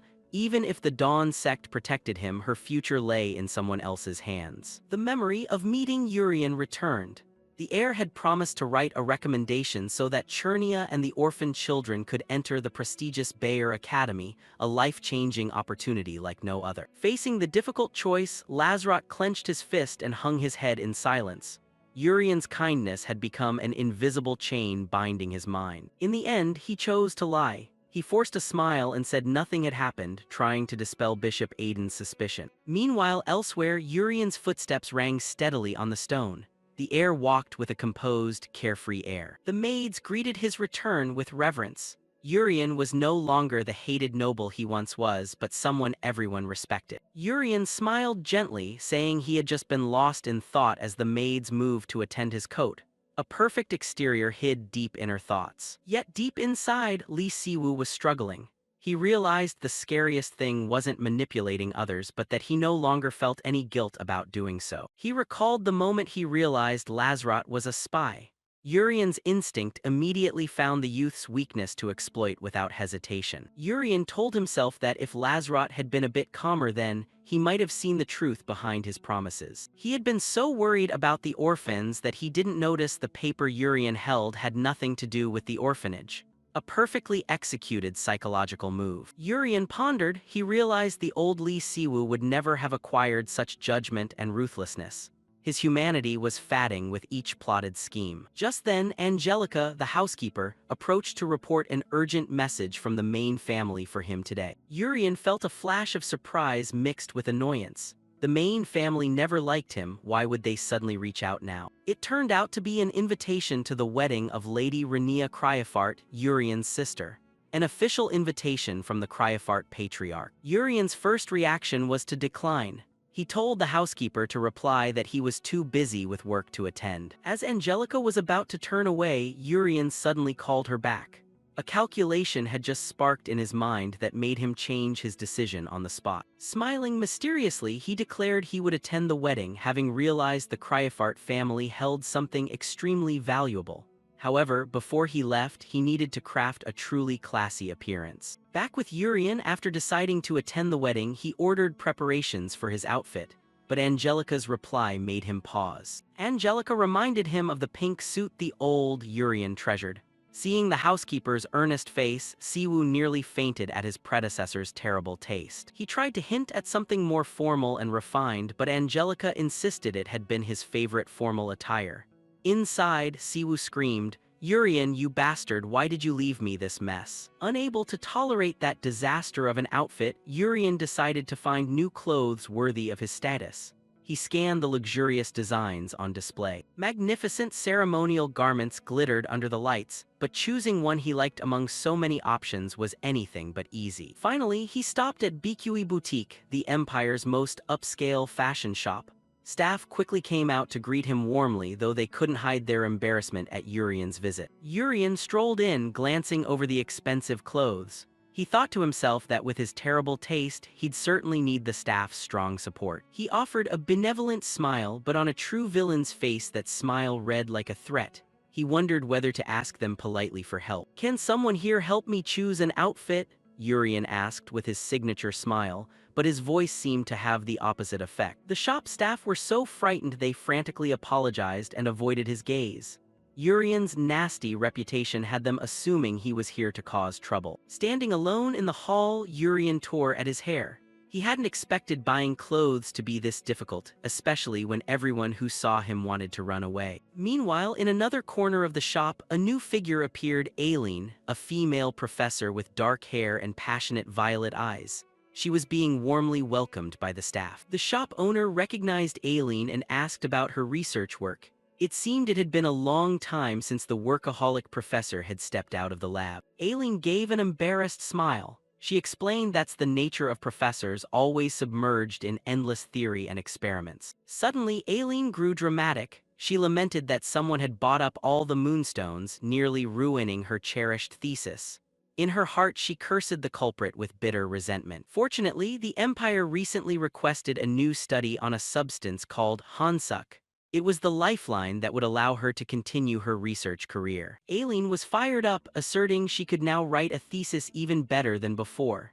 She silently thanked the anonymous person who had discovered Hansuk, unaware that the person stood very close to her. When asked about her shopping purpose today, Aileen revealed she needed a formal outfit to attend an upcoming wedding ceremony. It was the wedding of Rania Cryofart, the third daughter of the prestigious Cryofart family.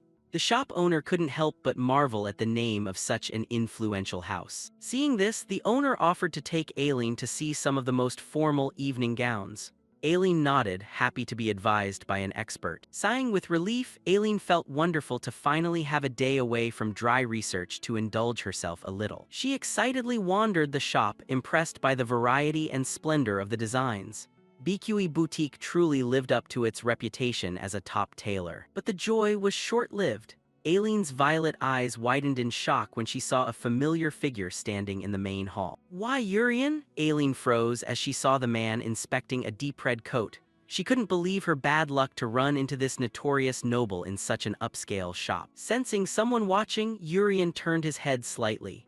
In an instant, Aileen darted behind a folding screen, her heart racing as she tried to make herself small, hoping the fox-eyed man wouldn't notice her. Urian suddenly paused, his eyes narrowed in suspicion. He felt a presence observing him from the shadows, then wondered if he was simply being overly sensitive. The truth was, it wasn't his imagination. Aileen was hiding behind the screen, heart pounding. She blamed herself for acting on instinct and fleeing like a guilty criminal. Peeking at Urian through the gap, Aileen thought about his status. Though from a branch of the Cryofart family, his presence here was clearly to prepare attire for the upcoming wedding. She wondered whether he truly considered himself part of that family. What surprised Aileen most, however, was Urian's taste. He had always worn tight outfits that looked like mobile sausages, yet today he was oddly browsing things that seemed normal. Aileen's eyes bulged when she saw Urian pick up a particular outfit. Panic showed on her face. Wait, is he really going to choose that? As for Urian, he scrutinized the deep red coat with smug satisfaction. With zero fashion knowledge, he told himself the outfit looked suitably formal and would surely make him stand out. Witnessing this, Aileen bit her finger and broke out in a cold sweat. She realized that if Urian wore that outfit to the wedding, he would ruin the entire ceremony's solemn atmosphere with his disastrous presence. Aileen struggled internally. She was about to walk away, but her presence began to draw the attention of other customers. Finally, with the pride of a lady, she decided she could not stand by and watch a fashion disaster happen. She stepped out of her hiding place and called out seriously, "Lord Urian." Urian turned around, a little surprised to see an acquaintance in this situation. Aileen strode up and pointed at the deep red outfit in his hands with a skeptical look. She bluntly asked if he truly intended to buy that outfit, leaving Urian dumbfounded. Urian immediately regained his composure and sarcastically remarked that a professor who buries herself in research like her could never understand fashion. His familiar taunt angered Aileen, who thought to herself that his annoying personality really hadn't changed after all these years. Aileen began her lecture, suggesting that perhaps Urian was so used to wearing flashy clothes without regard for those around him that he failed to recognize the real meaning behind this design. She pressed him, asking if he knew what this outfit represented. Urian began to feel flustered and replied in confusion, "Huh." His earlier confidence vanished under Aileen's oddly earnest tone. She wondered whether he truly didn't know or was pretending. Aileen stepped closer, her voice dropping for dramatic effect. She posited that perhaps Urian harbored a deep hatred for the Cryofart family and intended this on purpose. With fiery eyes, she asked bluntly, "Are you trying to use this outfit to express your intention? To purge the entire nobility?" The outrageous accusation instantly made the tailor shop's atmosphere stifling. Urian broke out in a cold sweat, completely stunned by the eccentric professor's inference. He simply thought it was red and elegant, not some plot to exterminate the nobility. He shouted in extreme confusion, "What the hell are you talking about?" All eyes turned to the bizarre deep red outfit with a zipper running down the middle. To Aileen, it was the pinnacle of a fashion disaster, a weapon capable of ruining any elegant party. The fashion battle between the villain and the professor had officially ignited. Julian wiped a bead of sweat from his forehead and replied. She suddenly appeared and started talking oddly. "I'm just trying to pick something to wear to the wedding." Outwardly calm, but inwardly he began to suspect something was off. Eileen responded, "I'm talking about the symbol on the back," which made Julian puzzled. The symbol. Eileen moved to the garment and turned it around. On the back was a symbol of 3 swords piercing a throne. She began to explain the Febrance royalty. It's the badge displayed by knightly families when they execute an enemy who swore an oath. She hesitated as she continued.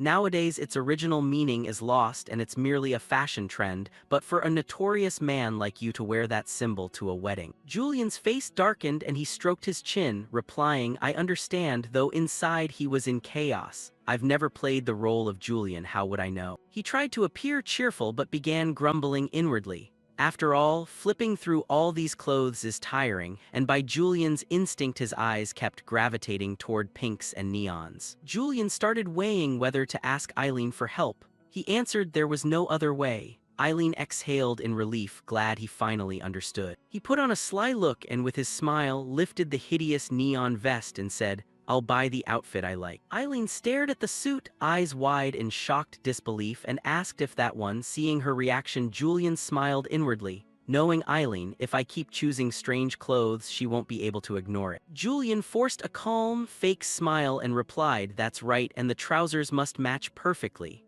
Eileen couldn't fathom his taste and asked again, "Do you really intend to wear that to the wedding?" Her hands clenched, trembling with anger. "I can't stand by any longer." She pointed at him and shouted, "In the name of House Donashan, I will find the perfect outfit for you." Julian smiled inwardly, just as planned, but outwardly he had to appear calm as he replied, "Thank you, truly the family of every artist." After that they went to pick outfits. Julian smugly thought he could read the other's mind easily, while Eileen, hair a mess, assessed him. "Who knew your fashion sense was this bad? You wear the academy uniform every day." In the end, Eileen finished by choosing Julian's outfit, and the wedding day arrived. The guard trembled as he took the invitation Julian handed him. He stammered when he saw Julian's appearance. "Your invitation has been confirmed." He gave a confident smile, adjusted his sleeve, and stepped inside, thinking to himself that he got in safely wearing the outfit Eileen recommended. But, "I feel a bit uneasy." Perhaps Julian's emotions are surfacing. "Actually, I don't want to be here either, but there's a reason I have to come." He recalled an image of a medal and an orange stone, the Hansuk that the Criffart family kept. Julian remembered from playing the game that there were a few ways to get Hansuk besides hunting demons. One was to speak with the Criffart family to receive one. He walked up and opened the grand door. Just thinking of his father made him choke up. The large door swung open and Julian stepped in. The musicians who had been playing fell silent. The guests turned pale as they looked at him. Julian frowned slightly and gave a faint smile. Was it necessary to stop the music? He crossed his arms, face a mix of amusement and helplessness. Footsteps rang steadily as he slowly walked to the center of the hall and spoke in a low voice. "So you really came, your gaze is no different than before." He smiled slightly, the corner of his mouth lifting. "Well, it would be strange if they were truly happy to see me." Before he finished, a voice rang out joyfully, "Julian!" A figure rushed toward him, a white dress glittering under the lights. The girl threw her arms around him, making Julian startle and lean back. "You're here, I'm so happy it's you." Her eyes shone like bright rubies and her smile lit up the hall. She was Renia Criffart. Julian was surprised but kept his composure, pausing slightly when she took his hand. Her voice rang happily. "It's been a long time, it's been hard to see you lately." She smiled and tugged his hand, her shoulders trembling with excitement. Julian could only force a smile. For a moment he thought that since taking over this body, this was the first time someone had treated Julian so genuinely kindly. He breathed out softly and smiled. "Ah, how have you been lately?" She answered with a radiant look, unaware of his awkwardness. In Julian's mind he reflected that although she was from a branch of the family, their bond still felt truly fraternal. The hall's atmosphere warmed with laughter. Renia smiled as she grabbed Aileen's hand, her face bright like a child given a gift. "Ah, Aileen, sorry, I'm just a bit overexcited." Aileen smiled softly and replied, "It's okay, Miss Renia." Julian stepped closer, glanced over and thought to himself, as I guessed, Aileen is here too. Renia turned and beamed. "Oh right, you two know each other, don't you?"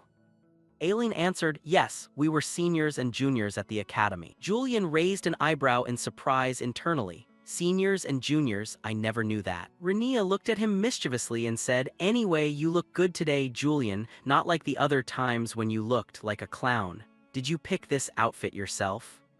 Aileen glanced over, speechless. Does she really say things like that with a smile? Julian shivered slightly, feeling as if someone were staring at him from behind. He glanced and saw Aileen, her face flushed, glaring to signal him. "Come on, tell me who chose that outfit for you." He smiled faintly and answered nonchalantly, "Of course I chose it myself. After all, it's my sister's wedding today."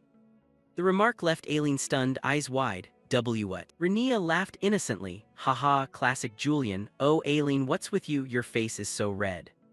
Aileen only forced a smile. "Ah, it's nothing." Renia took both their hands, smiling brightly in the hall. "Anyway, thank you both for coming to celebrate with me. Today is my wedding."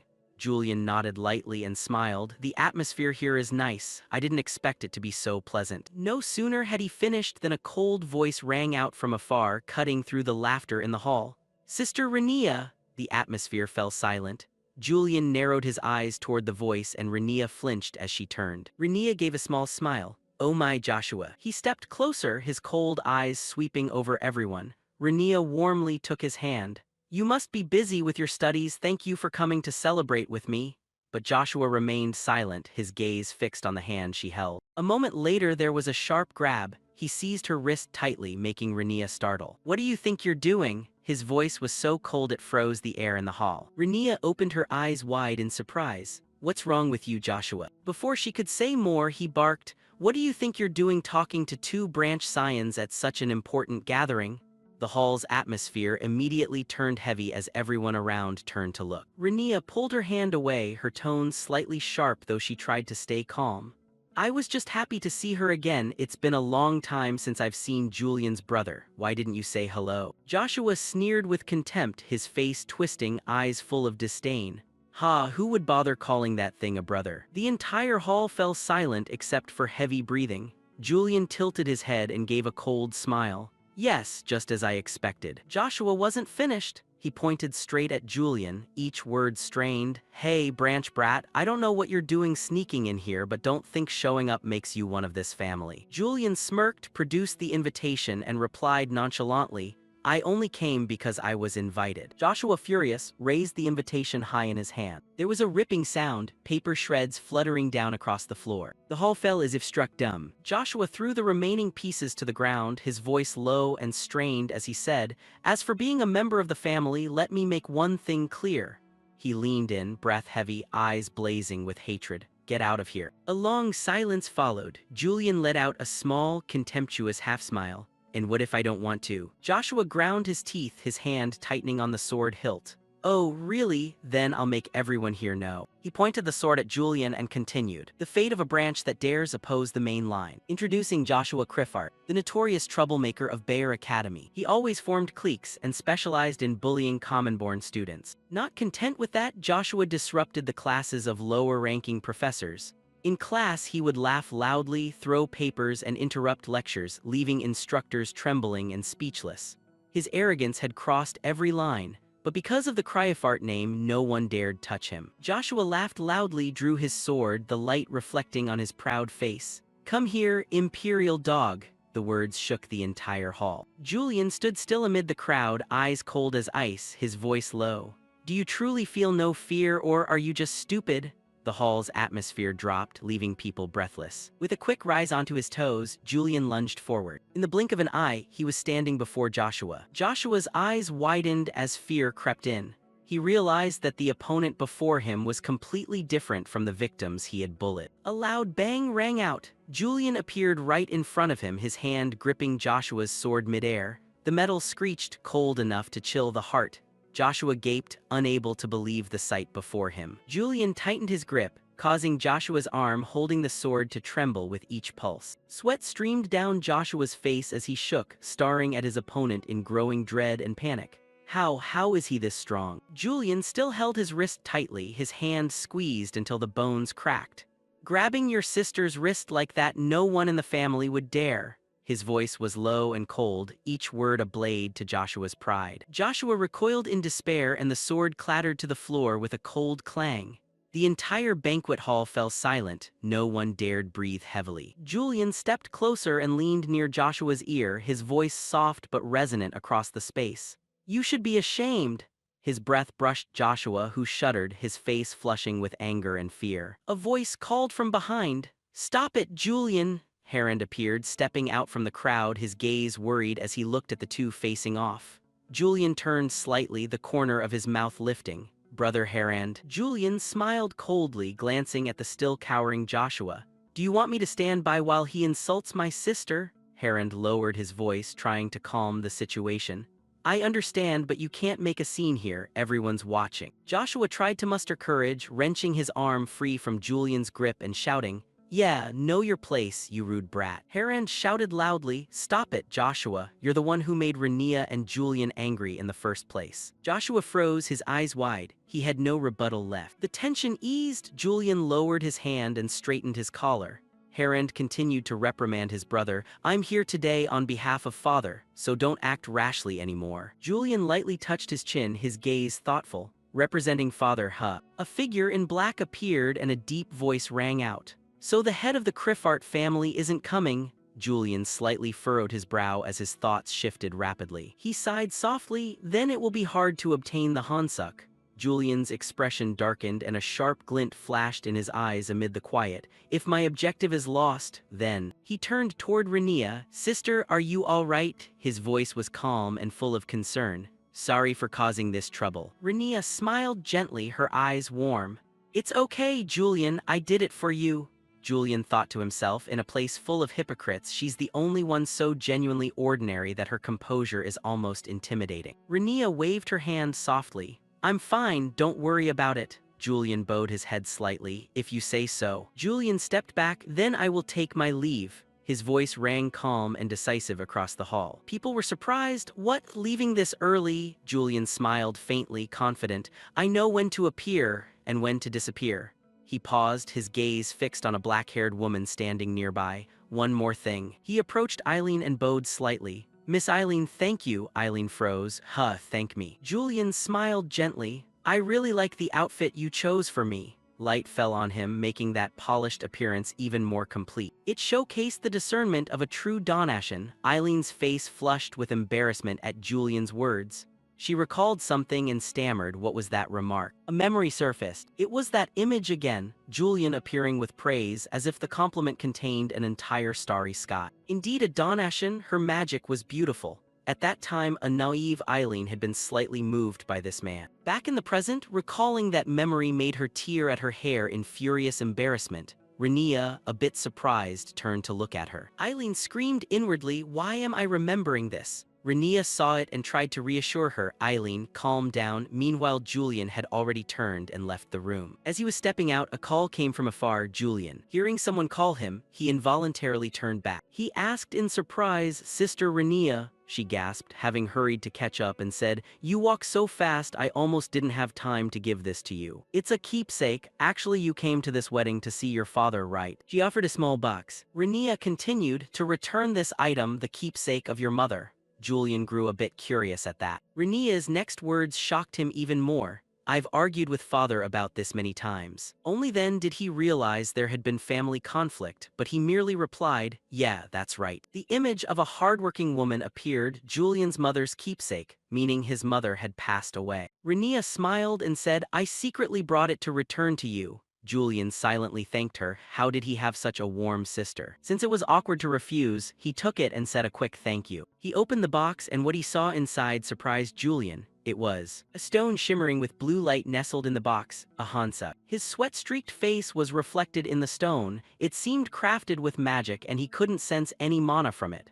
Thoughts raced through his mind like electricity. The keepsake of your mother is this? Julian, what kind of person are you? Is there some hidden meaning I don't know? It's such a hassle, I'm clueless. Then he blurted out, I didn't expect it would be so easy to get.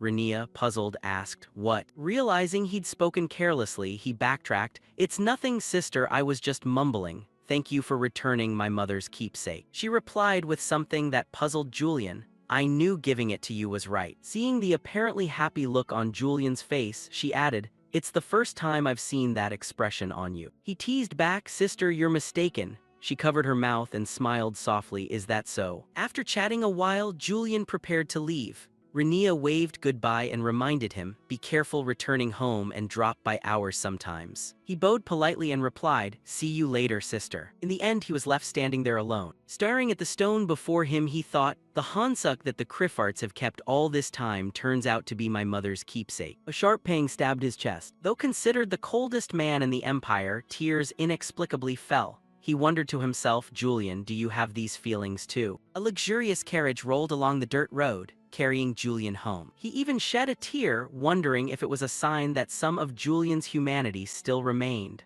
The conflict between his true self and the villainous role he played deepened. However, he soon brushed aside those weak thoughts and smiled smugly. After all, he had achieved his goal. That goal was to seize the Hansuk, a teardrop-shaped relic containing terrifying power. With a sinister grin, Julian admired his newly acquired prize. Back at his manor, Julian faced a dilemma. What should he do with the Hansuk? Handing it to the Dawn Society or the Sacred Sword faction felt wrong, like taking a loss himself. At his moment of indecision, a sudden idea flashed through Julian's mind, causing one of his eyes to emit an eerie bluish light. He remembered that Julian himself also possessed a special ability. A virtual system notification appeared before him, ready to reveal a shocking secret. It was a unique trait called Vessel of the Demon King. This power allowed him to absorb relics with the attribute evil, taking in the lingering will of dark gods to grow stronger. However, it was a double-edged sword, for the trait would vanish if the Demon King truly reincarnated. Julian quickly connected the dots. The trait meant he could absorb the Hansuk itself, and if he did, he could become the Demon King. A tempting prospect emerged. Becoming the supreme evil god would vastly increase his chances of survival in this harsh world. Yet the vision of becoming the Demon King made him shudder with horror. Julian brushed the thought aside. He would rather not do it. The soul of Lee Siwoo inside him had nearly forgotten why he never wanted to play Julian, the hypocrite and nest of traitors. The true human instinct resisted that path. He had already struggled with an identity crisis due to another mysterious power called the Open Eyes. Today's crying made him feel he had lost more humanity than Julian himself. Wake up, Lee Siwoo, he told himself. He no longer desperately craved power as before. For now, just stow the Hansuk away. Saying so and doing so, Julian placed the Hansuk into a large box and locked it carefully, temporarily sealing the dangerous item. He returned to his room, but the unease remained. Just having it nearby made him restless. He wondered whether he should learn a sealing spell since the Dawn Society would sooner or later come looking. Julian sank into a chair, trying to relax. He thought, well, there's nothing I can do now. The manor was usually quiet, but today it felt unusually still. He only hoped no trouble would arise for a while. But man plans, heaven disposes. Just as he wished for peace, a flash of purple magical energy suddenly flared. Instantly, Julian's eyes snapped open. His whole body shifted into high alert. One of his skills, extraordinary intuition, activated, signaling danger. Julian sensed an unfamiliar stream of mana flowing in the air. He wondered, what is it? What's its purpose? Is it an enemy? Julian leapt up, ready to confront the intruder. He could pinpoint their location by tracing the mana, but oddly the mana carried no murderous intent. He cautiously refrained from using his own mana recklessly, because doing so would immediately reveal him to the intruder. Julian moved carefully. The only relief he felt was that he detected no killing intent from the stranger. That was indeed fortunate. Given Julian's past misdeeds, it wouldn't be surprising if an assassin came. he approached the source of the mana, the door to his room. And there he found the intruder. A beautiful woman with striking aquamarine hair, Elinor, was calmly sitting in his room, enjoying tea. Elinor seemed to sense Julian's presence. She turned with a feigned look of surprise. "Oh, you're back." Julian froze and exclaimed, "Elinor." On the other side, she continued calmly sipping tea. "I was waiting so long I had your staff bring me tea." Elinor cheerfully added, "At least you can manage that much for a guest, right?" Hearing that, Julian said nothing and drifted into thought. How did she get in magic? Seeing the purple mana emanating from Elinor, Julian guessed silently that she used charm magic to control the staff. Shaking off his thoughts, Julian sat down, exhaled, and asked, "Bishop Elinor, what brings you to my manor?" Elinor's reflection in the teacup replied, "Just some friendly exchange between allies." Hearing that, Julian's face darkened with anger as he thought, "You broke in just to socialize." On the other side, Elinor continued, "Of course, I have another reason. I have something to ask you." Julian flinched slightly, so we're getting straight to the point. Setting the teacup in her hand down, Elinor asked softly, "Recently you succeeded in subduing a demon during that slum mission, didn't you?" Julian, seeing nothing odd, replied, "Yes." After hearing his confirmation, Elinor continued, "That demon took on a human form, right?" Reading the other's eyes, Julian guessed, "I see, you're testing how much I know about people becoming demons, so I might as well answer plainly." Then he answered confidently, "Yes, one of them suddenly transformed into a demon." Elinor found that intriguing. But Julian's next remark surprised Elinor. However, that demon's horn differed from the one Lord Tenelrin showed us. Not believing what she heard, Elinor asked again, "What?" Julian kept his expression and replied, "I mean, it was a replica modeled after the horn Tenelrin crafted. Wasn't that what you wanted to ask?" On the other side, Elinor asked gravely, "So how much do you actually know about demon horns and the demonization phenomenon?" Julian smiled slightly, "Not as much as you think." Elinor stood, covering her chest with her hand. "All right, no more beating around the bush, you seem to know almost everything." Julian grinned and teased, "So is your curiosity satisfied?" He nudged her playfully from behind, "Then I don't need to test you anymore." Turning to leave, she added, "You seem very well informed about the Dawn Society's affairs." Her next words carried a threat, "I trust you know which decision would be wiser. Make sure our blades never point at each other. I'm not easy to deal with either." Hearing that threat made Julian sweat with unease. After a while, only Julian remained there. He exhaled and thought, "Sigh, so you're telling me, either absolute loyalty to the Dawn Society or get out of the way. And you happen to appear just when I'm keeping the Hansuk," Julian decided. This manor is clearly not a safe place to keep the Hansuk, so if that's the case. Later, Harand appeared holding the box containing the Hansuk. He asked Julian, "Do you intend to hand it over to me?" Sitting there, Julian replied, "Yes, Harand." Hearing that, Harand was a bit surprised and said, "That's unexpected. I thought you'd bring up punishing Joshua." Julian didn't bother about Joshua and answered, "Never mind him, he's not worth my trouble." Holding the box, Harand asked in confusion, "Really? But what exactly are you handing to me?" Julian didn't hesitate and replied calmly, "It's my mother's keepsake." Hearing this turned Harand pale. He stammered, "What?" He immediately rushed closer to question him. "Mylna's keepsake? Isn't that precious to you?" Seeing him like that, Julian could only advise him to stay calm. Then Julian answered openly, "Yes." But inwardly he thought differently. Harand is probably the only person who wouldn't act recklessly with the Hansuk. He likely doesn't know what it truly is, and he's not the type to resurrect a dark god. I can safely entrust it to him. Harand lifted the box and asked once more to be sure, "Are you certain you want to entrust something this important to me?" With that familiar smile and squinted eyes, Julian replied, "I can't keep it on me right now, so I'm entrusting it to you, Harand." The image of young Julian cradled by his mother appeared, followed by a flood of Harand's thoughts. "You can't keep Lady Mylna's keepsake, Julian."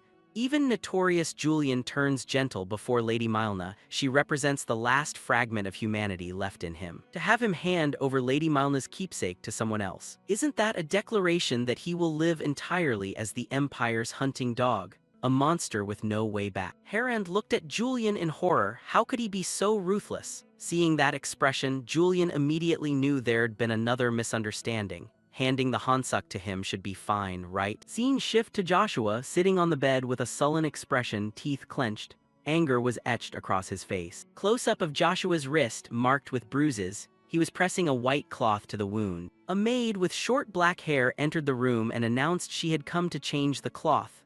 Joshua looked up at her with a displeased gaze. Immediately, Joshua unleashed his fury on the maid. He shouted loudly, startling her into panic. Joshua seethed with rage. He couldn't accept that he, a direct heir, had been injured by someone from a low branch. The image of Julian with a mocking smirk flashed through Joshua's mind. Just thinking of that bastard was enough to drive him insane. Joshua clenched his fist, convinced Julian was an intolerable, arrogant fool. He remembered the moment Julian attacked. It happened so fast Joshua couldn't feel the blow, only the terrifying pressure radiating from Julian. Joshua admitted he had lost the moment it began. He couldn't understand how a contemptible man like Julian could stand out and receive favor from the higher-ups. In his fury, Joshua swung and knocked the water basin on the floor, sending water splashing. The maid went pale, terrified by her master's rage. She hurriedly fell to her knees, trembling as she begged for forgiveness. Joshua sat on the bed, coldly looking down at the maid kneeling at his feet.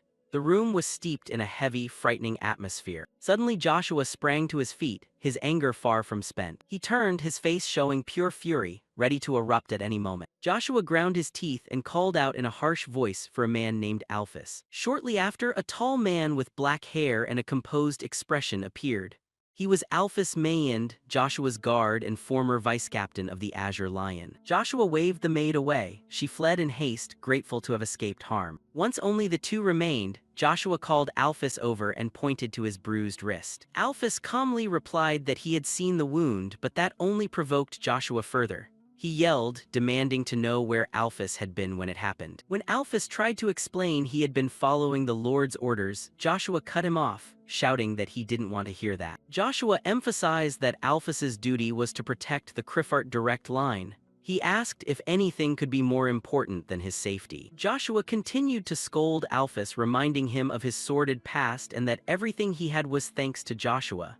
Alphys remained silent, thinking, "Here we go again," before apologizing. Joshua sneered that Alphys was useless anyway and would probably freeze to death out of fear. He showed his frustration openly. In a fit of rage, Joshua angrily grabbed the wet cloth from the water bucket, then hurled the cloth straight into Alphys's face. Alphys could only stand there and take it. Joshua roared that what he wanted was an apology from Julian himself, not from trash like Alphys. After a moment of silence, Alphys spoke up and bluntly asked Joshua if he wanted revenge on Julian. Alphys's unexpected question stunned Joshua for a moment. Alphys stated firmly he would help Joshua get revenge at any cost, by any means. Joshua snapped, demanding Alphys tell him if there was a way. Alphys began to analyze, admitting that Julian is very strong now. He can infuse mana into every movement of his with ease, and that amount of mana far exceeds that of ordinary knights. The Crescent Moon Sword, charged with Julian's mana, is as terrifying as his very temperament. Alphys continued with admiration, saying it was a sword that can control its own aura,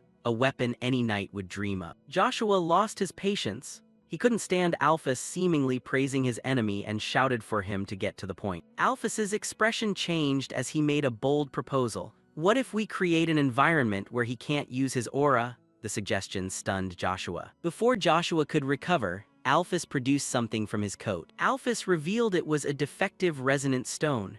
Joshua went numb, unable to understand why Alphys would possess such a thing. Alphys explained that a normal resonant stone suppresses a demon's demonic energy to prevent it from approaching. But this defective stone worked differently. It emitted a strange purple energy. As the stone drew near, Joshua felt an invisible pressure compressing him, forcing him to buckle. Alphys explained that this flawed stone, instead of suppressing demonic energy, suppresses the mana within a person. Just erect a barrier from it and use it on Julian, and that's it. Joshua immediately realized the problem. He yelled at Alphys that if they used this, he himself wouldn't be able to use his aura inside the barrier. Alphys calmly replied that Joshua wouldn't need his aura. He revealed he had something else which even surprised the sprawled Joshua. What Alphys revealed was a demon horn radiating dark energy.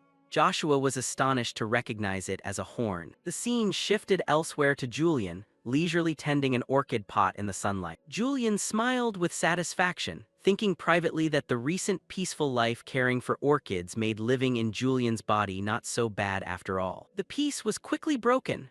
Razlot, Julian's assistant, came running in, breathless, reporting that some Dawn Society members were planning an ambush.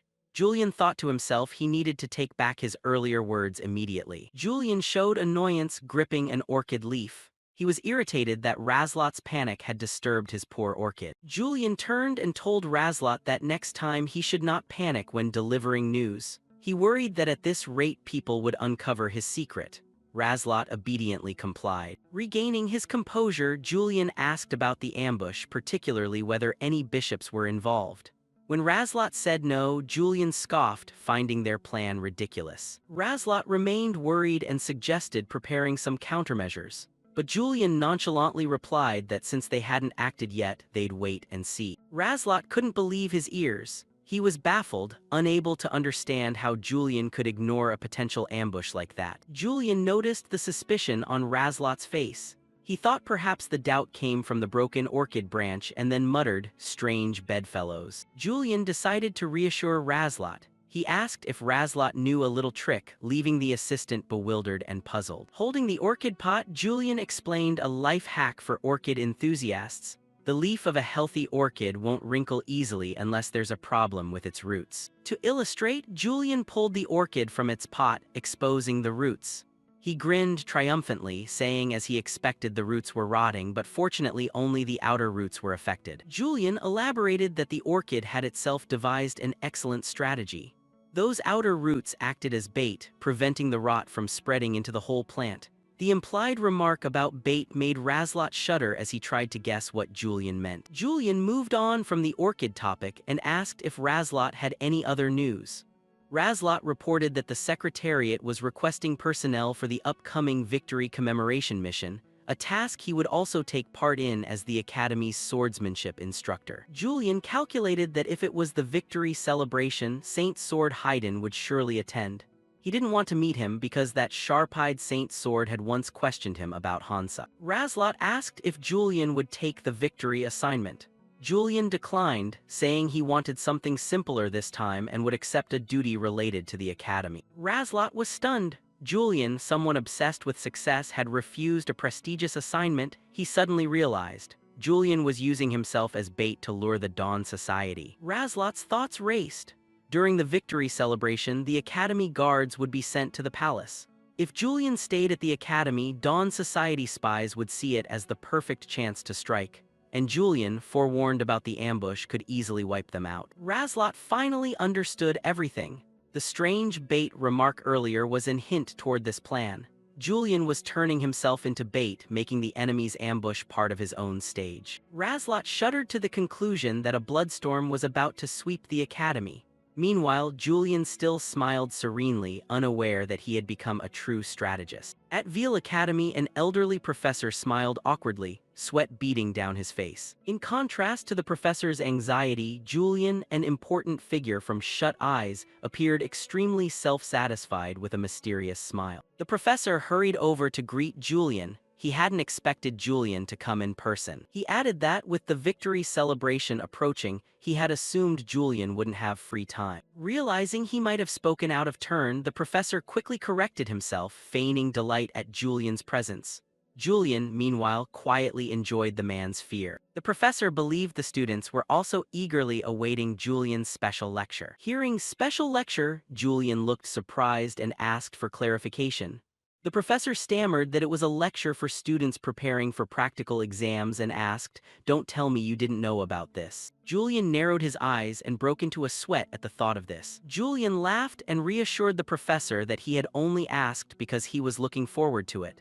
But inwardly, he had never imagined he'd have to lecture the students. Meanwhile, in lecture hall number 1 at Veal Academy, students murmured anxiously, waiting for the class to begin. A girl with ash-gray hair noticed her friend Rin had arrived. She said the guest lecturers still hadn't shown up. Rin sighed in relief that she wasn't late. After all, she wasn't very interested in theoretical lectures. She felt a bit tired after overtraining. She had practiced harder than usual, thinking she could rest during this lecture. The friend sitting next to her noticed Rin's fatigue. Rin admitted she was a little tired and said she was lucky it was only a guest lecture today. She could just sit and listen. At that moment, the professor and Julian arrived at the lecture hall door. The students inside whispered that guest lecturers usually came from Shut Eyes, but this time it seemed to be a civilian. Shortly after, the professor entered and asked everyone to pay attention.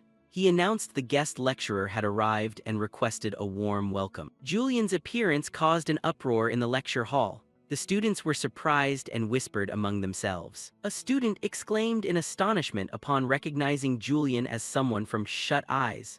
Rin was also surprised by the revelation. She looked confused, seemingly not understanding what was happening. Rin looked up at the podium where Julian stood with the professor and was completely stunned. Julian stepped up and introduced himself as Julian Criffart from Shut Eyes, saying he was pleased to be the guest lecturer today. Rin was utterly shocked to see who stood at the podium. She couldn't believe her eyes, wondering why that person was here. Amid the constant murmurs, Julian asked everyone not to be so tense. He placed his hand on the table and announced he was here to give a short lecture as an examiner for the upcoming practical exam. With a sly smile, Julian declared that what he was about to teach today was nothing special. Julian's answer left the students bewildered. He looked at them and said, "It seems you are confused." Julian continued, posing a question to the whole class. "Why do you practice swordsmanship?" Seeing the lecture hall silent, Julian smiled and said it was just a question to break the quiet atmosphere. Then he suddenly pointed at a student. "Then let me ask Miss Rin that question." Startled to be called on, Rin flinched. The friend beside her was equally surprised. Rin was about to ask why he was asking her such a question, but she quickly covered her mouth with her hand, realizing she had nearly replied disrespectfully. Rin regained her composure. She told herself that since Julian was the lecturer, she should show respect. She decided to turn the question back to him, thinking people would rather hear his answer than hers. Asked in return, Julian appeared amused. He laughed loudly and answered bluntly, "Of course, to gain fame and status." Julian's answer stunned Rin and her friend. Her friend thought he should have said something nobler, like for the royal family. Before they could recover, Julian asked Rin the same question again. This time, Rin answered composedly that it was to train mind and body to achieve one's goals. But in her heart she knew that the true goal was revenge. Julian acknowledged it as a profound answer, and said his reason for asking the question wasn't merely to break the atmosphere. He explained that no matter how much he taught swordsmanship, it couldn't compare to the foundations the students had built themselves, and it would be impossible to help them make significant improvements in such a short time. So instead of speaking about swordsmanship, Julian declared he would talk about aura today, while gathering a stream of energy around his hand. The students, including Rin and her friend, buzzed with excitement. They couldn't believe Julian would teach about aura, such an astonishing topic. Julian explained that everyone has mana meridians, and using them to enhance the body or tools is what aura is. He emphasized that aura is a clear indicator of the skill gap between you and others. The students below could only admire the beautiful aura he displayed. After the demonstration, Julian smiled and asked if anyone could see the color of his aura stream. Rin smirked. Now she understood what Julian meant by aura being a measure of skill difference. A student raised a hand, saying Julian's aura color was gray, close to the color of moonlight. Another student wondered aloud whether it might be silver. Amid the uncertain answers, a decisive voice rang out. It was Rin. She affirmed the aura's color was silver. Having identified silver, Rin didn't stop there. Her eyes flashed with confidence as she continued, and she finished decisively, pointing out the second color only she perceived, a pale cobalt blue as well. Rin confidently explained that Julian was using two different auras simultaneously. She specified that he used the silver aura in the sword's sheath while using the pale cobalt aura in his hand. Julian smiled, confirming her answer was entirely correct. Rin thought to herself that the ability to discern others' aura is how you recognize the skill gap between two people. She had realized this since seeing traces of Julian at the forge. She had worked very hard to close the gap between them and was confident the difference would no longer be large. But at that moment, a thought flashed through her mind. Julian put a finger to his lips, signaled for silence with a mysterious smile, and said, "One more." Rin was frozen, eyes wide with terror. She couldn't speak, only stammered, "Impossible." Instantly, Julian released a third, colossal aura, enveloping him in a blaze of brilliant blue energy. Rin and all the students in the lecture hall were utterly overwhelmed, unable to believe the sheer power. At the end of the lecture, Julian unveiled that third radiance, a power no student in the class could perceive. He explained that the ability to emit a radiance an opponent cannot perceive is how you measure the gap in strength. It's also the assurance that you'll never lose. Hearing Julian's words, Rin clenched her teeth in anger. she realized the class gap between her and Julian was insurmountable. She bitterly admitted her own arrogance. The distance between them was indeed like night and day. When Julian left the lecture hall, the dean was waiting at the door, praising him without stop. He admired how unexpectedly successful the lecture had been. Julian coldly asked if the dean had been standing outside the whole time. The dean flinched slightly. He awkwardly admitted that because Julian was lecturing, he had been a bit anxious. Julian merely sneered at the dean's flattery. Julian couldn't help but find it amusing. Who would have thought he'd end up teaching others one day? Seizing the opportunity, the dean asked Julian to also oversee the upcoming practical exam. Julian was slightly surprised by the request. After agreeing, Julian decided to return home. He walked with a satisfied smile. On the way, Julian noticed this corridor had also appeared in the game. It had shown up often enough that he felt oddly familiar with it. Suddenly, a strange memory flashed in his head. An image of Julian wiping blood from a sword. That memory was of the Black Knight's the fallen hero, Meteor Haydenreich, a character from the game. Julian clutched his head. Why did he suddenly remember that trailer scene? And who was the Black Knight supposed to be? It was the scene where he killed the Holy Sword. Julian told himself that as long as he remained Julian, that would never happen. The scene shifted to Julian's mansion. Someone's hand rested on the sofa. Joshua sat on the sofa, irritated that Julian still hadn't returned. He was anxiously waiting to carry out his plan. He glanced at a painting on the wall with a displeased expression. Apparently, Julian's taste in decor didn't suit him at all. Then he glanced at another bizarre decorative statue and turned away in contempt. Joshua held his face in exasperation. He would never understand Julian's aesthetic. He was further annoyed by the numerous orchid pots displayed in the room, which made him startle in alarm. At that moment, one of Joshua's subordinates, a young knight, entered and reported that he had set up the barrier as requested. The knight said that upon command, they could immediately deploy the barrier to block the mana flow. Noticing his subordinates trembling, Joshua curled his lip and asked, "Are you afraid?" The young knight startled, flustered by his lord's sudden question. Joshua lost patience and snarled, asking outright if the boy was afraid of Julian.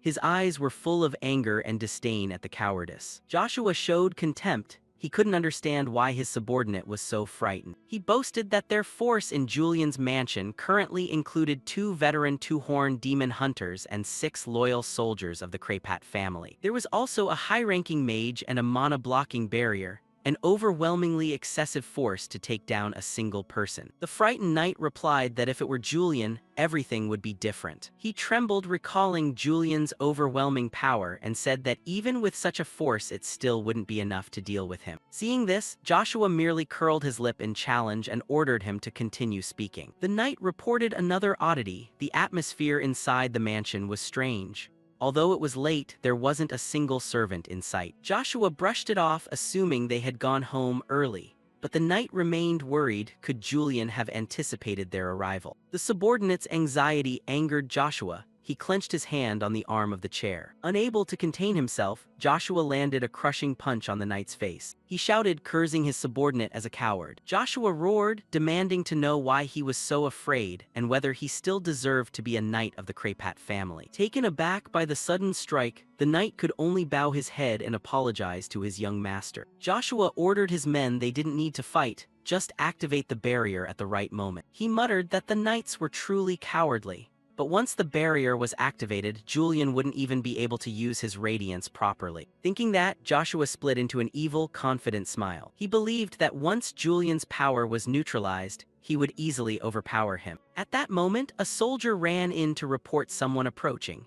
Joshua smugly assumed Julian had finally arrived and ordered everyone into position. At the same time, outside Julian's mansion, a group of mysterious figures were also moving under cover of night. They were hiding in the bushes, preparing for an incursion. One of them guessed that Julian was probably getting ready for bed at this hour. The leader, William Highlands, a member of the Dawn Society, ground his teeth and said he wanted to storm in and eliminate Julian at once. The others agreed, loudly criticizing Julian's disregard for rules and arguing it was absurd he had been appointed bishop in the first place. All those gathered under the cover of night were members of the Dawn Society, and they all shared a deep-seated hatred of Julian. And tonight, under William Highland's lead, they would carry out their own form of justice and make Julian pay with his life. William Highlands bitterly declared that as a member of the Highlands family ruined by Julian, he had come to enact justice. Another member noticed William's hand trembling and teased that he looked nervous. William hurriedly cleared his throat to regain composure, telling himself he'd nearly lost his poise. He drew his wand and ordered everyone to follow him as he advanced into the mansion. William began to cast a spell that formed a silent barrier. The spell Undying Silence was activated, creating a membrane that enveloped the group to conceal their presence. The others murmured in admiration.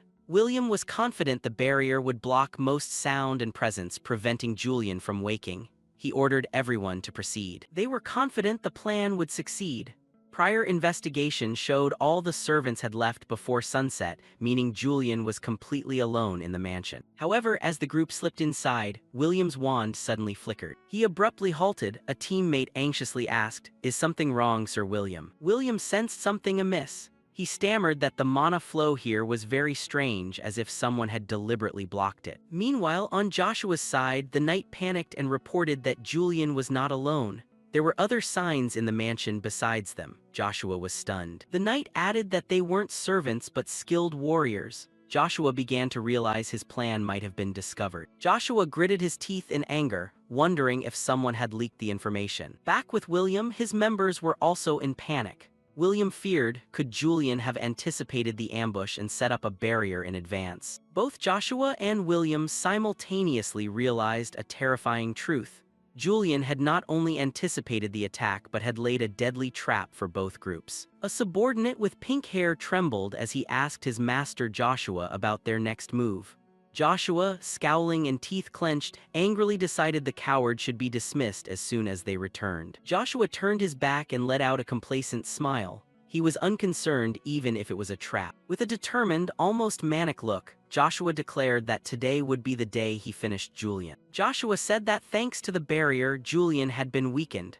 Their plan was that while he killed Julian, the others would deal with the subordinates. Then he waved his hand and ordered that the plan continue as before, proclaiming he would be the one to end Julian's disgrace. One of Joshua's subordinates reported that the target was in the corridor outside the reception room. Joshua laughed smugly, drew his weapon, and decided to strike preemptively before the opponent could act. Stepping into the corridor, Joshua's group collided with William's group. Joshua looked at William with contempt, thinking they were nothing but insignificant vermin. William angrily shouted back at Joshua's taunt. Immediately, William unleashed a powerful bolt of lightning magic, snarling at them, "Have you no shame?" A subordinate reported to Joshua that based on the magic used in the barrier, the opponent must be at least a Tier 3 mage. Joshua still showed disdain, claiming it was merely a mage trapped by the barrier. Joshua ordered his men to rush in and take them down. William nimbly dodged the attack and countered with a razor-sharp sword strike. Joshua was stunned to see his subordinate easily defeated. He looked around and wondered where Julian was. Suddenly, a painful scream rang out. It seemed someone had been hit, prompting Joshua to turn around in shock and ask, "What is this?" A henchman's body was struck by a bolt of lightning that flew past Joshua. He looked ahead in horror, not understanding what was happening. A figure blackened by the lightning strike collapsed to the ground. Seeing this, Joshua and his men were astonished. Joshua wondered why, even with the barrier active, that mage still possessed such power. He silently cursed the coward behind him and vowed to dismiss him. Meanwhile, William was also suffering the barrier's effects. He clutched his chest and weakly asked his opponent how he felt. William coughed up a mouthful of blood. He cursed under his breath that he couldn't move properly due to the barrier's influence. Joshua ground his teeth in disbelief. He hadn't expected the bastard to still be able to fight even while nearly falling from the barrier's effects. Joshua began to consider whether he should use his trump card right now, but he dismissed the thought, shaking his head and telling himself he couldn't waste his ace reserved for Julian on such a weakling. He decided to wait patiently for an opening. At that moment, William staggered, seemingly pushed to his limit by the barrier's effects. Joshua realized his chance had come. Joshua broke into a triumphant smile, shouting that this was the opening he'd been looking for. then grabbed the orchid vase behind him. Taking advantage of William's weakness, Joshua hurled the vase toward him. Caught off guard, William was startled by whatever was being thrown at him. Immediately, Joshua lunged forward, closing in on William. Driven into a corner, William tried to use lightning magic once more. But Joshua was one step faster. He knocked William's staff aside, stopping the attack. Having successfully overwhelmed his opponent, Joshua burst into a maniacal laugh. Joshua plunged a dagger into William's shoulder. William cried out in pain as blood began to flow from the wound. Joshua pressed the sharp blade to William's throat, fully controlling him. Joshua sneered at his opponent, saying that even a Tier 3 mage couldn't move inside this barrier. With his eyes flashing purple with anger, Joshua growled, calling William nameless trash and demanding why he dared obstruct him. He pressed the sword harder against William's neck, forcing the question of how much Julian had paid him. Accused without cause, William could only blink and ask, "What?" Joshua continued to mock him, saying 5,000 or 10,000 nar for his life was a paltry sum. Not giving him a chance to explain, Joshua delivered a crushing kick to William's face, making him scream in pain. Desperate, William raised his hands, trying to stop Joshua. He shouted in panic, insisting that he was not hired by Julian. Pinned to the ground by Joshua, William still tried to explain that he was telling the truth, that he had also come today to ambush Julian. The sudden confession seemed to make Joshua hesitate for a moment. He asked, "Really?" But Joshua quickly recovered his cruelty. He said that whether it was true or not didn't matter, William dared block him, so he must die. Realizing Joshua's murderous intent, William's face filled with horror as he stammered, begging for mercy. Joshua raised his sword high, preparing to finish off his opponent. As Joshua prepared to strike, a mocking tisk sounded from behind. A pair of fine shoes slowly entered the frame, announcing the arrival of an uninvited guest. The newcomer was none other than Julian. He spoke calmly, remarking that there were quite a few uninvited guests tonight. Joshua turned and stood frozen at Julian's presence. Joshua couldn't believe his eyes. He wondered when Julian had arrived and how he hadn't sensed any presence. Julian, with a half-smile, was calm. The mage on the ground recognized him and cried out in terror, "Julian." Joshua took a step back, thinking to himself that Julian truly was a monster. However, instead of paying attention to the terrified men before him, Julian noticed the broken orchid pot on the ground. He picked up a shard, lamenting that it had broken. The action evoked Lee Siwoo's mannerisms within Julian. Then Julian turned to Joshua's men and coldly said that they had barged in and caused a disturbance. Trying to reassure himself, Joshua shouted to his cohorts not to be afraid, since inside the barrier they could still fight purely with swordsmanship. Julian bent down again and scooped a handful of soil from the broken pot. He looked at the handful of soil in his hand and, with regretful tones, said that he rather liked that pot. Julian's strange demeanor left Joshua completely bewildered and mute. He wondered if the powerful presence he had felt was real. At that moment, a massive blue magical radiance erupted from Julian's body, engulfing the corridor. He asserted that the barrier was definitely active, implying this power was not yet his full strength. Julian gave a sinister smile, declaring that it seemed he needed to finish the lesson in etiquette he had skipped last time. Joshua could only stare in horror, wondering how the radiance could be so vast. Back earlier, when Julian was on his way home to the mansion. But as he drew near, he sensed a strange atmosphere enveloping the estate. Julian realized that not only had the outward atmosphere turned odd, but the mana here was also unstable. He smiled, for what he had been waiting for had finally arrived. Julian was certain someone had come to ambush him as warned earlier. After all, many bore hatred toward this villainous Julian. He strolled forward calmly, knowing of course there would be those eager to settle that grudge. But Julian now was no longer weak. He was strong enough to perfect the moonlight sword. He wondered whether he should step out to face them. Inside the mansion, a potted plant lay shattered. When Julian entered, a chaotic scene met his eyes. Someone lay collapsed in a pool of blood. Julian was a little surprised. Had they fought each other without him intervening? Julian suddenly realized something. It was his statue that had been broken. He felt irritated that they had actually ruined everything. Lee Siwoo, living inside Julian's body, thought that if it were the real Julian, he would have screamed in rage. but he was not the real Julian. He didn't want this life to change his emotions, but when he saw the pot, it was the orchid pot he loved. A violent emotion surged, and Julian screamed in pain, "Angelica." He dropped to his knees, unable to believe the sight before him. Memories flooded back. It was the first plant he had watered when he became Julian, and the first he had named. Pain turned into rage as he ground his teeth and called Angelica's name. Fury ignited. Julian vowed to avenge Angelica. His true self, Lee Siwoo, seemed to agree with this. Julian unleashed his power, ready for slaughter. He activated the Moonlight Sword. To honor Angelica's death, he would kill all who dared harm her. But suddenly, Lee Siwoo's reason returned. He wondered why he was so angry over an orchid. He asked himself whether this was another change from becoming Julian. Up until now, he had only played Julian, trying not to let the role affect him. Trying to steady himself, Julian told himself not to be swept away by emotion.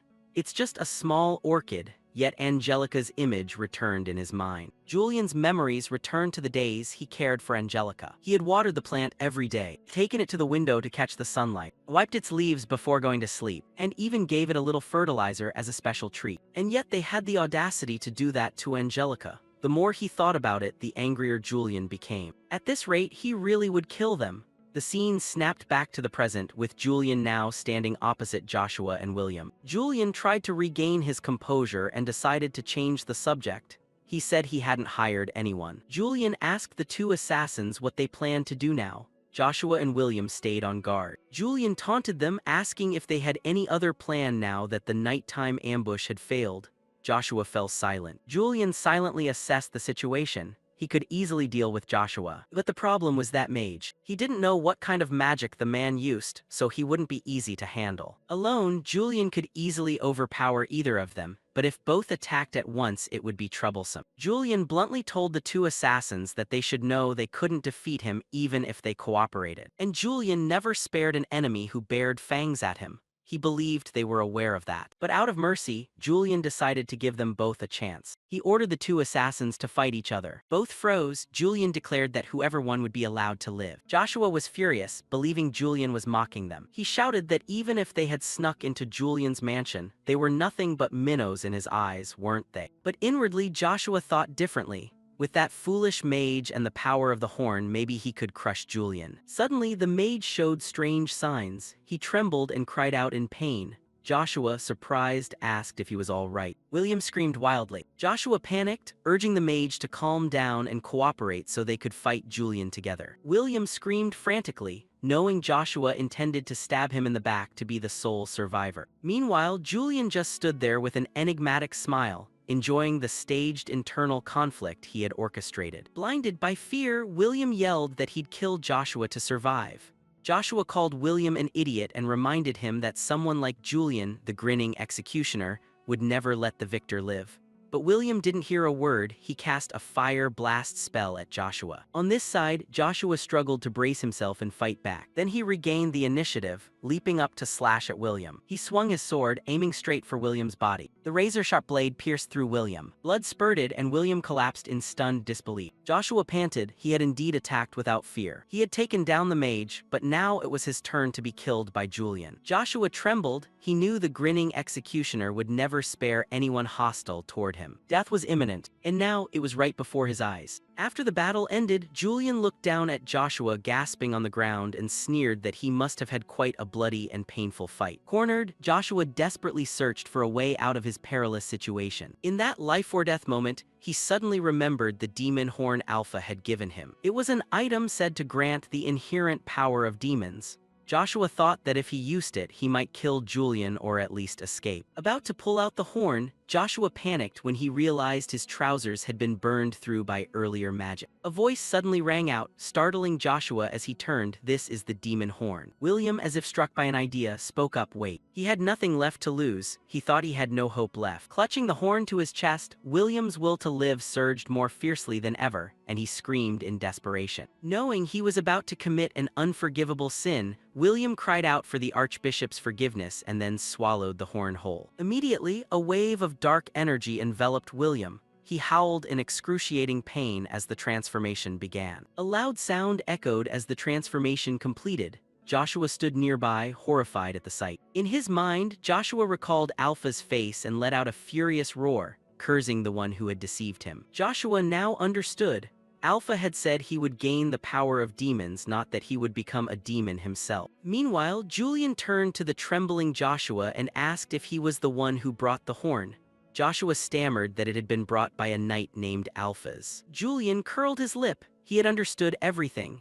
Alphas Mayhand, a bishop of Dawn who hated Julian in particular, was behind this. He didn't know what Alphas' connection to Joshua was, but there was certainly a plot at work. The demon William became growled, but Julian noted calmly that fortunately the horn seemed to be a fake. Julian observed that the demon's form closely resembled the one he'd dealt with in the slums. He connected this incident to the demonic anomaly Illinois had asked about and noticed its power was weaker than horns made from relics. Underestimated, the demon William let out an angry roar, displaying its strength. Witnessing the horrific scene, Joshua screamed in terror. He hurriedly turned to Julian, the only one who could save him now. Joshua desperately begged Julian to kill the demon, admitting he was wrong. In response to the plea, Julian merely folded his arms with a cryptic smile. Joshua screamed in desperation that as a member of the Criffart family, Julian had to protect him. Julian's cold refusal was like a death sentence. As Joshua's last hope was extinguished, he realized in horror that the demon William had assumed a ready stance. Moments later it bounded forward. The demon William, without hesitation, delivered a killing blow to Joshua. Amid Joshua's piercing scream of agony after that strike, a blow hit his chest and blood gushed out. Julian watched and taunted, "If you don't try harder, you might actually die." After clutching his wound before Julian, he stammered, "My lord." Joshua's face showed absolute horror. He begged through tears, calling Julian big brother and begging for mercy. Julian simply thought to himself what a turncoat he was. At that moment the demon suddenly growled, making Joshua flinch. But the demon ignored him and moved straight past. Julian stood calmly. He felt the demon's killing intent shift toward him. He curled his lips with a crafty smile. With Julian's instincts, all he wanted now was to send this demon to hell. Julian thought to himself that Julian really was a fool. Someone who hated demons so much. In the end, becoming someone who craved demonic power. Julian said this as he stepped closer, facing the demon directly. The demon William roared and lunged, but Julian nimbly dodged the attack by an inch. He let out a single laugh of amusement at his opponent's ferocity. Unfazed, Julian delivered a quick, slicing blow that split the demon. He sneered, taunting it as a crawling insect. It let out a crazed roar of pain. Immediately after, the demon's entire body collapsed to the floor. He followed with another stroke of his sword. The demon could only scream in agony. Julian was momentarily surprised by what happened next. The wounds on the demon began to heal themselves. Julian realized this was a demon with regenerative abilities. He inferred that the demonization process often transferred the abilities the person had possessed. Julian quickly analyzed that perhaps William's intense will to survive had been amplified, turning him into a demon with regenerative powers. Seeing this formidable ability, for a moment even Joshua wondered how one could kill such a thing. But for Julian, this was not frightening at all. On the contrary, Julian found the situation somewhat interesting. Julian continued reasoning. He remembered that William had been a mage capable of high-level magic. Julian further analyzed, a high-level mage when demonized only gains regeneration. There must be more to it. To Julian, the situation was truly fascinating. And that was when he decided to use his trump card. Julian's eyes flashed as he activated a special ability, the skill Insight. With Insight, Julian understood that no matter how good regeneration was, destroying the demon core, the equivalent of the person's heart, would solve the problem. The Insight skill began scanning the demon's entire body, analyzing its structure. Before long, a concentrated energy source was detected. The demon's critical weak point was revealed. Julian curled his lip in triumph. The demon core was located right on the head, an overly exposed position. He laughed aloud, thinking this was tantamount to the demon begging for death. The demon William rose to its feet once more. It began checking its arm. The wound seemed to have fully healed, which made Julian remark at how fast the recovery was. The demon stood firm, growling a challenge, its body completely restored as if no wound had ever been inflicted. Julian's sword flashed with electric light. He took a stance, ready for a real fight. "Come on, fight me again." In response to the provocation, the demon William let out a thunderous roar, signaling the final battle was about to begin. Julian was no less fierce. He shouted with excitement and madness, "Charge." Julian drew his sword. A blue light shrouded it, ready for battle. The demon William let out a terrified roar. its fury seemed to shake the surrounding space. Without hesitation, Julian charged, his sword flashing an eerie blue light as he slashed straight at the enemy. Julian swung his sword at incredible speed, creating a razor-like streak of light in the air. Julian's strike was so fast that the demon William couldn't react and could only take the full force of the blow. A deep slash appeared, severing the demon's arm. Blood sprayed everywhere, a testament to Julian's terrifying strength. After striking, Julian wore a satisfied smile, seeming to have complete control over the fight. He said softly, contempt dripping from his tone. A meaningless scuffle. Provoked, the demon William madly lunged at Julian, determined to settle the score with the one who had heard it. Julian casually raised his sword to parry the demon's attack. Its strength could not unsettle him. Julian stared at the demon with cold eyes, wondering if it dared to attack a demon hunter like him. With a light motion, Julian's razor-sharp blade removed the demon's remaining arm. Deprived of its arms, the demon William roared in rage, but it could do nothing to Julian. Julian maintained his smug smile. He seemed to be enjoying the battle. For a moment, Julian unleashed a lightning strike aimed straight at William. Julian's eyes glinted with intense focus. He had found his opponent's opening. "There's an opening," Julian exclaimed, and immediately seized the chance to deliver the decisive blow. He closed in quickly, not giving the demon any chance to counter or flee. Julian leapt up and swung his sword down from above, a powerful and graceful strike. This time, Julian struck faster and harder than before, as if determined to finish the fight. Julian's sword pierced the demon's head, a killing blow that ended the battle. The blow drove straight into the mana core, causing it to shatter. Having achieved his objective, he slowly landed and stepped back. The demon William trembled in unbearable pain as Julian's sword was lodged deep in its head. The demon could only emit its final guttural growls. After felling the demon, Julian stood and watched from afar. The dust from the battle still hung in the air. He turned his back and walked away, coldly muttering, "Die, you trash." Julian stepped forward and placed his hand on the sword. Then he proclaimed dramatically, "I am Julian, the demon hunter, hee." A powerful slash tore the monster's body apart. However, immediately afterward, Lee Siwoo's inner thought surfaced, scolding himself. "I told myself I wouldn't say lines like that anymore." At that moment, Joshua was trembling in fear. Joshua stammered, I can't believe it," unable to accept what had just happened. Julian turned back, his gaze cold as he looked straight at Joshua. Seeing Joshua kneeling on the ground, Julian merely asked softly, "Ahem." Julian bent down, wearing a wicked smile and thinking, "He's scared now." He continued, "Considering you ambushed me in the night, a harsh punishment would be entirely justified." But Julian had another plan. He knew that one day Joshua would wield great power within the Criffart family. So Julian thought it would be clever to chain Joshua early to make him easier to control later. Julian grabbed Joshua by the collar and said, "Now then." He helped Joshua up and said meaningfully, "Well done, you survived after all." Joshua was still shaken, stammering, "WL, is that so?" The scene shifts to Julian's lavish office.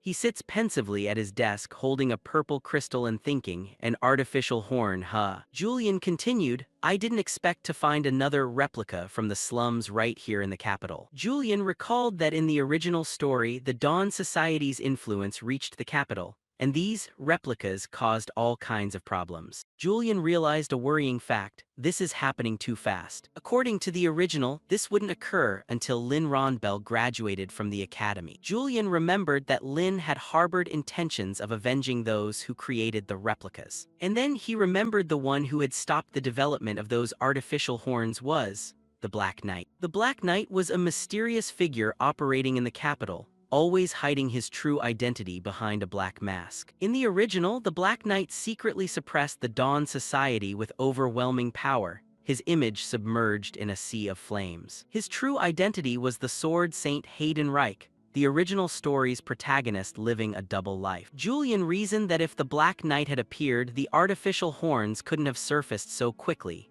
At least rumors would have spread. So why was the capital so quiet? Julian wondered if Bishop Pintle simply hadn't shown up yet. Julian recalled that the Black Knight only became famous after stopping Bishop Pintle and reclaiming a soul stone. From his position, Julian had always regarded the Black Knight as a covert ally in preventing the Demon King's revival and dismantling the Dawn Society.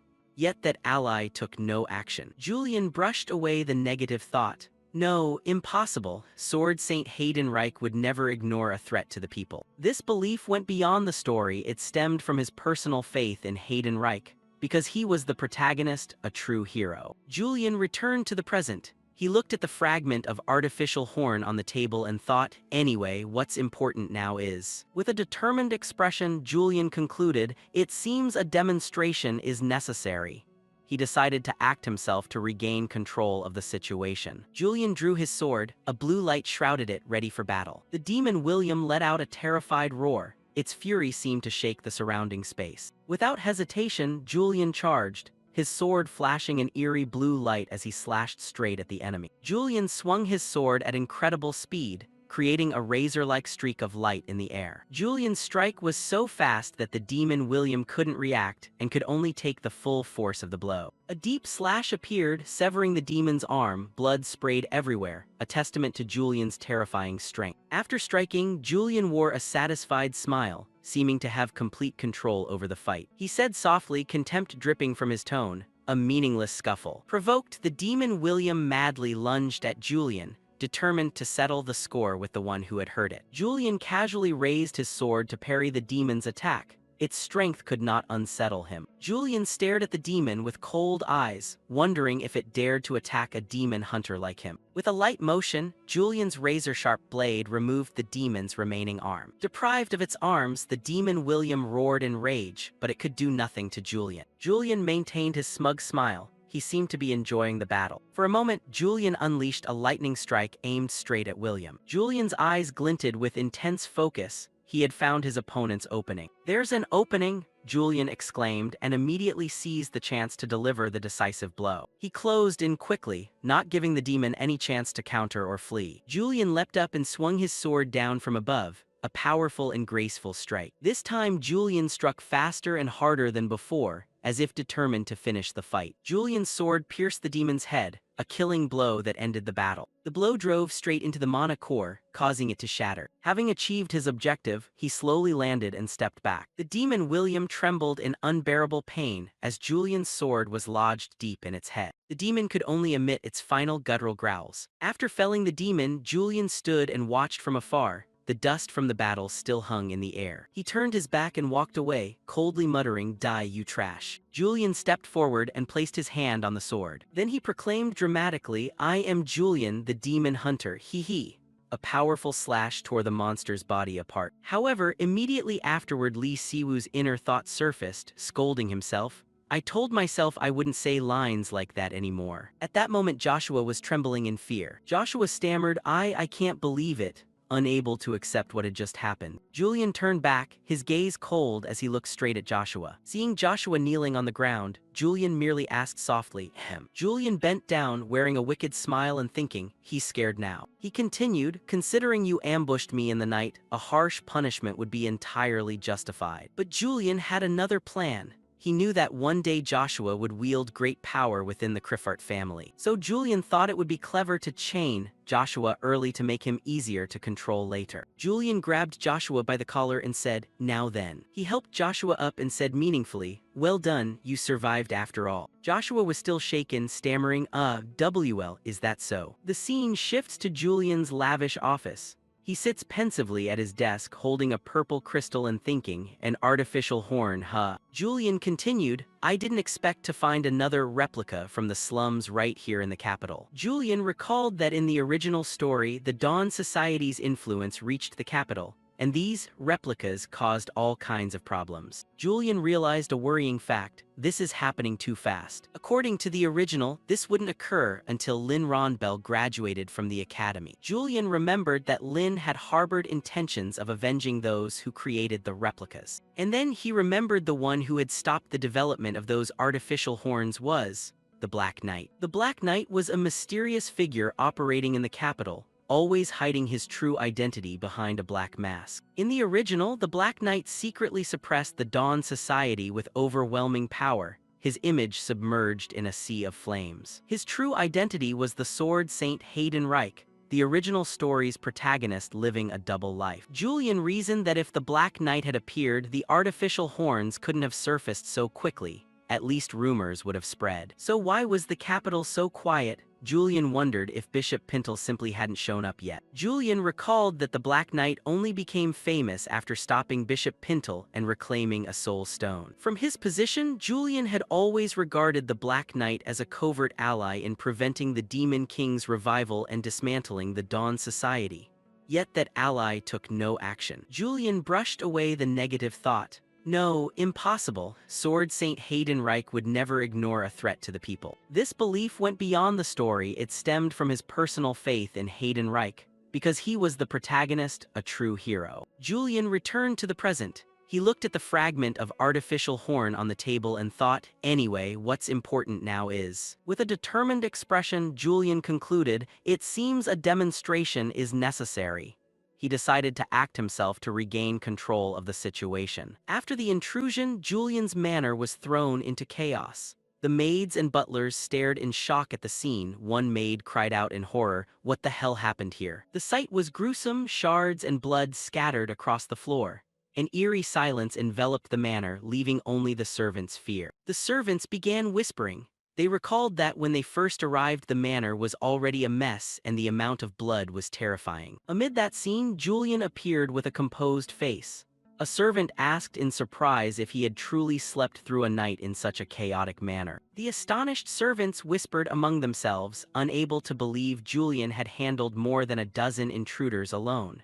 But Julian thought to himself, do they think I wasn't afraid of those intruders? In truth, the only reason Julian could stay calm was because of the senses of this Julian body, and survival instinct telling him to play the role perfectly. He closed his eyes and reassured himself. The reason he could act as if nothing had happened amid the chaos was because he was performing a role. Julian turned and walked away, leaving the trembling servants behind. He knew that soon rumors about the incident would spread rapidly across the capital. He clenched his fist. All he could do now was ensure he truly looked like the smiling executioner, that was all. Julian glanced over the remains of the intruders and hesitated briefly as a servant asked, how should we deal with this? He quickly regained his cold expression and waved to the butler. If it's unnecessary, don't ask me, deal with it yourselves. A maid handed him the dead orchid. Julian glanced at it and recognized it as Angelica. He ordered the maid, bury it carefully in the yard. A tender command. As Julian expected, the rumor that he had repelled the intruders in an instant spread. People called him the smiling executioner, the one who killed every thug who broke into his manor. Especially among gossip-loving nobles, the story spread at breakneck speed from person to person. And then, to suit their tastes, the rumor was gradually embroidered, becoming increasingly distorted from the truth. Meanwhile, in Odwin Balladeer's chamber, she was speaking with Julian. She said, "Lord Julian, the palace is in an uproar because of you." Odwin Balladeer asked Julian sternly, "I heard you wiped out an entire squad of knights." The rumor had been exaggerated. Hearing that, Julian burst into a loud laugh and repeated mockingly, "Wiped out an entire squad of knights." He deftly denied the rumor. "Even I couldn't do that in a single day, could I?" Odwin seemed to agree. Julian shrugged and said smugly, "Right. I simply dealt with the shameless ruffians who broke into my manor." Odwin remained skeptical, thinking Julian's behavior was far from normal. But Julian merely replied sarcastically, "Isn't it? For me, that's practically everyday life." Yet inwardly he mocked himself. "Yeah, everyday life, my foot. Isn't this a completely failed life?" Seeing Julian still arrogant, Odwin made a suggestion. She proposed that Julian temporarily suspend his duties and rest after the incident, and that they could arrange for another member to take his instructor position at Veal Academy. However, Julian immediately refused. He insisted he wasn't so weak as to need time off over a minor incident. Another thought occurred to him. If it were the real Julian, he would never take leave for something so trivial. Julian thought privately that if he handed the academy duties to someone else, he might be called to attend the victory celebration. In any case, he did not want to face the Sword Saint. Seeing Julian's decision, Odwin accepted. She said, "Well, it's your body, you know it best. I'll contact the academy." Julian smiled in thanks and bowed. "Thank you, I'll take my leave." He placed his hand on the doorknob, ending the conversation and preparing for his next plan. After leaving, Julian pondered the remaining matters. So it's just the issue of the replicas to deal with. He thought of the counterfeit horn Joshua had and the bishop who had tried to attack him. Julian was certain both issues were deeply connected to the Dawn Society. Therefore, he could not let the society's bishops, the ones behind and observing this situation, escape responsibility. He told himself, honestly, I'd prefer to let this pass quietly, but the world seemed to whisper that he should not. A determined smile formed on his lips. It was time to act. The scene shifted to Genmel Abbey. Julian was on his way to see the Archbishop when he unexpectedly spotted a familiar face, Bishop Aliner. A man in white approached to greet Aliner. Aliner replied in surprise, "Oh, isn't that Bishop Baden? What brings you to Genmel Abbey?" Baden, dressed elegantly, cheerfully answered, "What other reason would there be? I came to pay respects to Archbishop Tenelin." Aliner immediately recognized him. It was Baden Donashen, a direct descendant of the Donashen house, one of the Empire's 4 great families specializing in magic and hailed as the next clan head. Moreover, Baden was an extremist who pursued a doctrine of pure bloodline to realize his family's long-standing desires for the Philosopher's Stone, or elixir of immortality. He believed absolute power was paramount. Aliner reminded him, "Well, what can be done? I believe I had an appointment with the Archbishop first." Baden politely replied, "Haha, then there's no other choice. I'll wait outside the audience chamber." Meanwhile, Aliner thought, "I came to Genmel Abbey to inform the Archbishop about the counterfeit horns circulating in the slums and the capital, and I ran into Baden." She walked on, considering, "Those replicas are inferior to the horn the Archbishop made himself. They're cheap and impure. Even so, they can still be used as items for demonization." Aliner continued analyzing, "But you can't make such replicas without an original to base them on. Of course, this is the work of the Dawn Society's bishops, and Baden is also a prime suspect." She considered the connection. The horn the Archbishop created is, in essence, similar to Baden's elixir of immortality. If Baden truly made the replicas, then, to complete a real elixir of immortality, he would be experimenting on common people, regardless of the Dawn Society's intentions.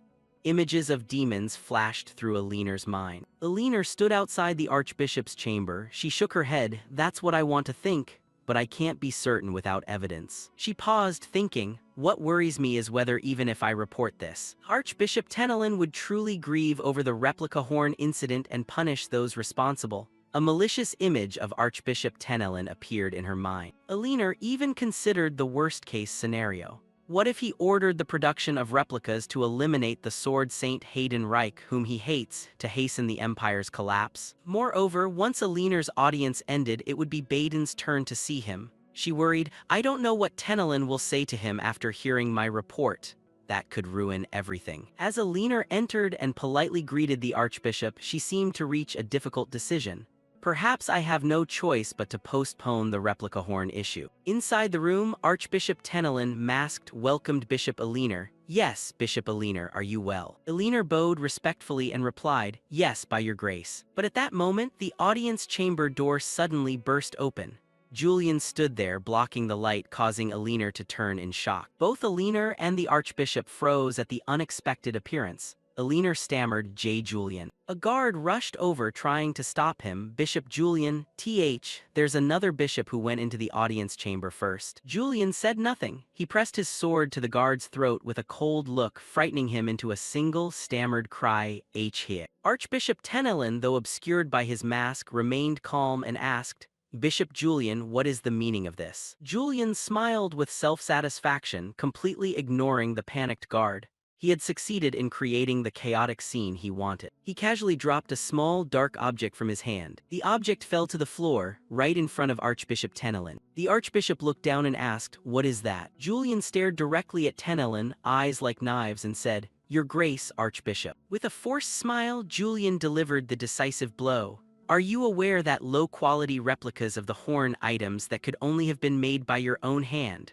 are circulating in the capital?" Aliner stood behind, stunned into silence. She could only let out a single, sharp intake of breath. Julian stood there triumphant, a half-smile showing he fully controlled the situation, forcing Tenelin onto the defensive. Aliner, still flustered, stammered, thinking, "That's what I was going to say." Julian thought to himself that he had crossed a line. Even if he were just an ordinary member of the church, drawing a weapon in the audience chamber was a direct challenge to the Archbishop's authority. But it was done. Julian could not ignore the matter. The Archbishop spoke up. "A low-quality replica of the horn, HMPH, this is the first I've heard of it." At that moment, Baden burst in, shouting, "Archbishop, What is the meaning of this commotion? Seeing Julian, Baden cut him off and asked, Bishop Julian. Baden angrily demanded, what is the meaning of this and what's this about replicas of the horn? Baden took on a threatening tone toward Julian. As a bishop, restrain your actions and words that cause disorder in the clergy. He continued to press Julian. I know the archbishop favors you, but bursting into the audience chamber and drawing a sword, that's the behavior of a thug, is it not? Julian silently judged the man before him. Though the stain of corruption was rising, Bishop Baden still maintained composure. Truly the head of a clan. But then Julian only curled his lips in a slight smirk. Julian's smile irritated Bishop Baden, who asked, do you find this amusing? Julian replied nonchalantly, it's ridiculous. Julian pointed directly at Baden, accusing him, Bishop Baden, of pretending to be innocent while sowing unrest in the Dawn Society with replicas of the horn. Julian's accusation startled Bishop Baden. Sweat began to pour down his face. Baden hastily denied it. What are you talking about? I know nothing. He and his two followers looked utterly flustered. Julian pressed on, mocking that no noble could be unaware of the Donatian family's long-standing ambitions. Bishop Baden clicked his tongue, dropping the pretense.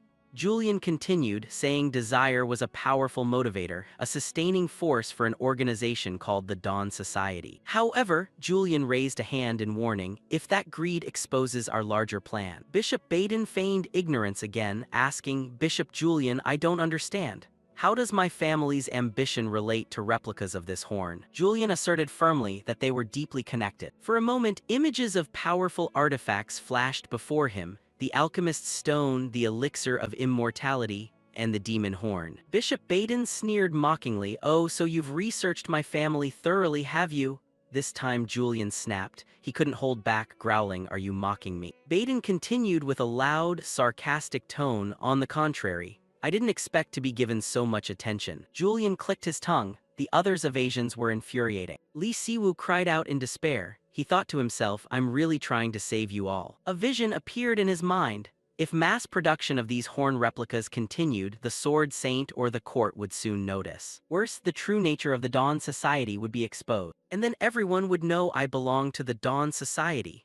A knight in the vision shouted Julian's name. The knight's voice echoed in Julian's head. I arrest you for conspiracy with the Dawn Society. Julian sank into thought as the worst-case scenario unfolded. He would instantly go from the Empire's lapdog to its enemy. Bishop Baden, unaware of Julian's thoughts, resumed lecturing. And another thing, you may not know this since you only recently became a bishop. Julian snapped awake and cut Baden off. You're still talking, I was just distracted for a moment. Julian's attitude infuriated Baden. Baden then placed his hand on Julian's shoulder. Baden continued to provoke, if you speak like that, my position will become... His words poured fuel on the fire. Unable to tolerate it any longer, Julian swung his arm and pushed Baden away. A terrifying red aura began to pour from Julian. His rage had reached its peak. Julian's eyes turned blazing red. The skill insight activated. He said in a threatening voice, you don't seem to understand the situation, but I'm holding back a lot right now. The red aura swirled around Julian's feet,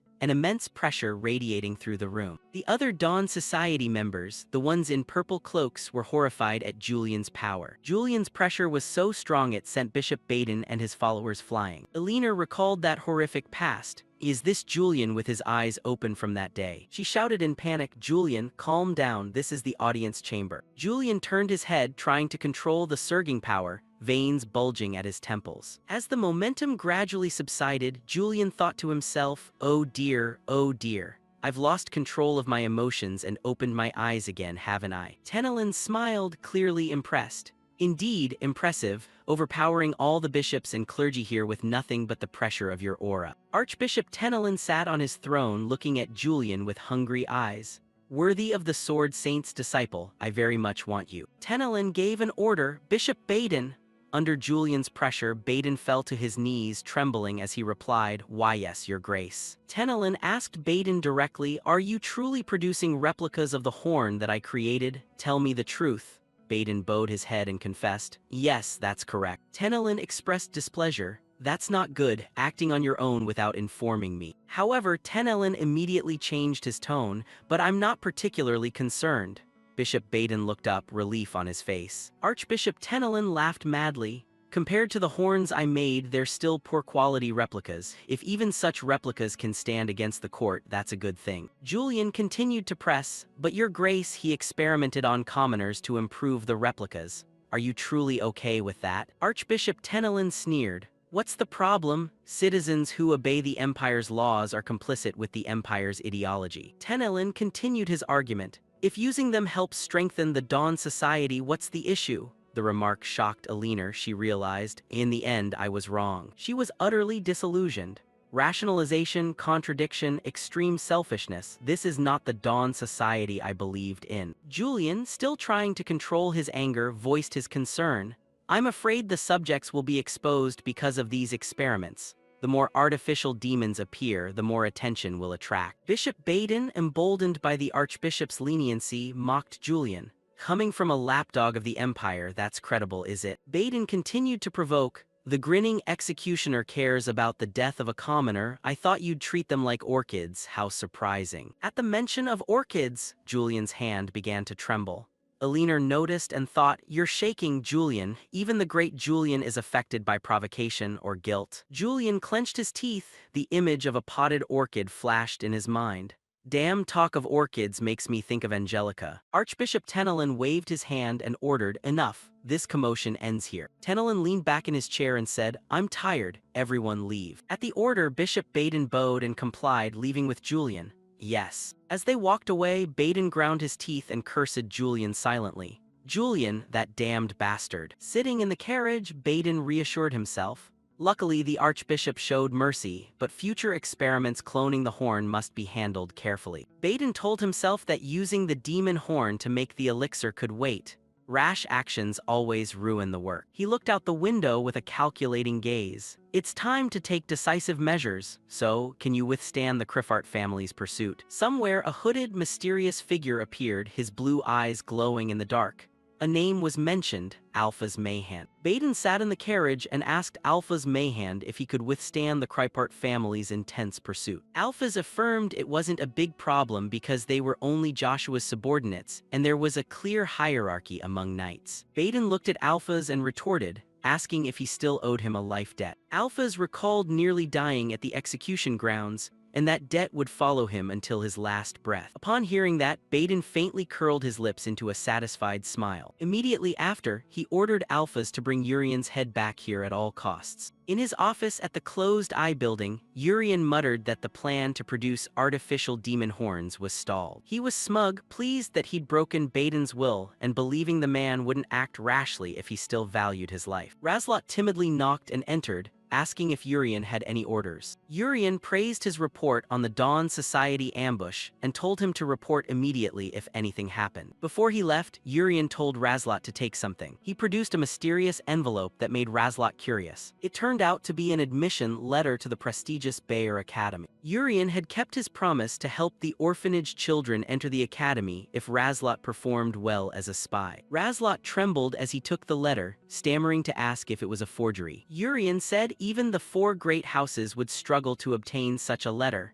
and that it was given to him personally by Vice Principal Alam Chorny. Razlot was overwhelmed, unable to believe he had received such a great favor. Urian affirmed that with this letter the children could sit for the entrance exams. Razlot bowed his head, choked with gratitude. Urian ordered Razlot to leave if there was nothing else. He thought internally that his boss wasn't a good person but truly terrifying. Lin Ronbel stood opposite him, pressing to know exactly what Urian was implying. Urian laughed loudly and feigned apology for having accidentally called her ordinary. Lin would not accept it. She reminded him that she had scored highest in the recent Aura Control exam. She demanded he retract his words now that she had reached the prestigious Lemire rank. Urian calmly replied that by Academy standards she was talented, but to him, she was still mediocre. Lin, furious, demanded he give a convincing reason. He pointed out that her performance from the slums until now hadn't really changed. She froze and demanded Urian explain that remark more clearly. Urian admitted that Lin's aura quality was far superior to her peers, but he asked how long she could maintain that state. He asserted that a swordsman who couldn't sustain stable aura was only third-rate.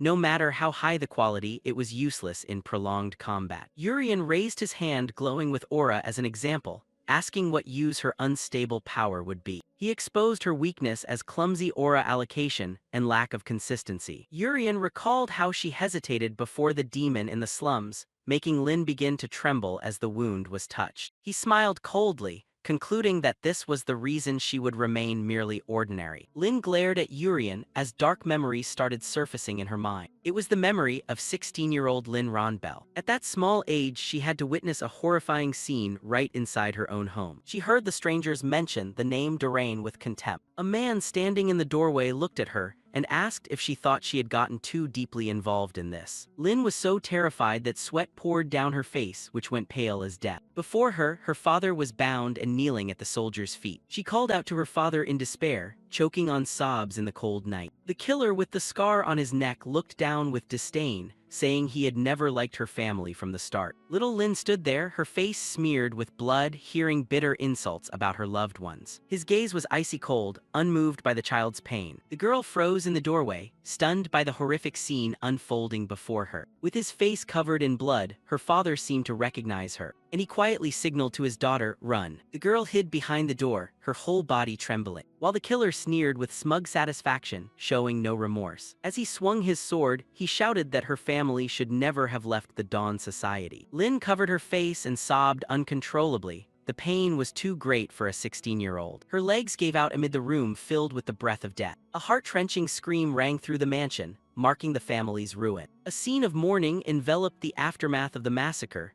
the surviving cries rising pitifully. Standing amid the funeral, Lin's eyes were dry, filled only with burning hatred and a thirst for power. She carved into her memory the face of the man with the neck scar, the implacable enemy she must kill. She sought out the sword saint to beg him to teach her swordsmanship. With determined eyes, she pleaded with him to help her grow strong enough to exact revenge. For a full year, Lin trained obsessively under the sword saint's guidance before entering the academy. At the academy, classmates' praise of Lin as a prodigy only increased the pressure on her. She gripped the hilt tightly, telling herself she had to become a true genius to live up to expectations. Back in the present, Urian stared at her with a cold, unyielding gaze. He repeated the cruel remark, "You are nothing but ordinary." Lin appeared troubled, but in truth she had anticipated this for a long time. She stood silently by the window, vowing inwardly that she must do something to change her situation. Her hand trembled slightly as a pale blue radiance began to glow, flickering and unstable. Lin stared at the aura flame. She knew she was still too inexperienced at controlling it. She had intended to ask Master Julian, but lately he had been so busy he barely had time to breathe. She told herself she could handle this on her own. Even without direct guidance, she believed she would find her own way. She recalled her father's advice, if the heart wants something, show it clearly. If intuition is wrong, correct it. Lin stepped forward resolutely, determined to speak with Julian once more. She set herself the goal of fixing her poor aura control within a month, so he would have to reevaluate her. While walking, she happened to overhear the maids whispering about a Criffart guard who had just killed one of his own comrades. They were gossiping about the man who served Joshua, a former deputy captain of the Azure Guild. It seemed that anything tied to the Criffart house never had a moment's peace. Lin abruptly froze. An unusual murderous scent assaulted her nostrils. The smell of blood, she grimaced, unable to believe blood could be so strong right on academy grounds. Alert, Lin scanned for the source of the metallic odor, a rising unease in her chest. She realized this path led to an annex, an area normally restricted, yet its door stood peculiarly wide open. She slipped inside. Darkness swallowed her vision as she wondered what was happening within. Amid the dusty shelves, a hooded silhouette stood motionless like a statue. He stood there exuding a frigid pressure that seemed to freeze the surrounding air. When the figure slightly tilted his head, the weak light revealed a long, terrifying scar across his neck. Lin hid behind the door, her heart racing as she realized a tremendously powerful presence was here. She was stunned, eyes wide as she took in his face. There was no mistaking it. Her gaze fixed on that scar, and a horrific memory surged up. How could she ever forget it? Her whole body trembled with rising rage. It was the name she and Master had uncovered while investigating her father's case. Alpha's Mayhand, her family's enemy, stood right before her. The hatred over her father's murder made her want to rush out and make him pay, but brutal reality held her back. Her master had warned her that if she encountered a cult member of Monsignor rank or higher, she must flee and summon reinforcements at once. Facing someone like that, victory was unimaginable. Reason told her to run, yet a part of her did not want to miss this chance. Her legs felt frozen, trembling, and unable to move. What should she do? As Lin wavered, a cold voice rang out. Hey, tailing someone like that is awfully obvious. He had seen her. Lin gasped as the shadow suddenly appeared right beside her. Alphas glanced at her uniform and sneered that she didn't look like a Criffart knight. Do you bear a grudge against me? Seeing Lin's shocked face, he mocked whether she had forgotten what happened at the Rondbell mansion. He brought a hand to his chin, rummaging through his memory of the name Rondbell. Ah, so you're Durain Rondbell's daughter, the child of that parasite. Alphas jeered upon recognizing her identity. He continued to taunt her, saying she should have pretended not to see or run to report it instead of standing there demanding vengeance. A dark power erupted around Alphas. He grinned savagely. What a pity. You only have one life, you know. Lin startled and took a step back, but she swiftly regained her stance, ready for a life-or-death fight. A blue aura flared up fiercely around her body. Alphas raised an eyebrow, admitting that having such an aura at her age was impressive. He continued to insult her, recalling how she hid and only peered through a crack when her father was murdered, asking where her current confidence came from. Rage exploded. Lin's eyes now held only pure killing intent. Die. She surged forward like a blue lightning bolt, unleashing an enraged strike at her enemy. But Alphas kept a scornful smile. In his eyes, she was still nothing more than a child. Lin threw herself in like a moth to flame, but Alphas merely slipped aside and evaded that sloppy attack. He didn't miss the chance to taunt her, claiming she was letting emotion completely overwhelm reason in battle. Lin clicked her tongue in frustration. Her impatience was costing her precision. While trying to recover, her feet suddenly slipped on the floor. Lin staggered, her balance vanished at the most critical moment. She panicked as she realized she had exposed a deadly opening to her foe. Alphas seized the opportunity and drove a powerful knee into her stomach. Lin tried to twist back, but it was too late to mount any defense. A brutal force hurled her across the room, slamming her hard into the rear wall. The impact rang loud in the building's hush. Lin collapsed, her head spinning from the speed and ferocity of the blow. Alphas watched her form, then paused, vaguely sensing something amiss. He raised his hand to inspect it. Faint traces of radiance still clung to his skin. A flash of astonishment crossed his eyes. Apparently his sight had not misread her move. He smiled approvingly. To aim at my hand in that brief instant, truly impressive. Still, to Alphas her skill was far from his level. He strode forward. He forced her to kneel in a weakened posture, his voice cold. Let me teach you how to be obedient, shall I? Lin was utterly despairing. Bitterness swelled as death confronted her before she could avenge anything.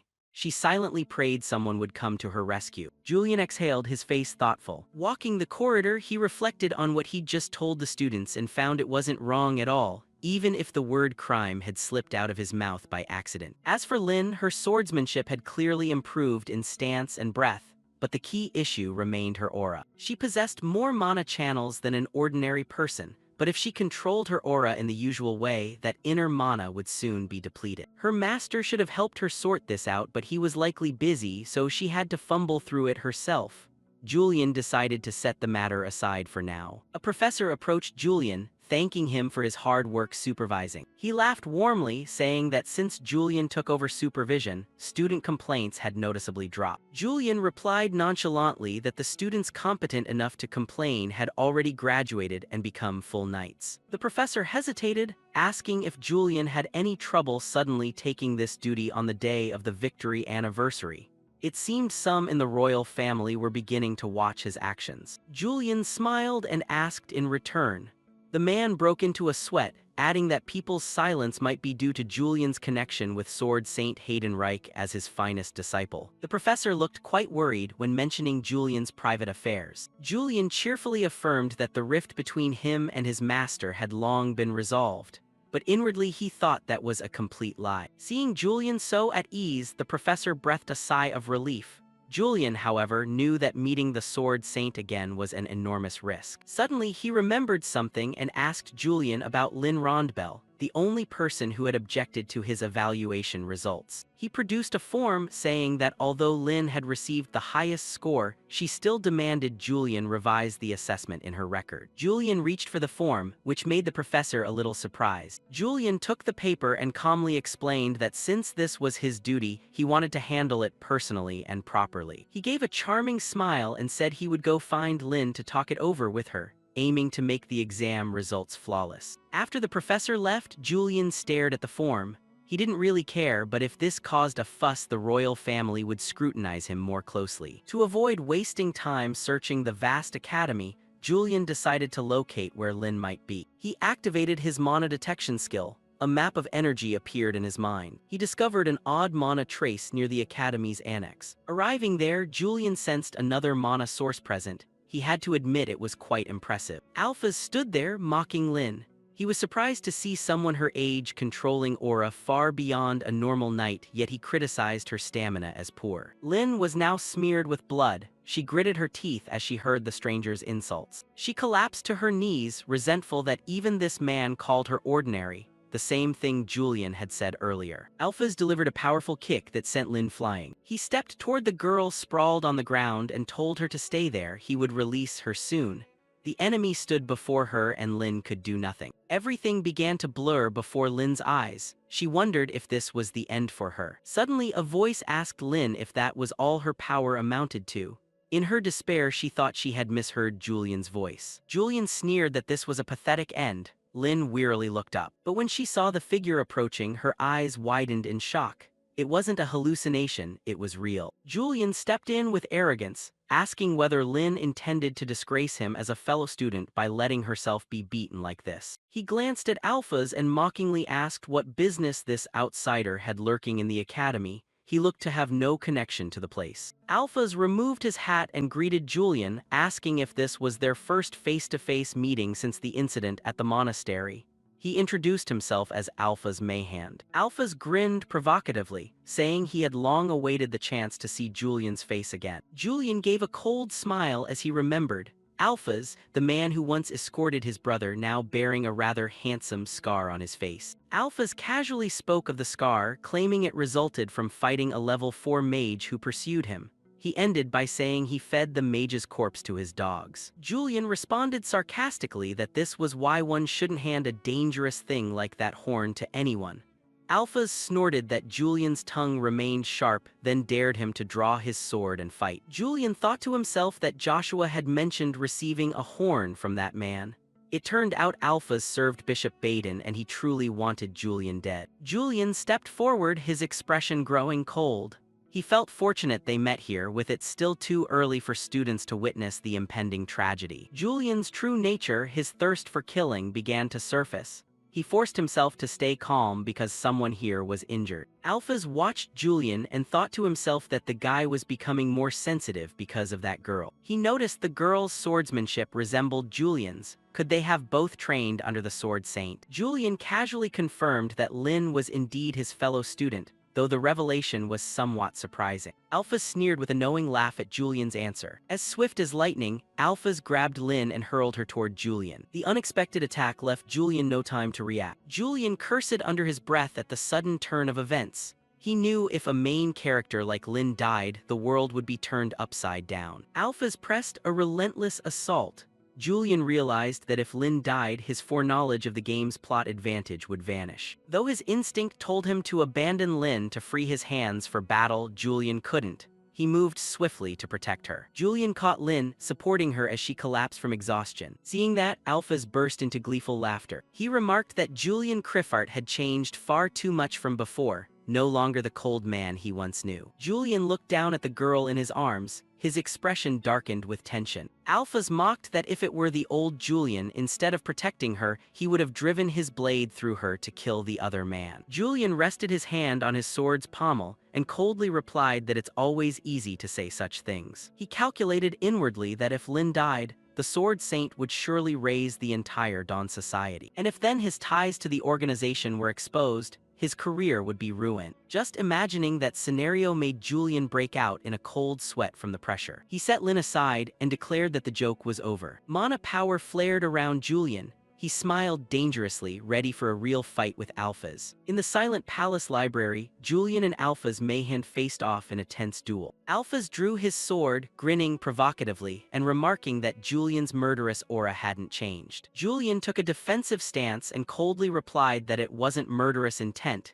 he was merely annoyed. A heavy footstep struck the floor, signaling the true start of the battle. Alphas lunged like an arrow, taunting that Julian's reputation had faded greatly since the past. Julian's lips twitched. He admitted his opponent was fast but still within control. With a precise parry, Julian stopped Alphaz's attack without expending any effort. The skill Elite Swordsman activated instantly the moment the two blades collided in sparks. Alphaz pressed on with razor-sharp strikes, but Julian stood firm like a rock. Julian casually assessed that Alphaz was better than many swordsmen he'd met, but still not enough to trouble him. With agile footwork, Julian easily dodged and weaved through his opponent's blows. To Julian, every arc of Alphaz's sword appeared as clear as if pre-programmed. Alphaz panted, beginning to feel fear as his earnest attacks were neutralized with ease. Julian smiled arrogantly, saying Alphaz was too conceited to think he could end the fight quickly. Julian started to counterattack, the pressure from his swordplay making the air around them thicken. The two figures wove through the library, creating blinding streaks of light from the clash of metal. Julian remained calm, quietly observing to find his opponent's opening. He noticed Alphaz reacted extremely quickly, making him wonder if the opponent was deliberately exposing a weakness to trap him. Alphaz's eyes showed clear tension when facing an unusually cold Julian. He swung his sword in desperation,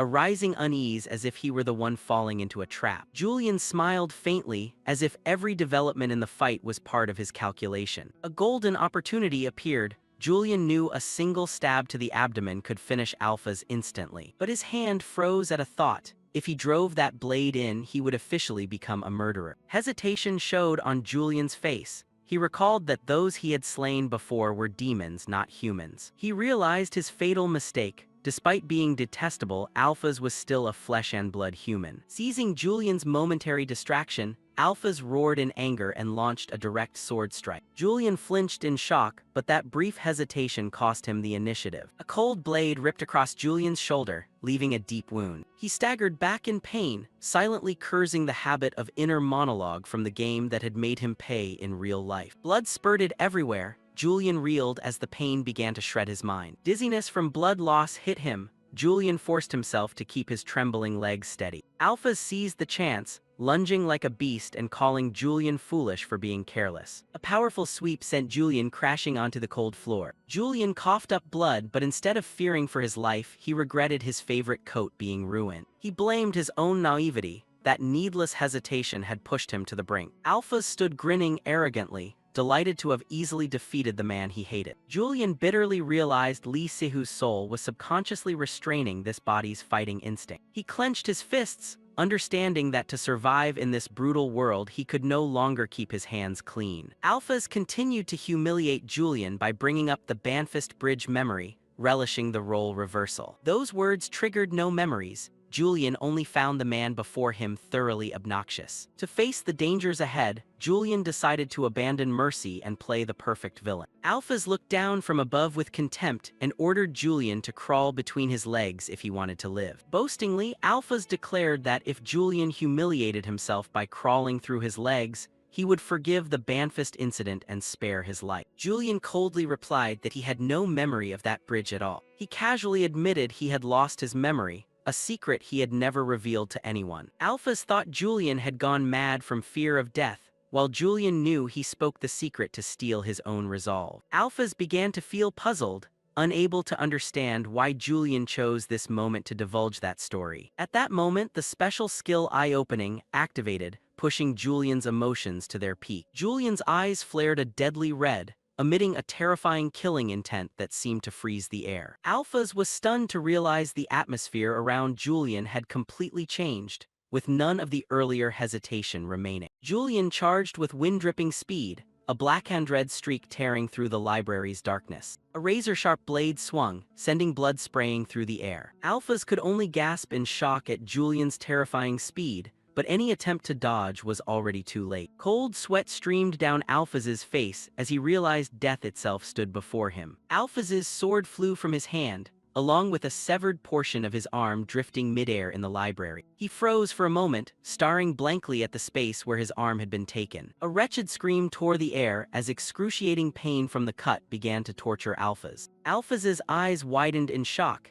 He couldn't believe the situation had reversed so brutally. Julian curled his lips in a cruel smirk. He realized that cutting down a human wasn't as hard as he'd thought. Standing amid the blood-heavy air with the smile of a true villain, Julian nonchalantly declared it had been easier than he expected. Julian surged like a vortex, completely overwhelming his opponent. Razor strokes filled the air, leaving the enemy no room to breathe. Alphas could only stare helplessly at this horrifying speed. His sword was knocked away, clattering to the floor. He panicked, groping for a weapon, but it was already too late. Julian delivered a finishing slash, tearing the air apart. Blood sprayed as the blade sank deep into Alphas' flesh. A brutal kick sent him sprawling, his resistance gone. Julian looked down coldly, mocking the fool who dared expose his back to him. Alphas tried to crawl away in fear, muttering that not even demons were this cruel. He gasped for each remaining breath, his face twisted in horror. Julian nonchalantly stepped on the defeated man, standing with arrogant posture. He reminded him that if he wanted to perform swordplay before him, he should ask permission first. And of course, he had no intention of granting that right to a dying man. The gleaming blade was slowly drawn from its sheath. Julian thrust directly into a deadly pressure point on his chest. He calmly explained the location of the Manhwa letter 1EBFT,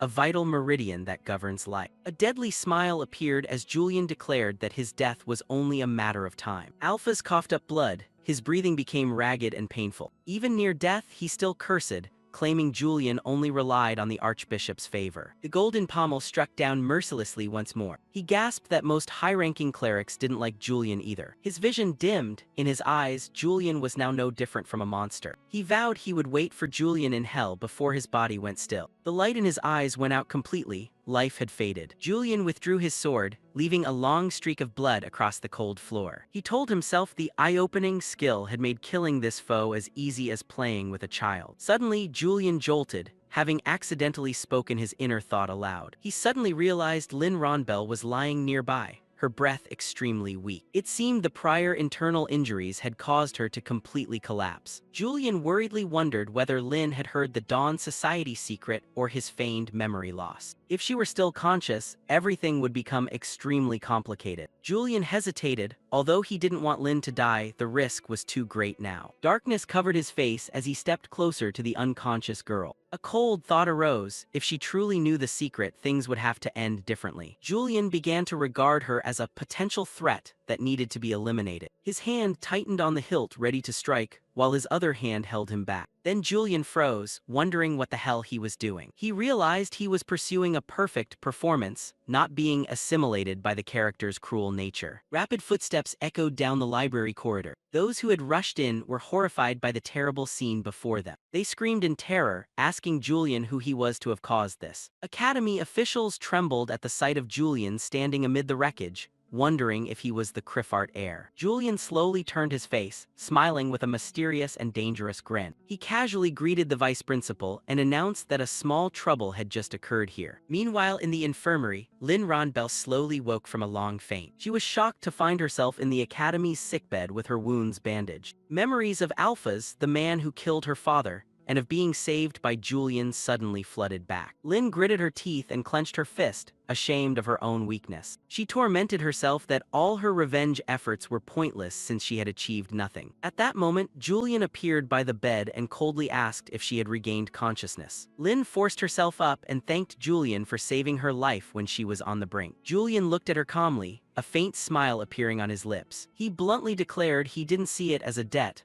only a bit of compassion for a weak classmate. Lynn bowed her head in acknowledgement, knowing better than anyone the harsh reality she faced. Julian suddenly pulled out the appeal letter she had written and demanded she reconsider it seriously. He mocked her as presumptuous for filing the letter without admitting she utterly lacked the ability to command the spotlight. Lynn was stunned, trying to resist, but her words choked by Julian's sharpness. Without waiting for her response, Julian coldly tore the letter apart in front of the young woman. Lynn realized she had been overly complacent about the title of prodigy and acted only to satisfy her cheap pride. She covered her face in regret, wondering what meaningless things she had wasted her life on. Unexpectedly, Julian revealed that she possessed far more mana meridians than an ordinary person. Lynn looked up in astonishment, unable to believe her ears at that remark. He began instructing her how to accumulate mana not only at the major acupoint, but by utilizing other meridians as well. The young woman wondered inwardly why someone who knew only power and luxury like Julian would give such sincere advice. Julian closed with, "We're classmates after all.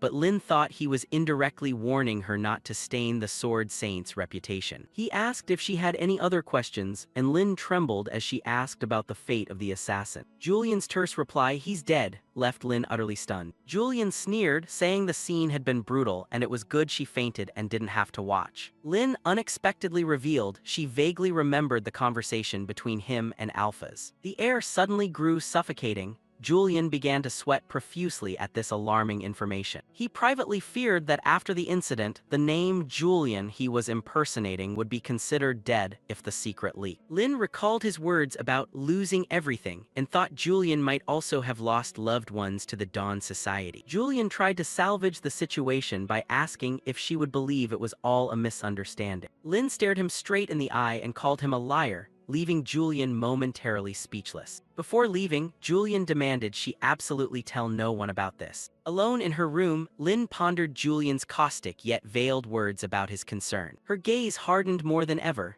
Lin vowed to redouble her efforts to achieve vengeance. Julian stepped out of the room, his silhouette betraying deep thought after the tense talk. He inwardly cursed when he learned Lin still remembered the dialogue with Alphas. This time he was truly doomed if revealed. Razlot closed the report on Bishop Hayden with reverent composure. He was taken aback to see Julian calmly trimming a few orchid pots as if nothing had happened. For such a major event, Razlot assumed an ordinary person would at least show some reaction instead of sitting so still. Julian kept his eyes on the leaves, judging that there was nothing noteworthy at the moment. Razlot stood behind observing, thinking Julian should have finished the job as soon as Alphas was dealt with. Julian suddenly mentioned that Bishop Pintle of the Dawn Society had decided to raid a caravan suspected of transporting Soul Stone. Julian pondered the name Pintle and the stones while Razlot asked permission to withdraw. As he turned to leave, Julian suddenly remembered something important. He asked if the letter of introduction would be of use.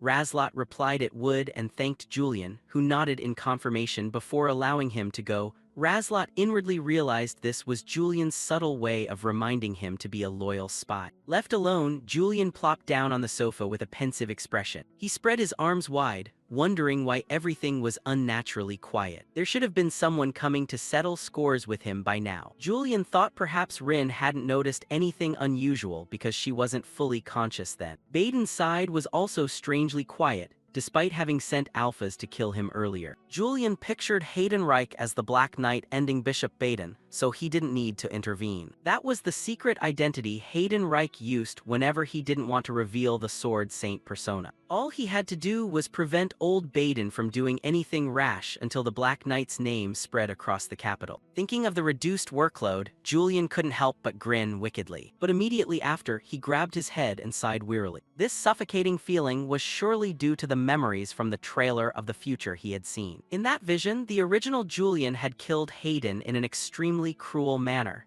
He feared Julian's instincts would overpower his own will. To avoid being swallowed by that instinct, Julian told himself he needed to train much harder. He decisively rose from the sofa. He warmed up his limbs a little to loosen his muscles before starting. At the Imperial Palace's third training ground, the knights were zealously training. The clang of weapons rang dryly across the sunlit training yard. The wide training ground was set with wooden dummies for practice. Julian's appearance caused those nearby to whisper and gossip. They couldn't believe someone like him would come to train. Julian strolled in nonchalantly, telling everyone to focus on their own practice instead of watching him. Standing before the weapon rack, he thought to himself that while the Moonstone sword was fine, relying on a single weapon wasn't wise. Julian stroked his chin, deciding this might be a good time to test a completely new weapon. He reached out, searching for something different among the pile of arms. Everyone was astonished when he picked a spear, since everyone knew Julian's specialty had always been the sword. A figure suddenly approached from behind Julian. It was an orange-haired squire who called out, inviting Julian to spar. Julian immediately recognized him as the one who had looked fearful when he appeared earlier. He glanced at the armor without a squad insignia,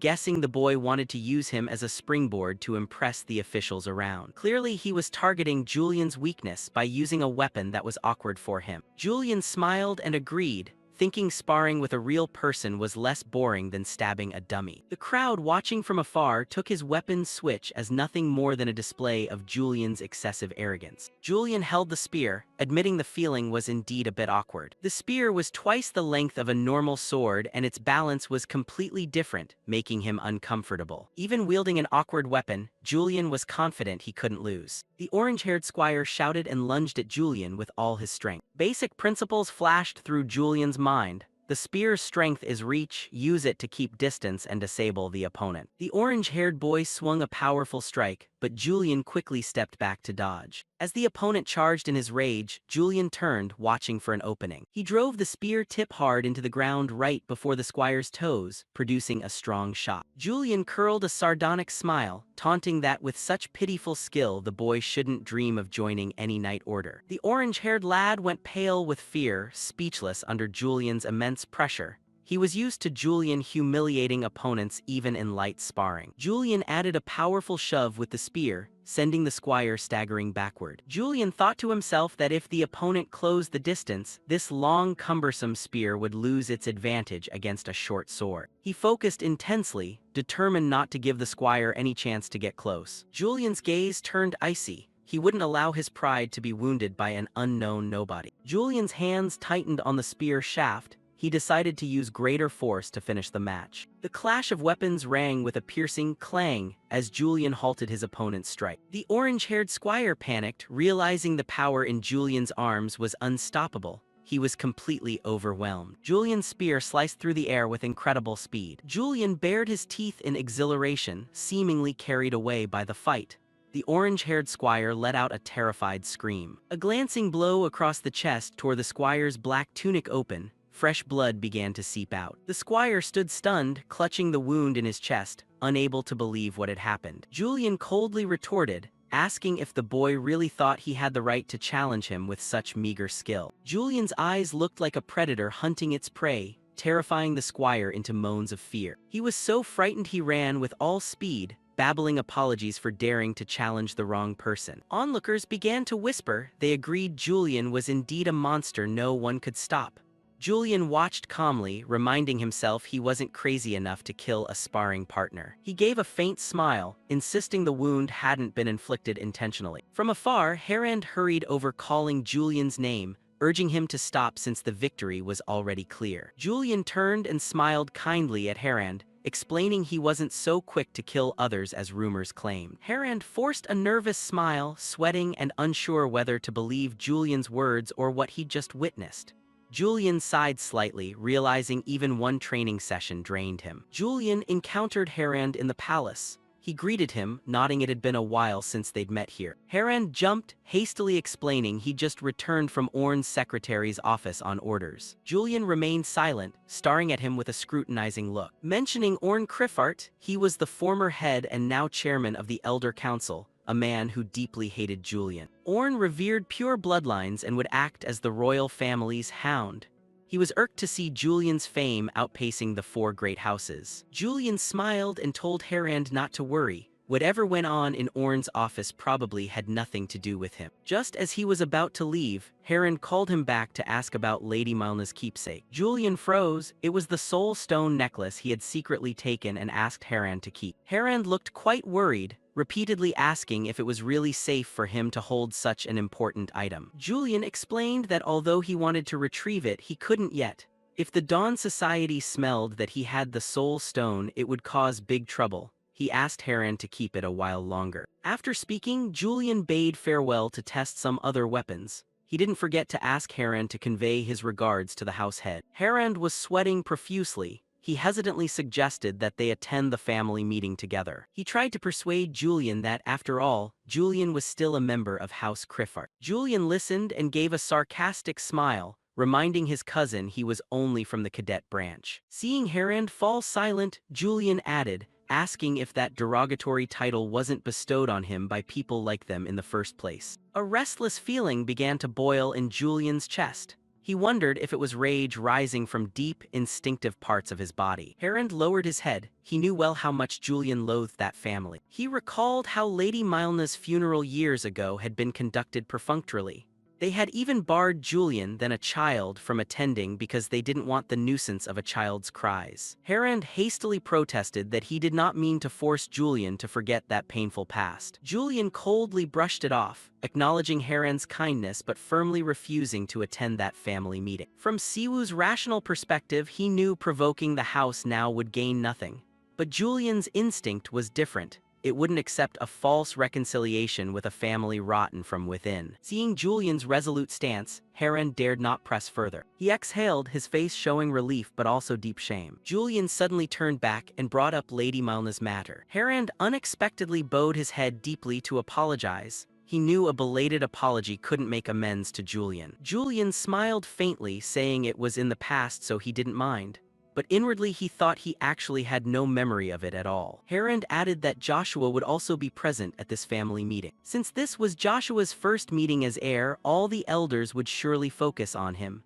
Harand feared they would pressure Joshua to punish Julian for past troubles. Hearing that, Julian gave a knowing smile and asked if that was why Harand wanted him to go along. Look at that smug face of Joshua. He was the favored grandson, raised in lavish indulgence by the housemaster and old Orn. Now Joshua's reputation was soaring like a kite, both inside and outside the house. Everyone believed it was only a matter of time before he officially became the next heir. But Julian had already prepared a gift of surprise for this cousin. He told Harand not to worry. There was nothing to be concerned about. As he left, Julian sneered, saying that recently the brotherly relationship between him and Joshua had made significant progress. Harand stood dumbfounded, watching him go, completely clueless about what Julian was implying. Rapid footsteps echoed along the palace corridor. Joshua strode forward angrily, fuming and cursing Julian a bastard. He stood before the meeting room door, forcing himself to regain his usual composure. Inside, old Orn had already noticed the presence of his favored grandson. All the most powerful elders of House Criffart were seated at the table,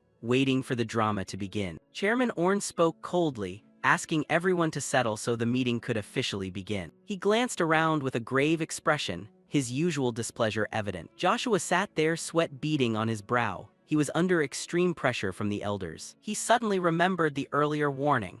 In this meeting, the name Julian would surely be dissected. Thinking of Julian made Joshua shudder. That cousin's gaze seemed to see through all his sins. Julian had bluntly threatened Joshua, saying the matter involving Alpha's Mayhand was not something to be ignored. Julian forced Joshua to disclose everything he knew about the Alpha's Mayhand case to the secretary's office. Not stopping there, Julian also demanded that Joshua arrange full compensation for the damages caused by this scandal. And most importantly, Julian wanted Joshua to publicly support him as an official member of the house at today's meeting. Joshua was backed into a corner. Joshua gritted his teeth in fury. If he hadn't been swept by emotion and had kept his composure, things might not have gotten this bad. He hated that Julian had the leverage. Recently, the Council of Elders and the Criffart household had been watching Julian warily. They were just waiting for an excuse to send him back to the Northern Front again. Returning to the main agenda, Chairman Orn announced that today's meeting was about the Sanctified Blade's stance toward the House. Everyone knew the Sanctified Blade had a very close relationship with the Second Prince. This placed considerable pressure on the balance of power. Chairman Orn argued that if the Sanctified Blade officially backed the Second Prince, the line of succession would certainly tilt decisively in his favor. However, the faction of the Third Prince Kaldrak could not be dismissed, having secured support from much of the military at the front line. Then there was the Fourth Princess, backed by a powerful tower of magic. The political landscape was becoming extremely complex. Old Orn emphasized that none of those groups could compare to the reputation of the Sanctified Blade. The only one qualified to be weighed against it was Julian. But everyone knew that Julian himself was hardly interested in this struggle for the throne. Orn sighed, calculating. Orn suggested that if Julian continued to appear indifferent, the current situation might become even more troublesome and chaotic. Then he turned to ask Joshua's opinion. After all, this was Joshua's first time attending such an important meeting. Orn understood Joshua was probably trembling, but still wanted to hear him speak as a distinguished member of the house. Joshua took a deep breath and sprang to his feet. He knew there was no turning back. He recalled Julian's threat. Don't get any stupid ideas. If this reaches the secretary's office, you're done. Wearing a fake smile, Joshua began his plan of using the master's stick against him. he muttered, if that's the case. He spoke up, saying that since people were mentioning Julian's brother, he too had a few words to say. Joshua boldly proposed that the house take this opportunity to officially recognize Julian as a legitimate member, rather than keep him in the cadet branch as before. The proposal shocked everyone in the meeting room. One elder could not contain himself and shouted, asking Joshua if he knew what he was saying. But behind that smile was a vicious scheme. Joshua privately thought he would ruin Julian's reputation by praising him to death, turning him into a target for all the other factions.